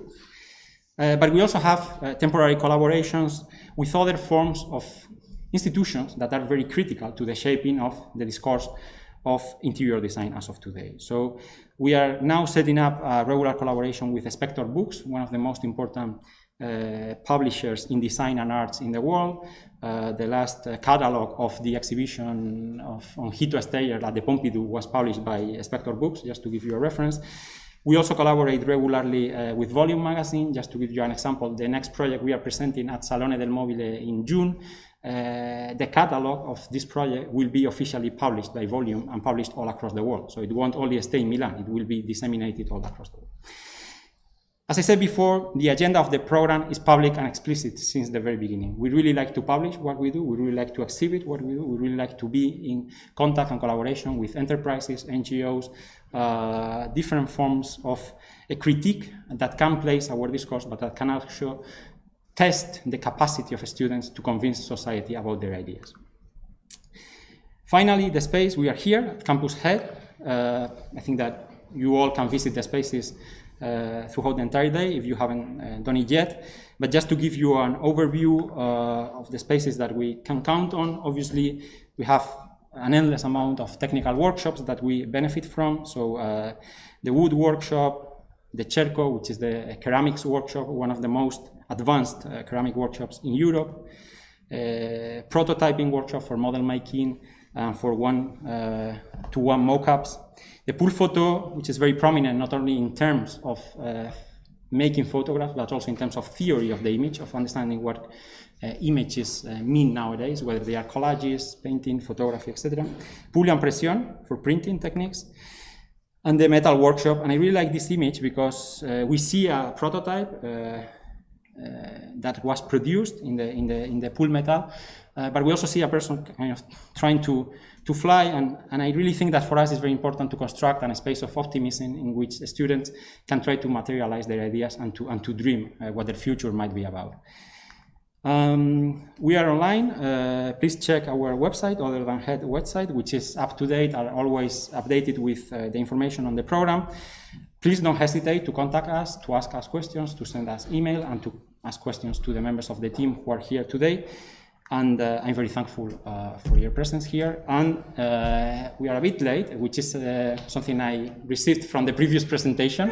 But I'm very glad to introduce you to Arnaud Matisse, Rosario Hurtado, who are the heads of the Master Space and Communication. And I see that with them also we have Alexandra Midal, who is trying to run away. She is also a member of the team and of the program Space and Communication. So thanks a lot, and please feel free to ask questions.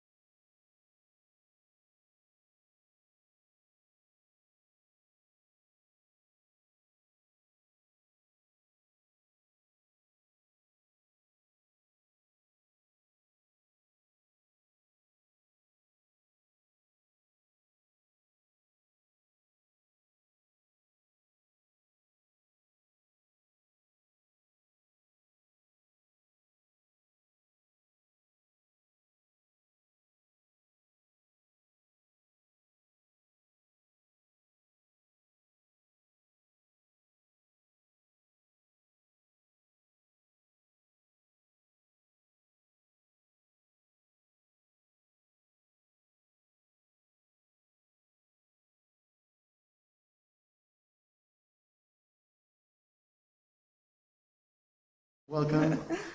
We're a bit late, but we're going to start right now. So as Javier just mentioned, my name's Arnaud Matisse. And I'm Rosario Hurtado. And we run this master's called Space and Communication. Right, so what is space and communication? Well, we've got some sort of a manifesto that we've written that we would like to share with you, and which demonstrates and explains quite precisely the types of practices this course is practicing and doing. So the MA Space and Communication is first and foremost a course, which sits definitively and proudly on the periphery, seeking new dialogues between design and other areas of knowledge. We understand design as an exploratory process that is an inquiry-driven practice.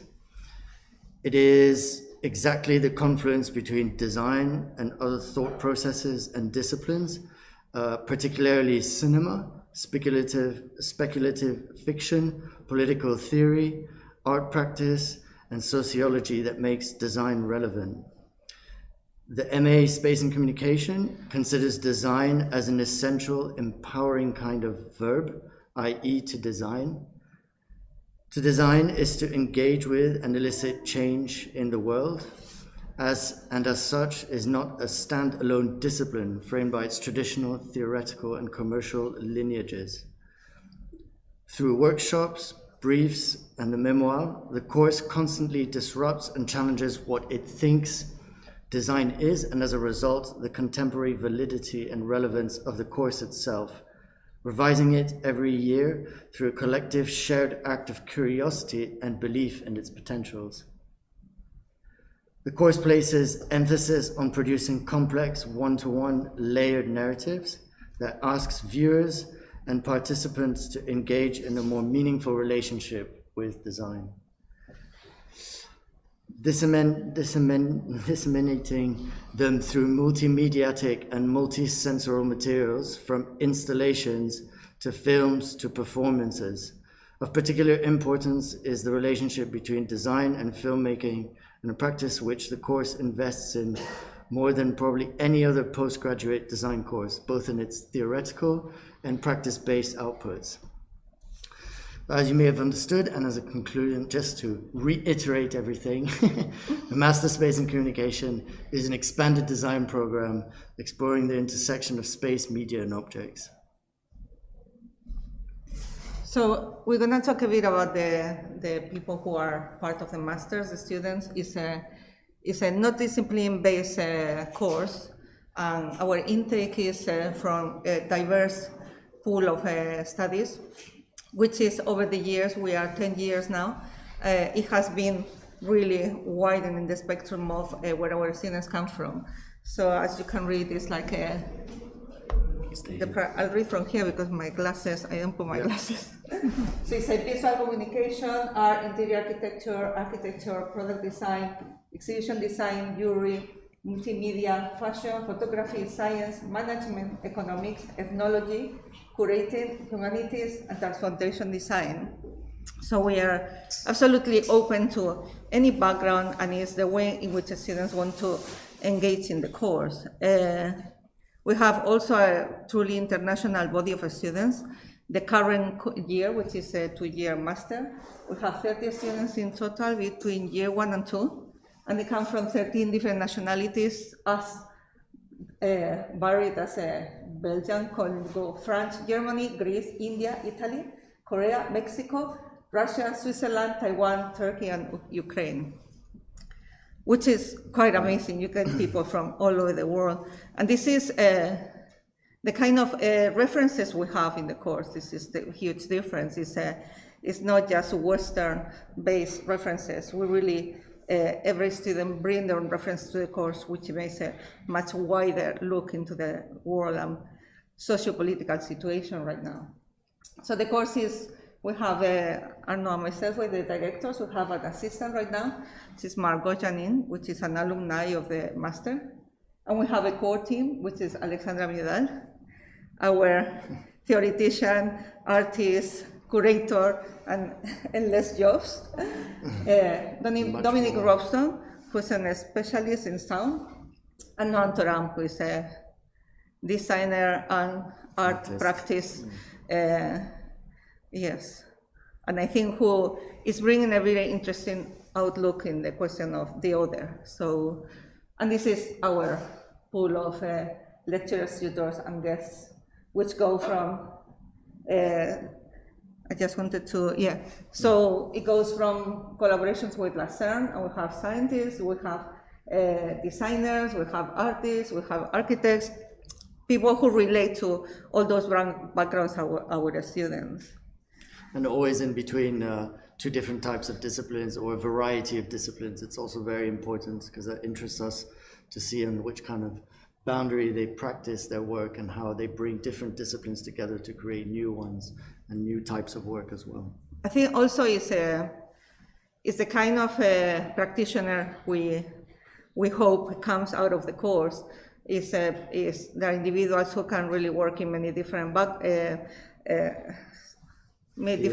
fields. Yeah, like so we're looking for people who can bring to the course that own look on design. So their own practices are open, and so they're teaching but also inspiring, and they're growing with our team.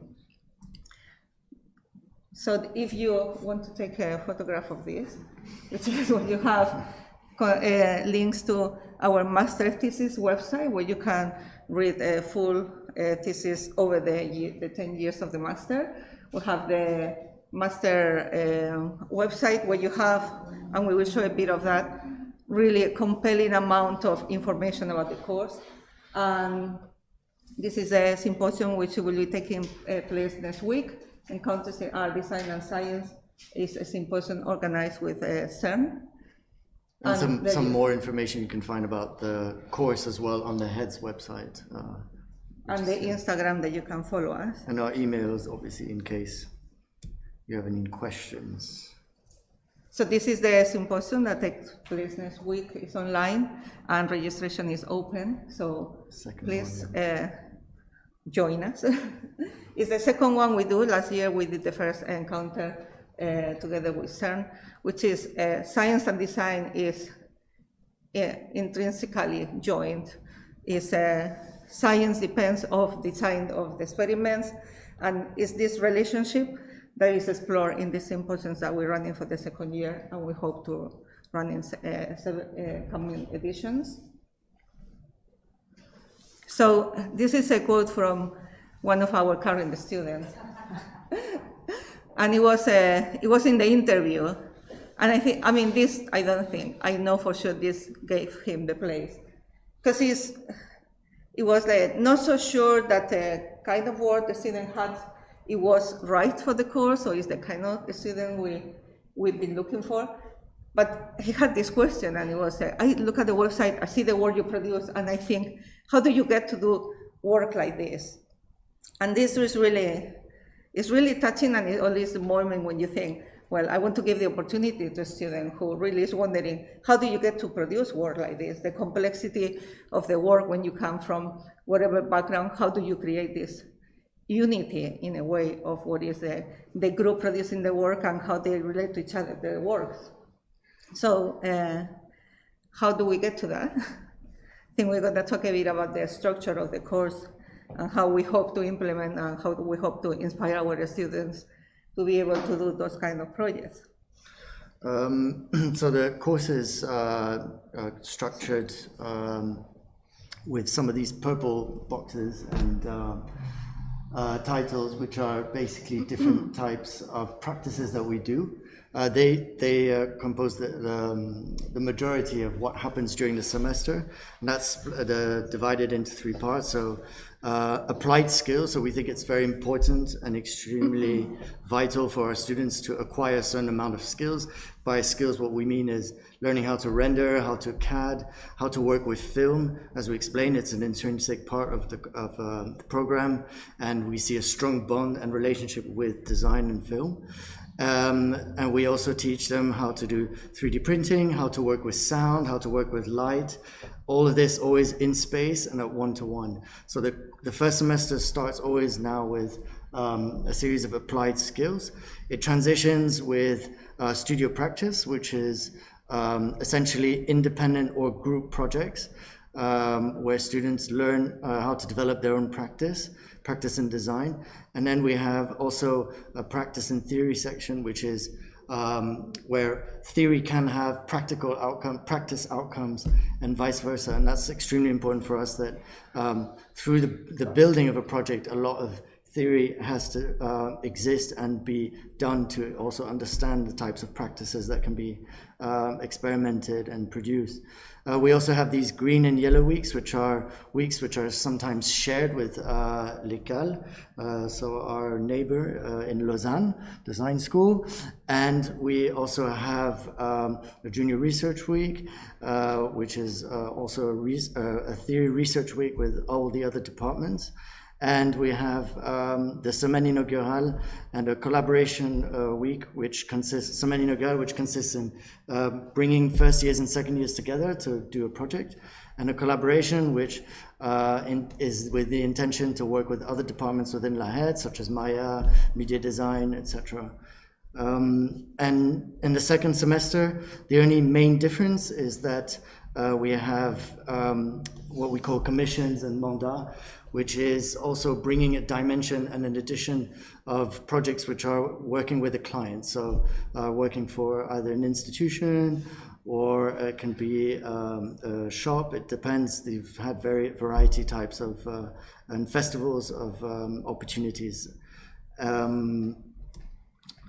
The second year, we also want to discuss this, of course, is how it's structured. So we've got to focus on the first semester and the second year on the master thesis, memoir. So they have theoretical classes, as you saw in the first year, but which are also there to build up and help you for the second year. But the first semester of the second year is mainly dedicated to the creation of your memoir. So we're going to show you some memoirs after on the website that we have, so you get an idea of the intensity and the amount of work that is produced in these memoirs. It's not just a written exercise, there's also the production of these memoirs, which is extremely important. And then again, we have studio practice, which is in preparation to your second semester, where you have your défense mémoire and you produce your final project. Something we'll talk about a bit more now in detail. So you finished your master with a full-size installation for the last 3 years. It's been in the Cube, which is in the next building, where there's been the talks all morning. So, and this is a moment when you really bring together all your experience of learning during these 2 years. It's very different to be working in a studio, that when you move to another space and you really have to bring those elements, can be film, cinema, building the space, the narrative, and how do you work to scale? How do you work with lighting? How do you work in a space with all the people around as well? How do you create narratives connecting the whole course? So, and this is the momentum of the course, when you really get to build this, because you get to understand what it means to produce work of a quality, of a size in a space. So we'd like to show, we're going to show just a little film of one of the students' work, which is Amandine Lecuyer. Space is the movie, and I think what you see here, which is another important part of the project, is not when you produce your work in a space, you have a number of people who will see your work in the space, and documentation is vital now, because most people will encounter your work online on another kind of material, like a publication, etc.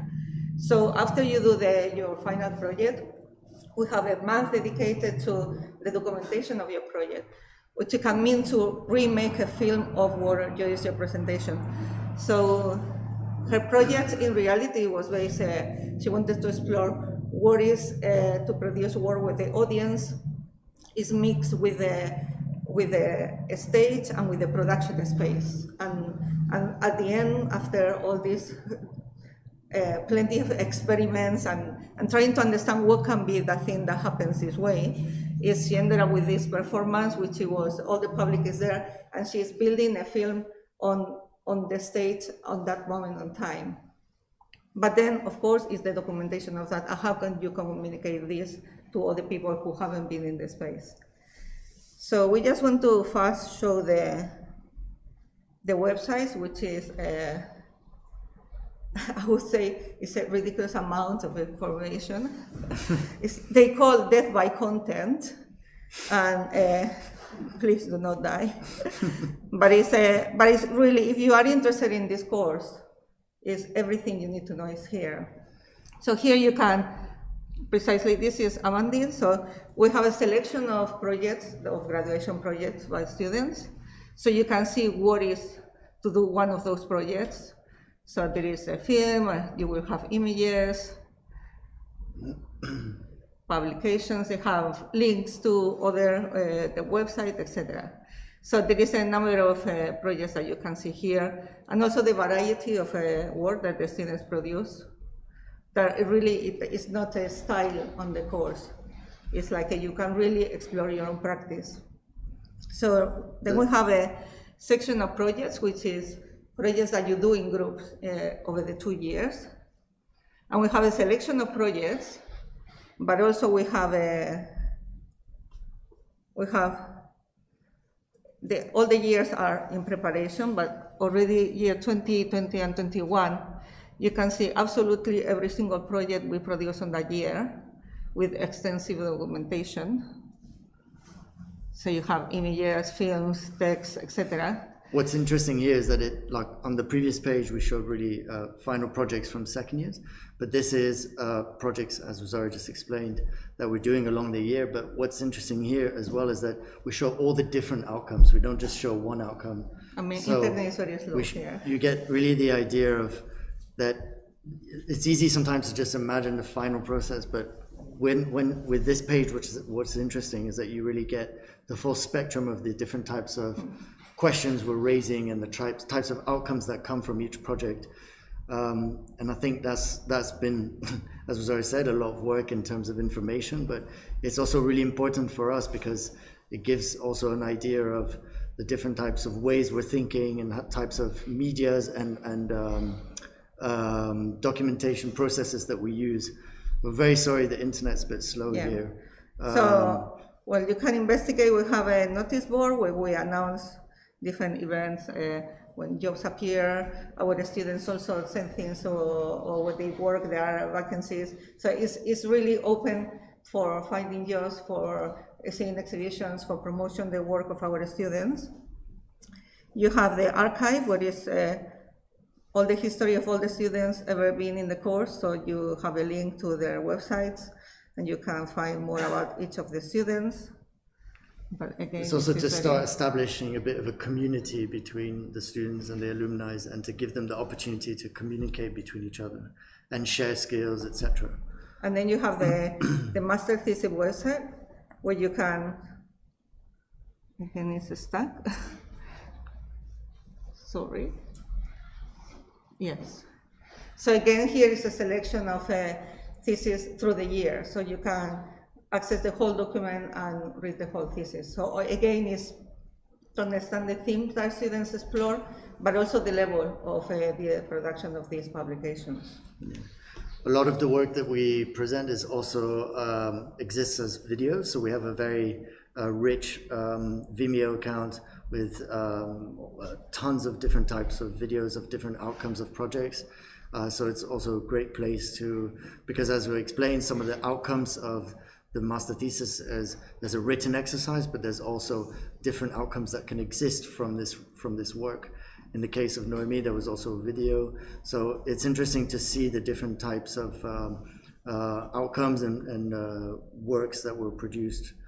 So I think that's yeah. it. No? So I think to finish, better than us talking about the experience of our students and how it's like life when you finish this course, we have we have the Trojans here, who they are 4, although we have 3. 3 out of 4. We have 3 out of 4, and they are the graduates that from the same year. And when they finish the course, they put together the studio of the Trojans. So I think what's important here is that many times we get asked what kind of jobs do you get or what kind of professional outcomes are possible with this type of course. And I mean, we have students that have worked for big companies like Camper. We have people that worked for interior architecture offices, graphic design, designers, and a big part as well of alumni which build their own studio. And this is also one example which we would like to show and share with you with the Trojans about how they did it and what types of outcomes they have today and the types of work they produce.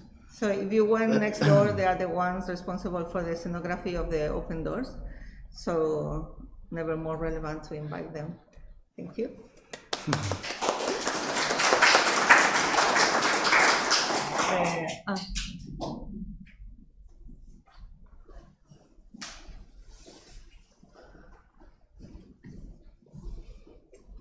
Je vous laisse faire.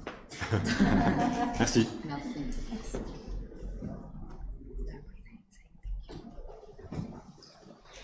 Thank you very much. So we are the Trojans Collective. We're supposed to be 4, but unfortunately the 4th member cannot be there today. So we are Jessica, Elena, myself, Netio, and Jan, the 4th member that is not here, that you can see on the picture.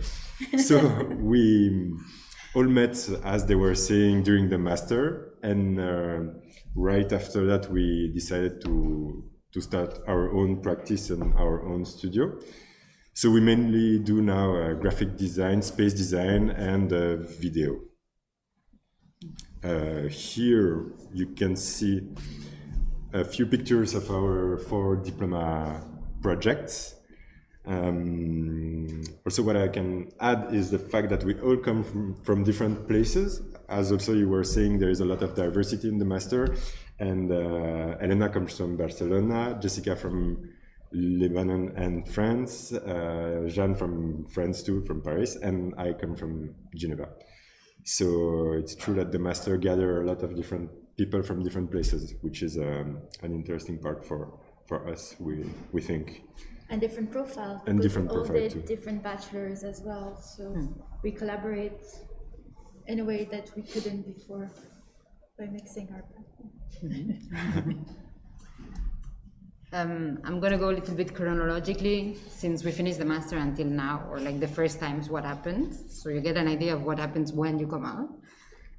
Probably the first thing that happened is that we won the prize of the Hans Wilder Foundation, which is a prize that some students of La Het can apply to. And it's a lot of resources, so it helps. We also won a competition a few months after to build a project in Thailand. So I think we finished in June, and in November we were in Thailand pre-COVID, building this blue structure that you see. And from then on, we started a project that is an incubator from the HOS. It's also another opportunity you can have after the school, which is whatever program you do, something interesting to learn about Switzerland. There's a lot of opportunities after studying here. And then we started to have clients, and we just kept going on. One of our first clients, and still a client, is La Het. As you can see, we have done, yeah, well, I can talk about this. No, I'm going to talk about this project. It was like for architecture and urbanism festival that was organized between Het and EPIA last year in Geneva. We proposed a kind of reunion place or like meeting place in the middle of the city where to develop conversations about architecture and design. So we invited some people from this festival and some people from outside the festival, but from Geneva, to conversate about the architecture of the city of Geneva. Pictures of this. This is a project for La Het. It's scenography for the Fête de Diplôme, for the graduation show.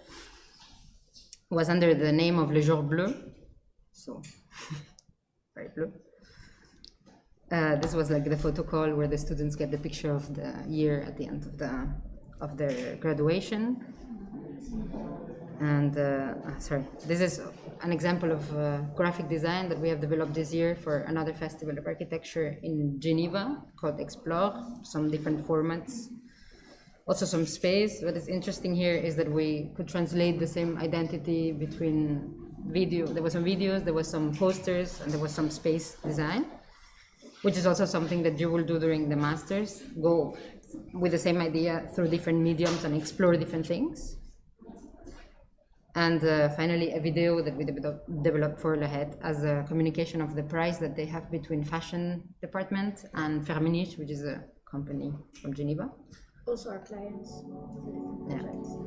Well, it's just an example, but as I was saying, in this project, we went from beginning to end. We designed these pieces. We collaborated with a filmmaker. We collaborated with a sound designer, which is also something you do in the masters. Like whatever you don't get to do, you collaborate with your colleagues and classmates, so you get done everything that you want to do.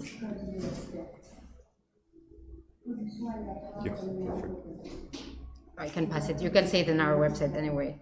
And so, as Elena said, we have two segments of clients, which is commercial and cultural. We mostly showed cultural projects because they're more interesting to share. We also teach. It's been 2 years since we started the collective. We've been lucky to be able to give some workshops. So here are a few pictures of the students' projects. So we were able, still with La Head, to teach in different departments, interior architecture, so this is interior architecture. Then we taught as well in space and communication this year. We taught with mud, design mud, during COVID, which was a bit tricky, but we managed. And also mud and bijou. This was our first workshop we ever gave. We also have a collective artistic practice. So as Rosario and Arnaud showed, the masters is really on the frontier of design and art. So we also, what we try also to push in our practice that we cannot do with our clients is to explore, experience, research, question some themes and questions that we want to push forwards that we cannot do with our commercial project. So we have a collective artistic practice, and we're currently working on ongoing research. So we got a residency with Embassy of Foreign Artists that's supported by Arts from CERN, and we were questioning the beginning of the internet. And so the residency took a bit of time because we cannot access the archives because of COVID. So it's an ongoing process and research, but we hope we'll be able to do it this year.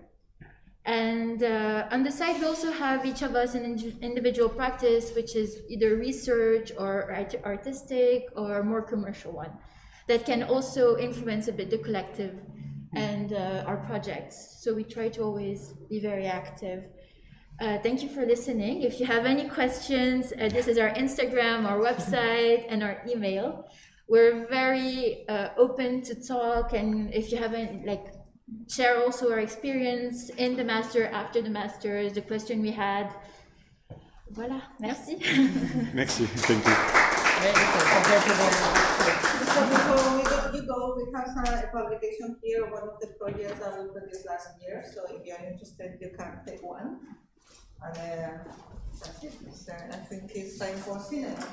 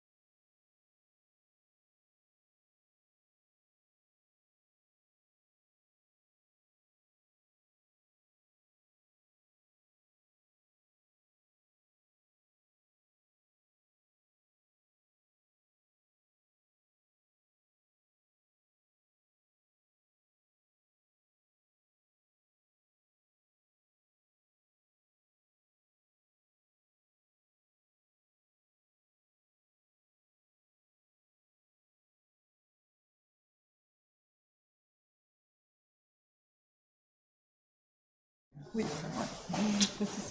Merci. Voilà, bonjour à toutes et tous.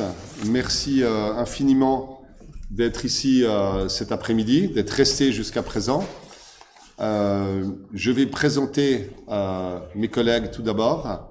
Donc, Yasmine Bazic, qui est adjointe artistique au Master ECAL Head, qu'on appelle ECAL Head quand on est à l'ECAL, qu'on appelle Head ECAL quand on est à la Head. Voilà. Comme aujourd'hui on est à la Head, on va l'appeler Head ECAL. Voilà. Elle a le droit de l'appeler ECAL Head quand elle est à l'ECAL. Voilà. Et puis, Irène Munoz-Martin, qui est coordinatrice et assistante pédagogique du Master, et moi-même, Nicolas Vadimov, qui suis responsable du département Cinéma de la Head pour donc le Bachelor, et qui suis co-responsable du Master avec Lionel Bayer, jusqu'à présent, également responsable du département Cinéma de l'ECAL. Donc on partage ce Master ensemble, et qui quitte ses fonctions, Lionel Bayer, cette année, et fonctions qui seront reprises l'année prochaine par Pauline Gigax. Voilà. Donc, le Master, comme vous l'avez sans doute compris, se partage, et c'est sa particularité. Je crois que c'est le seul, d'ailleurs, Master qui se partage entre l'ECAL, École d'art de Lausanne, et la HED, Haute École d'art et de design de Genève. Voilà. J'insiste un peu là-dessus, parce que ce partage et cette collaboration est assez unique. Je pense que ça vient au départ, enfin nous savons que ça vient au départ, plus d'une volonté sans doute aussi politique d'arriver à faire quelque chose ensemble, alors que ce sont deux écoles même originellement assez concurrentes, et qui là ont réussi à mettre ce master en place ensemble. Ce que nous essayons de faire, en tout cas depuis qu'Yasmine et moi avons pris nos fonctions, c'est-à-dire plus ou moins en même temps, ça fait, oui, en même temps en fait, il y a 2 ans, okay. C'est d'en faire bien plus, et vraiment bien plus, qu'un outil de rapprochement intercantonal ou politique, mais d'en faire un vrai master à plus-value pédagogique, professionnalisante, et voilà, et que les contenus soient à la hauteur des ambitions politiques du master. Voilà. Et je pense que depuis 2 ans, on va dire, je dis pas ça pour nous lancer des fleurs, mais je suis obligé de vendre un peu notre truc là aussi, mais que ça marche vraiment bien, et que les retours que nous en avons, c'est que ça marche même de mieux en mieux, et que le master commence sérieusement à tenir la route par rapport à d'autres masters qui se font en cinéma. Voilà. C'était un peu le parent pauvre il y a une dizaine d'années de tout ça. Voilà. Maintenant, on est à fond. Et je vais donc vous expliquer maintenant très brièvement de quoi il est constitué, et puis ensuite passer la parole à Yasmine. Donc, les enjeux de ce master EDECAL, c'est clairement développer une vision cinématographique personnelle, comprendre le processus de fabrication d'un film et en saisir les dimensions de production afin d'ouvrir en fin de parcours les voies d'une intégration dans les milieux professionnels. Tels sont les principaux objectifs de ce programme. Alors, au-delà de ces mots et de ces phrases bien construites, c'est vraiment la tendance qui nous habite, c'est trouver ce point d'équilibre assez délicat entre, d'une part, faire infuser chez les étudiants en master du cinéma, un cinéma quand même singulier, particulier, que tous les étudiantes et étudiants qui sont dans le master puissent trouver leur voie, leur propre voie dans ce chemin assez sinueux et étrange qu'est le monde du cinéma. On y tient beaucoup, on peut se le permettre parce que nous n'avons pas beaucoup d'étudiants en master. Et que comme nous avons 5 options, okay, on va y revenir tout à l'heure, on essaye, je dirais pas de faire un programme à la carte pour chacun des étudiants, mais presque. C'est-à-dire que c'est vraiment pas l'idée que vous arrivez dans le master et puis hop, il y a les cours, chaque année c'est la même chose, on reproduit le même schéma. Non, on a une particulière attention. Celles et ceux qui se mettent en montage vont vraiment avoir un programme particulier construit par Yasmine avec des intervenants particuliers qui sont toujours revisités, revus et remis à la page. Voilà. Même chose pour la production, même chose pour le son, même chose pour le scénario, même chose pour la réalisation, et est-ce que j'en ai oublié un? Le montage. Voilà. Enfin non, je l'ai dit en plus, ouais. Voilà. Donc l'idée, c'est vraiment qu'on sorte de tout ça avec les outils à la fois académiques, théoriques, pratiques, et surtout, très important, technologique, parce que comme vous le savez sans doute, c'est un monde qui est passé d'un artisanat où il suffisait de savoir coller la pellicule, d'enregistrer des sons, voilà, à un monde hyper compliqué et complexe avec l'apparition du digital, le monde numérique, tous les logiciels à maîtriser, etc. Donc on essaie de trouver ce point d'équilibre entre apprentissage, pratique, technique, technologique et aussi expression créative, etc. Voilà. Ensuite, le partenariat entre l'école et la Hedge, je vous en ai parlé. Il implique quoi? Il implique que ce master a comme particularité de se dérouler dans 2 lieux physiques. Lausanne, Genève. Ça semble un peu bizarre pour la Suisse romande parce qu'en général, tout le monde fait son truc dans son coin. Ce serait tout à fait normal si on était à Paris, New York, Montréal, où les campus sont très souvent éloignés. Là, en gros, Genève-Lausanne, c'est 30 minutes en train, quoi, 35 minutes. En fait, c'est même pas Genève-Lausanne, c'est Renan-Genève. Voilà. On a une habitude qui demande à être encore un peu précisée, mais qui va sans doute perdurer, qui veut qu'on pratique les différentes options dans les lieux qui sont le plus habilités à ça. Alors, pour le moment, on s'est dit, si vous faites du son, vous allez être plus à Genève. Parce que, pour le moment, on est mieux équipé en son et on a des compétences à Genève en son. Si vous allez faire scénario, vous allez être plus peut-être à l'école. Si vous faites montage, vous êtes plus à Genève aussi parce qu'on a une option montage qui est forte. Si vous faites production, vous allez être plus à l'école. Et si vous faites réalisation, vous êtes un peu entre les deux, quoi. En gros, c'est un peu ça. C'est pas immuable, mais on essaye d'ancrer quand même des groupes dans un endroit pour pas qu'ils aient l'impression d'être un peu en satellite, dans un train, etc. Mais il reste qu'une bonne partie des cours se font dans l'un ou l'autre. Les masterclass, elles se font à Lausanne, elles se font à Genève, etc., etc. Voilà, les cours de théorie aussi, la même chose. Voilà. Et puis, je crois que j'en ai dit assez pour l'introduction. Hein? Je pense, ouais. oui. Voilà. À toi. Oui, du coup, je réponds tout de suite par rapport à cette question de mobilité qui, pour nous, est vraiment intéressante, vraiment au niveau de modalité, vraiment de travail même, parce que c'est ce qui vous attendra aussi dans le futur. Et puis c'est aussi un avantage plutôt intéressant puisque vous pouvez profiter en fait des ressources matérielles ou autres, tant de l'école que de la aide, ça veut dire le matériel, les cabines de montage, etc. Et voilà, c'est quelque chose de très bienvenu qui va aussi contribuer à une certaine flexibilité de travail qui va être récurrente dans la vie professionnelle. Aussi, chose à préciser, le master a lieu chaque 2 ans. C'est un cycle donc, de 2 ans, ça veut dire qu'il n'y a pas des admissions chaque année. Là, avec la volée actuelle du master, on arrive au 3e semestre et ils vont finir en juin 2022 et c'est à partir de septembre 2022 qu'il y aura la nouvelle volée jusqu'à 2024. Ça veut dire en 2023, il n'y a pas d'admission. On arrive au 4e semestre. Là, on va arriver au 4e. On commence le 4e, on finit le 3.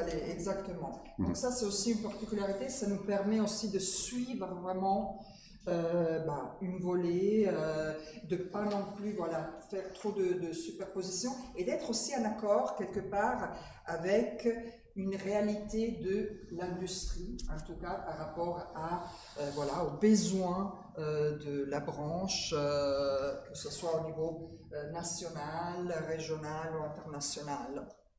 Je voulais un peu parcourir les segments principaux qui constituent la première année en fait du master cinéma.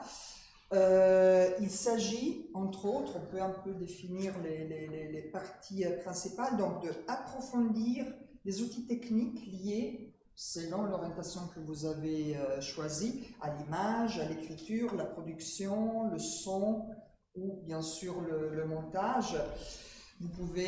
Vous serez même confronté à filmer dans des décors en studio ou à l'extérieur. Il s'agit aussi de se confronter à la prise de son, encore une fois direct, au mixage. Il faudra développer les compétences aussi liées à certains logiciels, par exemple par rapport au montage, Avid, Premiere, Pro Tools aussi pour le son. Par rapport au scénario, donc aux écritures, il s'agit bien sûr de se confronter, de plonger dans des approches d'écriture, dans le travail autour par exemple du dialogue. Il s'agit aussi de faire des exercices de fiches de lecture, préparation d'un plan de tournage, si vous êtes intéressé par l'orientation production. Et par rapport, juste aussi pour être clair, par rapport à ces 5 orientations, vous la choisissez en fait, vous allez soumettre vos dossiers avec le choix de l'orientation. Ça veut dire que le choix ne se fait pas pendant le master, vous commencez déjà votre master avec un choix qui est fait. Certes, il y a au début, le premier, deuxième mois, il peut y arriver encore que le tel étudiante change d'orientation, mais le fait c'est que vous, votre portfolio, votre dossier que vous allez soumettre pour les admissions doit déjà contenir une proposition de projet de master, qu'il soit en son, en montage, en réalisation, en scénario ou en production. Donc il ne s'agit pas de faire... Le niveau master signifie que vous allez certes commencer un peu de manière générale, mais le but c'est pendant ces 4 semestres, ces 2 ans, d'aller de plus en plus et assez rapidement dans l'orientation choisie. Voilà, ça il faut que ça soit assez clair. Ensuite, cette première année, il y a quand même plusieurs activités qui seront collectives où tous les étudiants, normalement on a autour de 15 étudiants donc, par volet. Et ces 15 étudiants sont partagés, ou en tout cas représentent différentes orientations. Ça veut dire que, et ça dépend un peu des propositions qu'on a lors des admissions, nous n'avons pas de quota par rapport aux orientations. Ça veut dire qu'on veut pas, on n'attend pas d'avoir 40% réalisation, 20, 100, 20, c'est pas du tout comme ça que ça se passe. On souhaite avoir surtout des bonnes propositions de dossiers et donc de projets et de personnalités aussi. Et à partir des admissions, on va définir combien d'étudiants il y aura par orientation. Donc c'est un peu comme ça que ça se passe. Par exemple, dans cette volée, nous n'avons aucune étudiant en production. Donc c'est une orientation que nous n'avons pas ouverte parce que lors des admissions, il n'y a pas eu de proposition qu'on a estimée être assez intéressante pour ouvrir l'orientation.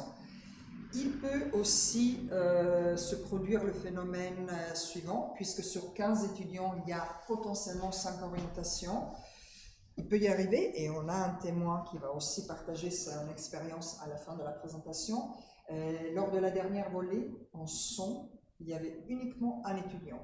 En production aussi. Et en production aussi, exactement. Donc ça, c'est possible. Il n'y a pas un minimum d'étudiants. C'est-à-dire que c'est aussi une position assez privilégiée quelque part. Vous aurez un tuteur, une tutrice, où il y aura des workshops qui peuvent être faits uniquement pour un étudiant. Ça, c'est quelque part un peu un luxe, mais c'est quelque chose qu'on prend tout à fait en considération. Donc, pour revenir à la première année, les étudiants vont aussi réaliser des projets d'ateliers encadrés par des professionnels nationaux et internationaux. Les recherches, bien sûr, quand on parle de réalisation, de montage, de son, ils se font tant en fiction, en documentaire, en cinéma, d'essais, d'expérimental. Aussi, on est tout à fait ouvert à tout ce qui concerne les séries. Donc, on ouvre comme ça à 360 degrés sur le type de cinéma et les genres. Et la même chose est valable pour tout ce qui est inhérent à la création sonore, création de montage et par exemple travail autour de la direction d'acteurs. Bien sûr, à côté ou en parallèle de ces activités qui sont plus collectives ou qui peuvent aussi se produire à l'intérieur d'une orientation, les étudiants vont commencer déjà assez rapidement à développer le projet personnel qu'ils ont proposé au début du master, qu'il soit réalisation d'un film, écriture d'une V1 d'un scénario, un travail spécifique autour du son, du montage ou un projet de production.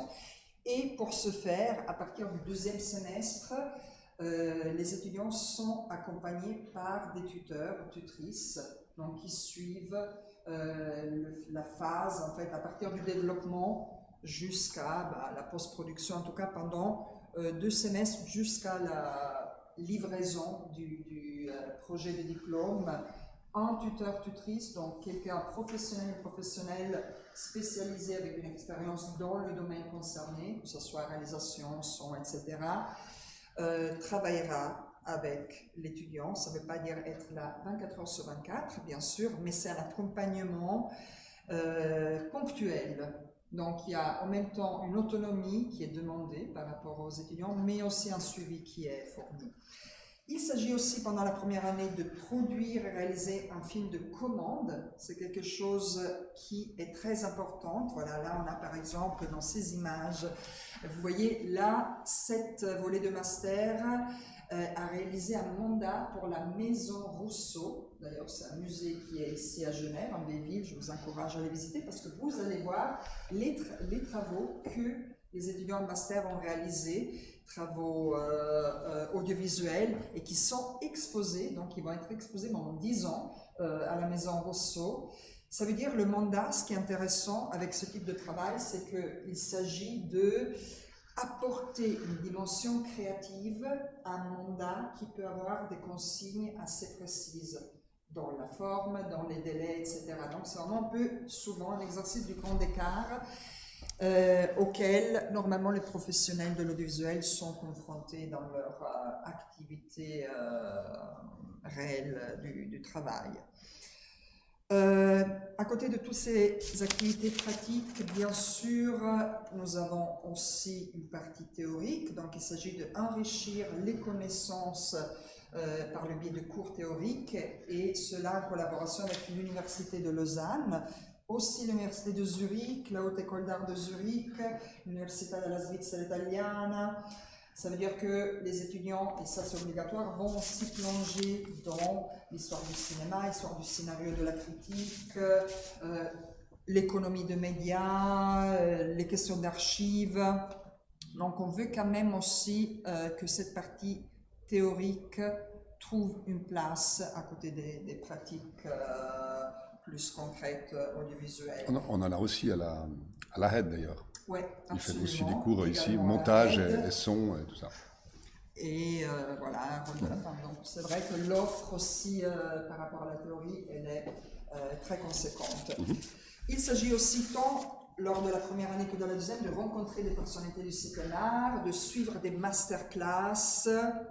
Voilà, là on a un petit moment de name dropping, mais c'est qu'un petit aperçu parce que là aussi les étudiants peuvent profiter des 2 institutions et des collaborations que ces 2 structures ont avec différents festivals, structures ici en Suisse romande. Donc on a vraiment la possibilité de échanger, travailler, etc.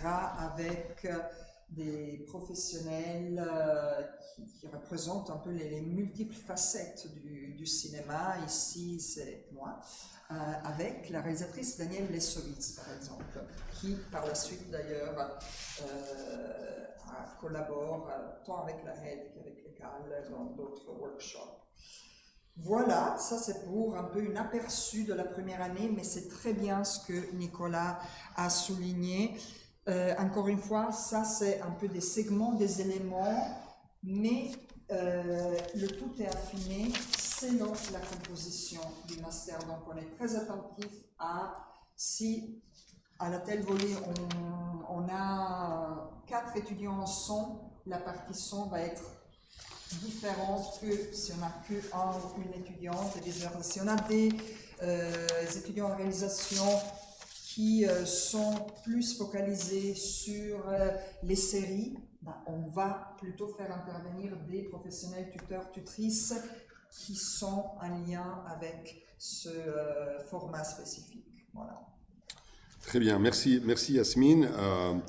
Je vais vous parler de la deuxième année, mais juste auparavant vous dire 2 choses. La première chose, qui est juste une question pratique, c'est que je dois absolument prendre un train à 6h15 pour aller à Soleure, donc je vais sans doute vous quitter tout à coup, et je laisserai bien évidemment Yasmine et Irénée répondre aux questions, donc ne prenez pas ça comme une insolence, c'est vraiment une obligation, j'en suis désolé. Et puis la deuxième chose, je veux juste revenir sur cette question des options, parce qu'elle me paraît intéressante, voire même primordiale. Comme l'a dit Yasmine, on n'a pas de quota, mais en même temps, l'idée qui prévaut dans ce master, c'est quand même d'être connecté, enfin c'est même plus que ça, c'est complètement d'être connecté au milieu professionnel dans lequel vous allez être amené à évoluer, et particulièrement le milieu suisse. Voilà. Pas seulement parce que nous avons des étudiants étrangers, nous avons en ce moment une étudiante par exemple chinoise, il y a de fortes chances qu'elle retourne aussi travailler en Chine, mais pas forcément, mais il y a des chances aussi. Donc on n'est pas focalisé que sur le milieu suisse, mais c'est un peu notre étalon quand même. Okay. Et les besoins dans le milieu professionnel suisse sont assez identiques aux besoins ailleurs. C'est-à-dire que l'idée n'est pas de mettre idéalement sur le marché du travail 15 ou 14 réalisatrices ou réalisateurs par année, ou tous les 2 ans. Okay. Donc, on n'a pas de quota, mais on est très content si on a quand même des gens qui se présentent pour les options que sont montage, que sont son, production et scénario.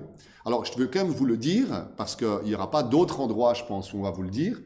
Quelqu'un qui aujourd'hui, et c'est pas que je veux orienter votre choix, mais vous donner quand même cette clé-là. Quelqu'un qui dirait, moi j'aime le cinéma, j'adore le cinéma, je ne me sens pas forcément de porter sur mes épaules un projet en tant que réalisateur avec tout ce que ça implique, de prise de risque, etc. Mais j'ai envie, parce que j'aime ça, de travailler dans le cinéma et je m'oriente vers la production, sachez qu'il y a de très très fortes chances que quelqu'un qui fait un master en production 2 ans chez nous trouve du travail à l'issue de son master. C'est d'ailleurs le cas de la personne qui a fait le master la dernière fois en production. Idem pour le son, Vuk Vukmanovic qui est ici pourra en attester, il a plus que du travail, il en a trop. Voilà. Et pour le montage, c'est la même chose, et aussi autre besoin cruel, je dis cruel parce que c'est toutes les productions en parlent en Suisse et en Suisse romande, en plus en particulier, c'est le scénario. Il faut savoir qu'en ce moment, il y a, comme vous le savez, de plus en plus de tournage, de préparation, de développement de séries, et que les séries qui sont tournées, préparées, tournées, produites en Suisse romande sont presque exclusivement le fait maintenant de scénaristes français. Et qu'il y a un besoin absolu de scénaristes ici en Suisse romande, d'ici ou d'ailleurs, mais en tout cas qui vont s'établir ici et travailler ici. Donc je voulais juste vous le glisser comme ça, vous en faites ce que vous voulez, mais qu'on fait aussi un petit peu la promotion de ces options-là, parce qu'il y a vraiment un besoin criant. Voilà. Cela étant dit, donc la deuxième année, je rebondis là-dessus, l'idée c'est de bénéficier de stages professionnels en Suisse ou à l'étranger. Donc on a vraiment une attention particulière, et là je dirais qu'entre les connaissances quasi exhaustives du milieu de Yasmine Bazic, qui connaît ce milieu-là depuis de nombreuses années, en tant que coordinatrice de festival, de programmatrice, de curatrice et de productrice, mes connaissances à moi, celles de Lionel Bayer, de Pauline maintenant, d'Irénée, on connaît un peu tout le monde. Enfin, on connaît même presque tout le monde. Donc en gros, quand il s'agit de vous trouver un accompagnement, soit de montage, soit de scénariste, soit de son, etc., on sait quelles sont les meilleures personnes qui peuvent vous accompagner. Et si ces personnes auxquelles on pense ne sont pas disponibles, alors on sait quelles personnes aller chercher en France, en Hollande, en Italie, voire en Angleterre, voire même dans le cas de Daniel Lesovitz, aux États-Unis, pour vous accompagner. Voilà. Donc c'est très très important pour nous. Et puis aussi, on met beaucoup d'attention à vous trouver des stages. Vous pourrez en parler tout à l'heure, mais je pense que les gens avec qui tu as fait des stages sont les gens avec qui tu as continué à travailler après. Donc on pose déjà les bases de votre développement professionnel. Ensuite, il y a ce grand voyage. Ce grand voyage, c'est quelque chose qui arrive un peu comme la cerise sur le gâteau. Hein. Mais c'est pas juste c'est surtout pas d'ailleurs du tourisme et un voyage cinématographique, c'est un atelier sur lequel il y a beaucoup d'exigences, qui s'est effectivement déroulé au Japon, une fois avec Naomi Kawase, qui s'est déroulé avec Bellatar à Sarajevo, qui s'est déroulé avec Alain Gomis à Dakar, et qui va se dérouler, nous partons les trois, et avec Lionel Bayer aussi, à des moments différents, dans 3 semaines, ou dans 1 mois et demi, je crois, en Ukraine, où Yasmine, qui connaît bien le cinéma ukrainien, les cinéastes ukrainiens, a organisé un séjour de 3 semaines durant lequel les étudiantes et étudiants vont d'abord préparer un film, penser un film accompagné de cinéastes ukrainiens dans un nouveau territoire, sortir de la zone de confort, se confronter à un autre univers, essayer de faire résonner ses désirs cinématographiques avec une réalité autre. Et dans la 2e semaine, tourner ce film, toujours accompagné des tuteurs qui sont sur place, et dans la 3e semaine, monter ces films. Et à l'issue de ces 3 semaines qui vont être très intenses et fortes, il y aura une projection des films. En général, on fait ça à l'ambassade de Suisse ou avec des acteurs, des partenaires sur place, et on essaie même de les montrer dans des festivals. Voilà. Donc ça, c'est un peu le clou, le point d'orgue de cette 2e année. Ensuite, s'immerger dans les cours et ateliers transversaux, voilà. Donc là, l'idée, c'est aussi de collaborer étroitement, ce que nous faisons déjà aussi avec le bachelor à la aide, ce qui se fait avec le bachelor à l'école, mais là on le fait dans une continuité, on a des projets, donc autant des partenariats commandes comme la Maison Rousseau dont tu as parlé avant, mais aussi avec la RTS, avec la Manufacture qui est l'école de comédiennes et comédiens à Lausanne, avec l'Institut littéraire suisse de Bienne, avec d'autres écoles comme la FEMIS, comme la FEMIS à Paris, l'INSAS, enfin, voilà. Donc, aussi, on active notre réseau international pour trouver la meilleure solution, le meilleur profil pour chaque étudiant pour qu'il puisse accomplir son cursus scolaire. Ensuite, il y a la question du mémoire. Le mémoire, c'est important parce que, comme Yasmine l'a dit avant, l'aspect théorique est quelque chose auquel on croit beaucoup. Alors, on est tout à fait conscient que ce n'est pas en 2 ans qu'on peut donner un socle académique et théorique et une cinéphilie complète, mais on essaye de prolonger et d'accompagner la cinéphilie qui est déjà en vous. Et si, selon le niveau de cinéphilie, on essaye, encore une fois, de donner des films à digérer, des manières de penser, des outils théoriques pour penser le cinéma qui vont vous être utiles pour vos pratiques respectives. C'est-à-dire que celles et ceux qui vont faire du son vont plutôt s'orienter bien sûr vers des cours théoriques de son et pourront faire un mémoire, ça a été le cas aussi de vous, que tu pourras en parler de ton travail essai, sur le son. En montage, ce sera sans doute plutôt un travail essai qui a trait à la question du montage, idem pour la réalisation et la production. Voilà. Ensuite, concrétiser tous les savoir-faire en mettant en œuvre un projet de diplôme. C'est donc le film de fin de 2e année, voilà, qui cette année, a été un petit peu chamboulé dans le programme. On verra comment ça se passe. C'est à l'étude. Mais le diplôme de master est constitué d'un travail de fin d'études, un film pour ceux en réalisation, un travail sonore pour ceux en son, un travail de production pour celles et ceux qui seront en production, un travail de montage pour celles et ceux qui seront en montage, ainsi que le mémoire. Voilà, c'est comme ça qu'on obtient le diplôme. Et voilà, et pour les scénaristes, excuse-moi, une première version d'un scénario potentiellement tournable et rentrable en production. Voilà, je crois que j'ai terminé. Ouais. Et moi, je vais vous laisser. Voilà. Merci beaucoup. Et puis, on espère vivement vous voir, vous ou vos proches ou les gens que vous représentez, candidater à notre master, qui est définitivement le meilleur du monde. Voilà. Sur ça, je vous laisse. Merci. Ciao, Nicolas. Ici, vous voyez quelques images, en effet, d'un des films de diplôme de la volée précédente, puisque la volée de maintenant, ils sont en plein montage post-production de leur film qu'ils ont tourné à l'automne.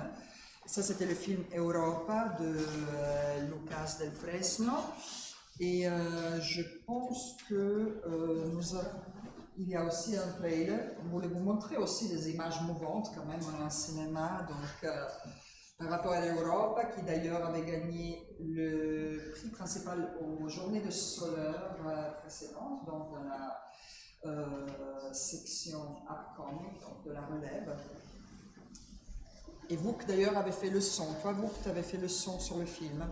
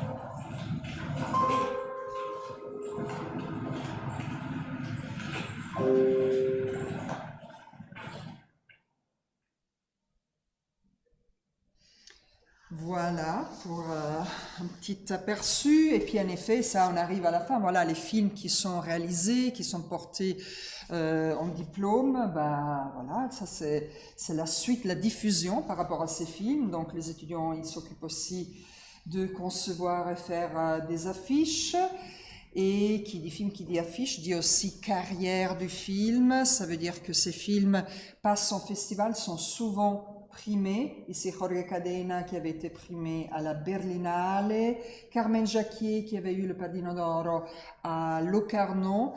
Donc souvent, ces films ont, ben voilà, non seulement une carrière nationale et internationale marquante, mais sont aussi primés.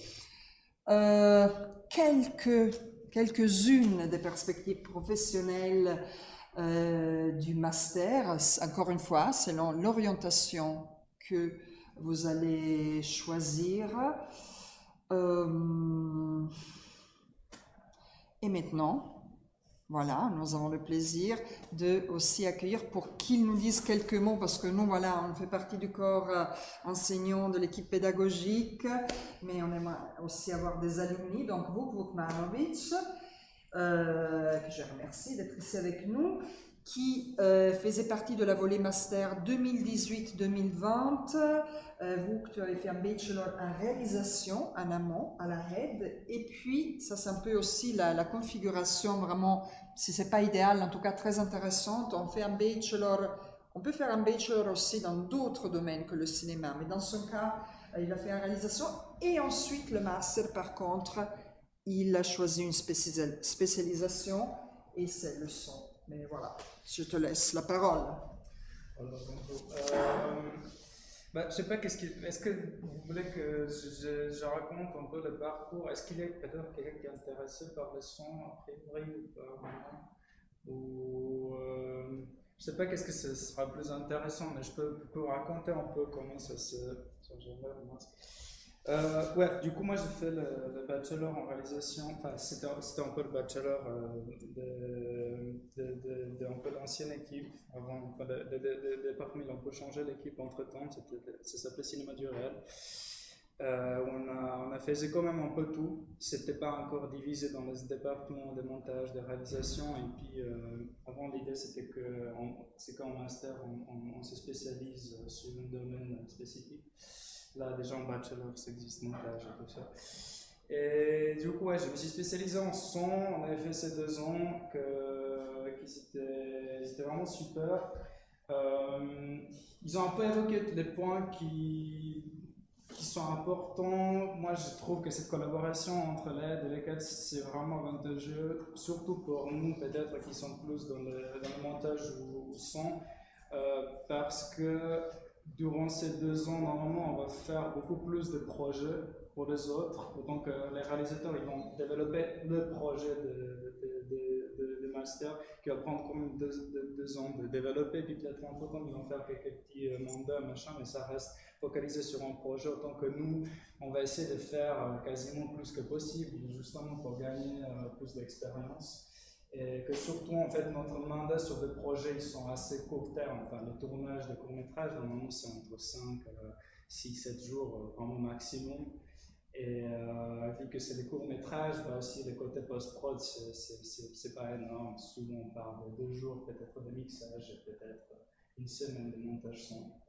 Parce que ça fait que quand on change quand même, on a l'opportunité de travailler avec beaucoup de gens, tout vient de l'intérêt que c'est pas non plus avec les étudiants de le master, parce qu'on est 15 et peut-être dans mon cas, je pense qu'il y avait 4-5 réalisateurs. Et après, il y a toutes les options de bachelor. En fait, il y a une vraie interaction entre département de master et bachelor. Des fois, on a aussi des cours en commun, mais aussi, ça veut dire qu'en fait, il y a à l'aide, en une année, bah, il y a. Maintenant, c'est divisé de nouveau, mais je pense, enfin, vous avez quand même potentiellement 20 réalisateurs en bachelor à l'aide et de nouveau encore 20 à l'école, en plus 4 au master. Du coup, ça fait déjà 25 projets peut-être par année.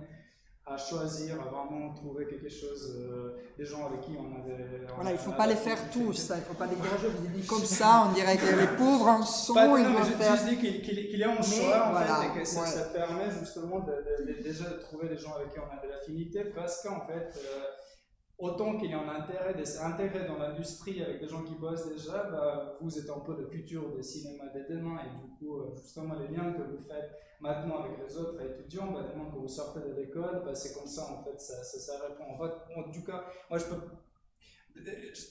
je peux parler que de mon expérience subjective. Évidemment, pour moi, c'était un peu comme ça. Enfin, j'ai bossé avec des étudiants, et puis quand on est sorti de l'école, c'était un peu comme ça que j'ai repris ma vie professionnelle, si vous voulez, parce qu'on s'est dit, bah, on a déjà fait un petit tournage tenant d'école, et puis là, on va faire un autre-film, et là, on est plus dans le contexte de l'école, on est déjà en production, et puis voilà, petit à petit, ça reprend. Et puis, petit à petit aussi, des gens, après l'école, bah, ils commencent bientôt à développer des longs métrages, et puis voilà, ça reprend comme ça. Du coup, déjà, c'est vraiment... super, je trouve, cette collaboration déjà à l'école, et en plus l'accès à tout ce qui se passe au niveau bachelor. Grand Voyage, c'est aussi un événement assez spécial parce que ça arrive au tout début, plus ou moins, et puis c'est vraiment une opportunité assez super pour une promotion de... Enfin, vous avez le temps, vous allez aller quelque part un peu loin, c'est un grand voyage, du coup vous allez être un peu isolé de la Suisse, des fois même d'un peu... Enfin, il y a une certaine bulle qui se crée entre vous, et puis c'est assez spécial en fait, ça permet de faire vraiment des liens qui vont durer. Dans mon cas là, par exemple, j'ai travaillé avec Elisa Alvarez Gomez pour son film de master, et on a développé ce projet ensemble, et puis là on continue de travailler toujours sur des projets ensemble, parce que c'est trop bien passé. Mais vous, qu'est-ce que tu peux peut-être dire quelques mots par rapport, vu que un des facteurs très importants du master, on a pas mal insisté sur ça, c'est la professionnalisation, et c'est le fait de mettre en contact, donc créer vraiment un pont très solide entre le master, les étudiants et les professionnels en Suisse, mais pas uniquement. Et vu qu'avant Nicolas aussi a évoqué le fait que tu croules sous le travail, je veux dire, comment alors ça s'est passé cette relation, et comment ça se passe maintenant? Toi, tu es plus dans le cadre académique. Du coup, ouais, c'est vrai que voilà, le deuxième point très fort des masters, c'est comme ils ont dit, et c'est vraiment vrai, Yasmine, vous verrez, Irène aussi, Nicolas, c'est des gens qui sont très présents dans l'industrie, et Delphine qui est aussi ici, enfin, c'est des gens que vous allez voir dans tous les festivals qui existent ici, ils sont vraiment omniprésents, et puis ce que ça fait, c'est que vraiment ils ont des contacts partout. Et moi, j'ai énormément profité de ça, évidemment, parce que j'ai fait quand même des stages en tournage, de long métrage. J'ai fait un stage dans une boîte de post-production où je me suis quasiment fait engager, même avant de terminer l'école, parce que c'est trop bien passé le stage. Et il faut dire qu'en fait, la manière de faire un stage, même si en Suisse, bah, il y a des gens qui font ça sans le master à travers des autres institutions, je trouve qu'on est beaucoup plus privilégié comme on vient depuis le master, parce qu'il y a quand même... c'est juste en fait, je ne sais pas si c'est parce qu'on est des étudiants, ou je ne sais pas, mais je pense qu'on arrive avec, tout le monde sait qu'on est des étudiants, du coup il n'y a pas des attentes énormes, mais du coup ça laisse une énorme marge pour vraiment donner le maximum, et puis impressionner ces gens qui demain ils vont vous engager. Je ne sais pas comment dire, mais en fait on fait beaucoup moins de peine de trouver ces stages. Je pense que c'est beaucoup plus difficile sans les contacts, de master, et puis voilà, c'est vrai que c'est très accueillant, enfin, cette ambiance, et on a de juste avoir quelqu'un derrière qui nous pousse un peu, c'est assez grave. Et puis je pense, comme ces gens en fait avec qui on fait des stages, par exemple dans mon cas là avec Alex Diaz, qui a quand même vu que par exemple Nicolas il est aussi réalisateur, ils ont beaucoup travaillé ensemble, du coup il y a déjà, c'est un peu plus intime, c'est ce que je voulais dire en fait, parce que vu qu'on vient avec cette recommandation et que c'est tous ces gens qui sont dans le master, ils ont déjà collaboré avec ces gens, bah, c'est plus amical, enfin je ne sais pas, c'est pas comme si on est venu complètement d'extérieur, je m'appelle, je ne sais pas comment, est-ce que vous pouvez me montrer comment ça marche, ce bouton-là, ou machin, c'est peut-être un peu plus difficile, moins accessible. Du coup, voilà, c'est vrai que ce point d'intégration professionnelle, c'est aussi un peu le but principal de tout, parce que... Ouais. Et puis peut-être aussi... c'est bien si tu diriges un peu. Voilà, oui, je te dirige un peu parce qu'aussi on est en retard. Non, les stages, alors c'est pas juste... Je veux dire, toutes ces choses, quand on évoque grand voyage, stage, théorie, il y a des crédits. Donc c'est pas juste, vous allez au stage, amusez-vous, alors faites... Il y a une responsabilisation qui est très forte. Donc oui, certes, on peut créer le lien pour faire un stage, mais après, c'est l'étudiant qui est responsable de la tâche qui lui a été attribuée, etc. Et le stage sera évalué. Ça veut dire qu'il va donner des crédits, et ces crédits sont nécessaires pour passer au semestre suivant. Même chose pour le grand voyage, même chose bien sûr pour le film de diplôme. Donc il y a vraiment une grille de crédits, etc., qui est essentielle aussi. On est, voilà, le tout un peu comme un de retard. Nous, on est les derniers, et puis c'est bientôt, voilà, 6 heures. Moi, je voulais remercier beaucoup vous, qu'on reste ici un tout petit moment si vous avez des questions, bien sûr. Remercier beaucoup Irene Munoz-Martin, donc encore une fois, elle est assistante au master. Elle est ici, elle a son bureau ici à Genève. Moi, adjointe artistique, j'ai mon bureau à Lausanne, donc nous aussi, on est comme ça, multisite. Aussi, les inscriptions se font à l'école parce qu'il faut avoir un lieu administratif, ça allait être l'école ou la HED, en l'occurrence c'est l'école, donc c'est par le site de l'école et par l'école que les admissions se passent, et même l'administration elle a lieu à l'école.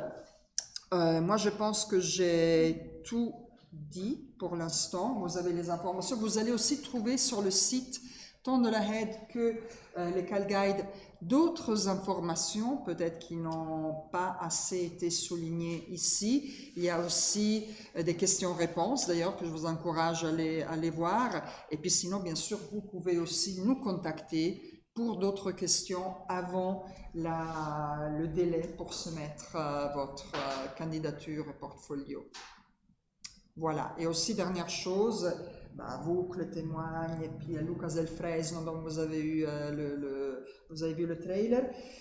Le master, il est international. Ça veut dire que chaque volet, on a vraiment un mélange aussi de provenance. Là, voilà, il y a une étudiante qui vient de Chine, on a des étudiants suisses-allemands, de Serbie, Santiago de Colombie. Donc, il y a aussi cette diversité et il y a aussi une diversité de background. Ça veut dire qu'au master, il n'y a pas que des étudiants qui viennent de Bachelor Cinéma.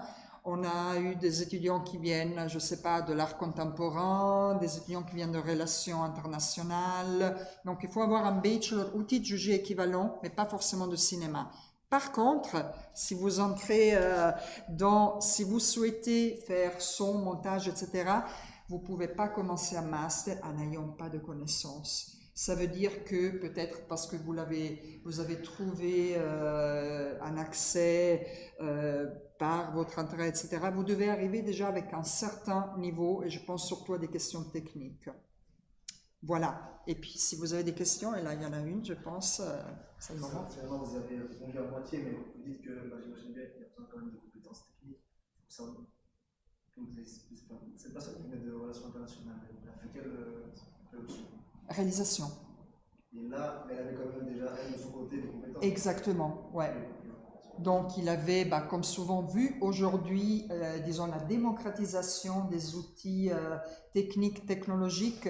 Beaucoup de personnes ont pratiqué par eux-mêmes et arrivent donc avec un certain niveau de connaissance. Encore une fois, on ne demande pas d'être pro de tout, mais c'est vraiment pas possible, je pense. Évidemment que le son et les montages sont des exemples assez pertinents. On ne peut pas arriver si on n'a jamais fait du son. On est quand même à niveau master et tout. Donc c'est ça quand même un peu la limite. Ou alors il faut faire de sorte dans la période qui précède la leçon, de vraiment par des cours trouvés autres, par la fréquentation de professionnels, etc., d'acquérir quand même des bonnes bases. Parce qu'à un moment donné, quand vous partez, même s'il y aura un petit peu de différence entre l'étudiant qui a fait des montages en Chine et puis l'autre qui a fait, certes, mais on est quand même un peu dans une ligue similaire. Du coup, qu'est-ce qui a fait que c'était plus dur que là? C'est son dossier, en fait, son portfolio à elle qui a primé, en fait. Enfin, c'est pour ça que... Là, vous parlez de qui, par exemple? La personne qui a écrit en relation internationale. Oui, de Fisnik. Bah déjà, quand même, la personne avait des connaissances, tu as été à même d'utiliser une caméra, ou alors, en tout cas, avait une idée de cinéma. Et après, bien sûr, et ça vaut pour toutes les orientations, ce qui est important, c'est de entendre une voix, ou en tout cas une personnalité, une envie forte, un projet. Et encore une fois, quand on dit que dans le portfolio, dans la soumission, il faut qu'il y ait la présentation d'un projet de master, ça peut être aussi une description très brève, ça peut être un mood board avec quelque chose, on ne demande pas non plus un dossier complet, un scénario, etc. Mais on souhaite voir la motivation, l'univers créatif, etc. de la personne qui postule. Après, il y a 2 ans pour accomplir, arriver en fait à concrétiser le projet de diplôme. Donc ça peut être voilà, une première proposition, une esquisse, voilà, quelque chose. Pour vous donner une idée, vous refusez beaucoup de personnes?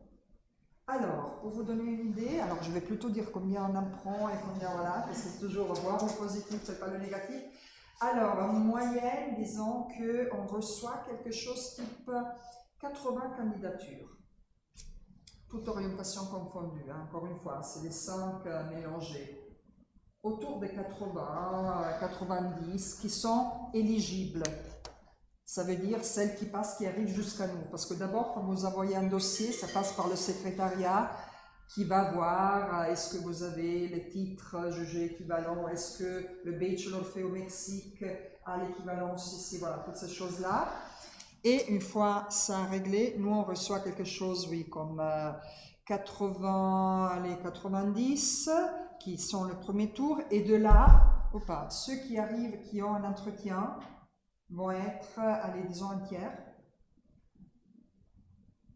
Et après l'entretien, on arrive aux 15e. Voilà, ça va. Hein? Et ça, encore une fois, international. Donc, c'est des dossiers qui arrivent un peu de background différents. Et par rapport à ça, aussi à préciser, alors le master, il est, ça vous allez aussi le trouver comme information, c'est français et anglais, mais, et là vous aussi, même si tu avais déjà fait le bachelor à Genève, mais avant que tu arrives, ton français n'était pas... Toujours. Voilà, toujours. Maintenant c'est super, bien sûr. C'est-à-dire qu'on a des étudiants vraiment qui ont commencé avec, des bases de français. Au début, les premiers mois, on peut faire quelque chose en anglais, mais assez rapidement, à un moment donné, il faudra acquérir des connaissances en français. Ça veut dire que les cours en théorie, ils sont en français. À un moment donné, vos dossiers, si vous faites un film, par exemple, etc., parce qu'on les soumet aussi aux structures, aux guichets, etc., ça doit être en français. Alors, bien sûr, on peut aider, etc., mais on a eu vraiment, comme je vous évoquais un peu avant, les différentes provenances qui ont appris un français suffisant pour pouvoir se débrouiller aussi dans le monde professionnel. Alors, c'est pas que vous devez après citer du Molière tous les jours, mais il faudra quand même se débrouiller en français. Voilà, pour le moment. C'est tout. Alors, merci beaucoup. Et puis, s'il y a d'autres questions, d'autres choses, etc., n'hésitez pas à nous contacter. Allez aussi sur le site. Et d'ailleurs, si vous allez sur cette école guide, vraiment, c'est pas mal parce qu'il y a pas mal de vraiment explications, présentations très claires et tout. Vous avez aussi des témoignages d'alumni, d'ailleurs il y a de nouveau VOOC, mais qui dit autre chose, donc c'est intéressant de voir aussi autre chose. Et il y a aussi des témoignages d'étudiants qui ont fait scénario, réalisation, montage, donc c'est toujours quelque part assez enrichissant d'entendre quelqu'un qui l'a fait, parce que voilà, il a vécu vraiment en première personne. Du coup, n'hésitez pas, il y a plusieurs extraits de films, et voilà. Oui.